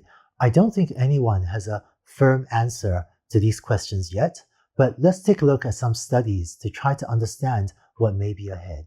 McKinsey Global Institute estimated that 400 to 800 million jobs will be displaced by AI automation by 2030. These are very large numbers. On the flip side though, the same report also estimates that the number of jobs created by AI may be even larger. Other studies do give numbers that can be a bit different. For example, a Goldman Sachs study estimates a lower 300 million jobs lost by 2033 rather than McKinsey's estimate of 400 to 800 million. So there's still quite a lot of uncertainty about the impact of AI on jobs, though most agree it will be significant. But I find it encouraging that many studies estimate quite possibly even more jobs being created than displaced. So there'll be plenty of work for people to do in the future, even if, unfortunately, the need to reskill workers could be significant in some sectors. And I think many of the jobs of the future we may not even have names for yet, be it drone traffic optimizer, or 3D printed clothing designer, or perhaps in healthcare we'll have custom DNA-based drug designers. So even though there is concern about AI displacing jobs, there's also hope of many new jobs, maybe even more new jobs being created in the future. Now you might wonder, how do we estimate how many jobs are likely to be displaced? One typical way that these studies are carried out would be to take a job and think of the tasks that make up that job. For example, you might look at the tasks that a radiologist does, or look at all the tasks that a taxi driver does. And then for each of the tasks, estimate how amenable it is to automation through AI. And if a job comprises mainly tasks that are highly automatable, then the risk of the job being displaced will be higher. Most AI engineers find it more useful to think of AI being applied to tasks rather than to people's jobs, but this framework allows us to use AI's ability to automate tasks to estimate how many jobs are likely to be displaced. So, which are the jobs that are most likely or least likely to be displaced through AI and automation? McKinsey looked at the impact of AI, including generative AI tools, on a wide range of jobs. This figure, which is adapted from data presented in their study, presents the 10 jobs that have the most potential for AI automation by 2033. The number immediately to the right of each bar, like 87 or 82 here, is an estimate of the percentage of work tasks that may be automated for that job. This list includes a wide range of what McKinsey calls occupation groups, including office work, mechanical installation and repair, business and legal professional work, and customer service and sales. One thing worth noting here is that generative AI has had a big impact on the types of jobs that can now be automated by AI. The ability of these tools to generate human-sounding text, to write empathetic emails, and to chat to humans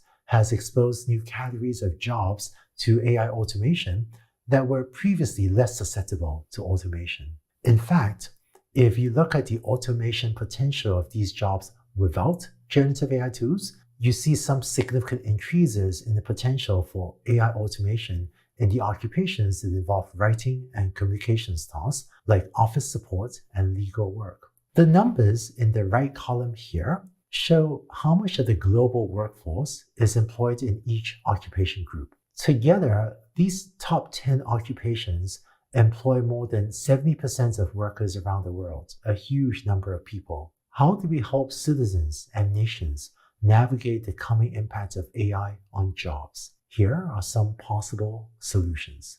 First, conditional basic income. You may have heard of universal basic income, in which the government would pay citizens with no strings attached. I think people do deserve a safety net. And for individuals that are unemployed but are able to learn, I think a more effective version may be conditional basic income, in which we do provide the safety net but incentivize them to keep on learning and keep on investing in their own development. By providing a structure to help people that can learn do so, this will increase the odds that those individuals can re-enter the workforce, contribute to themselves, their families, and to society, as well as to the tax base that is paying for all this. Second, building a lifelong learning society. By virtue of your taking this course right now, you may already be part of this lifelong learning society. The old model of education, where you go to college for 4 years and then coast for the remaining 40, that just doesn't work anymore in today's rapidly changing world. And through governments, companies, and individuals realizing that all of us need to keep on learning, this increases the odds that everyone will be better positioned, even as jobs may go away, to take advantage of the new jobs being created as well. In the future, even after completing college, I think most individuals should keep on learning throughout their whole lives. Finally, there are political solutions being explored as well. Everything from incentivizing or helping with new job creation to legislation to make sure that people are treated fairly. I hope that society will figure out the right political solutions to navigate the coming impact of AI on jobs as well. One question sometimes asked is, what should you do if you want to work in AI? Recently, a radiologist resident, so a radiologist near the start of his career, he actually asked me, he said, "Hey Andrew, I'm hearing a lot about the coming impacts of AI on radiology." And he said, "Should I quit my profession and just learn AI and do AI instead?" And my answer to him was, no, you could do that. You can actually quit whatever you're doing and pick up AI from scratch. It is entirely possible to do that. Many people have done that. There's one other alternative that you could consider, though, which is, I said to this radiology resident, consider doing work in AI plus radiology, because with your knowledge of radiology, if in addition you learn something about AI, you'll be better positioned to do work at the intersection of radiology and AI than most other people. So if you want to do more work in AI, it is possible in today's world to learn AI from scratch through online courses and other resources. But if you take whatever you are already knowledgeable in and learn some AI and do your area plus AI, then you might be more uniquely qualified to do very valuable work by applying AI to whatever area you are already an expert in. So I hope this video helps you navigate the coming impacts of AI in jobs. Let's go on to the next and final video of this course. Congratulations on coming to the last video of this course. AI is a superpower, and understanding it allows you to do things that very few people on the planet can. Let's summarize what you've seen in this course. In the first week, you learned about AI technology. What is AI? And what is machine learning? What's supervised learning? That is, learning input-output or A to B mappings, as well as what is data science and how data feeds into all of these technologies. Importantly, you also saw examples of what AI can and cannot do. In the second week, you learned what it feels like to build an AI project. You saw the workflow of machine learning projects, of collecting data, building a system, and deploying it, as well as the workflow of data science projects. And you also learned about carrying out technical diligence to make sure a project is feasible, together with business diligence to make sure that the project is valuable before you commit to taking on a specific AI project. In the third week, you learned how such AI projects could fit in the context of your company. You saw examples of complex AI products, such as a smart speaker or a self-driving car, the roles and responsibilities of large AI teams, and you also saw the AI transformation playbook, the 5-step playbook for helping a company become a great AI company. I hope these materials throughout these first 3 weeks can help you brainstorm AI projects or think about how you might be able to use AI in your company or in your organization. In this week, week 4, you learned about AI and society. You saw some of the limitations of AI beyond just technical limitations, and also learned about how AI is affecting developing economies and jobs worldwide. You've learned a lot in these 4 weeks, but AI is a complex topic, so I hope you will keep on learning, whether through additional online courses, through Coursera or DeepLearning.ai, or books or blogs, or just by talking to friends. If you ever want to try your hand at building AI technology, it's now easier than ever to learn to code and learn how to implement AI technology through these resources. If you'd like to keep on receiving information about AI, you can also sign up for the deeplearning.ai mailing list by going to the deeplearning.ai website and signing up there. I'll occasionally send you useful information about AI through that mailing list. Congratulations on finishing this course. You're now significantly ahead of many large company CEOs in your understanding of AI and your ability to plan for the rise of AI. So I hope that you provide leadership to others as well that are trying to navigate these issues. Lastly, I want to say to you, thank you very much for taking this course. I know that you're busy with your own work or school and friends and family, and I'm grateful that you spend so much time with me and in this course learning these complex issues relating to both the technology and the impact of AI. So thank you very much for both the time and the effort you put into this course.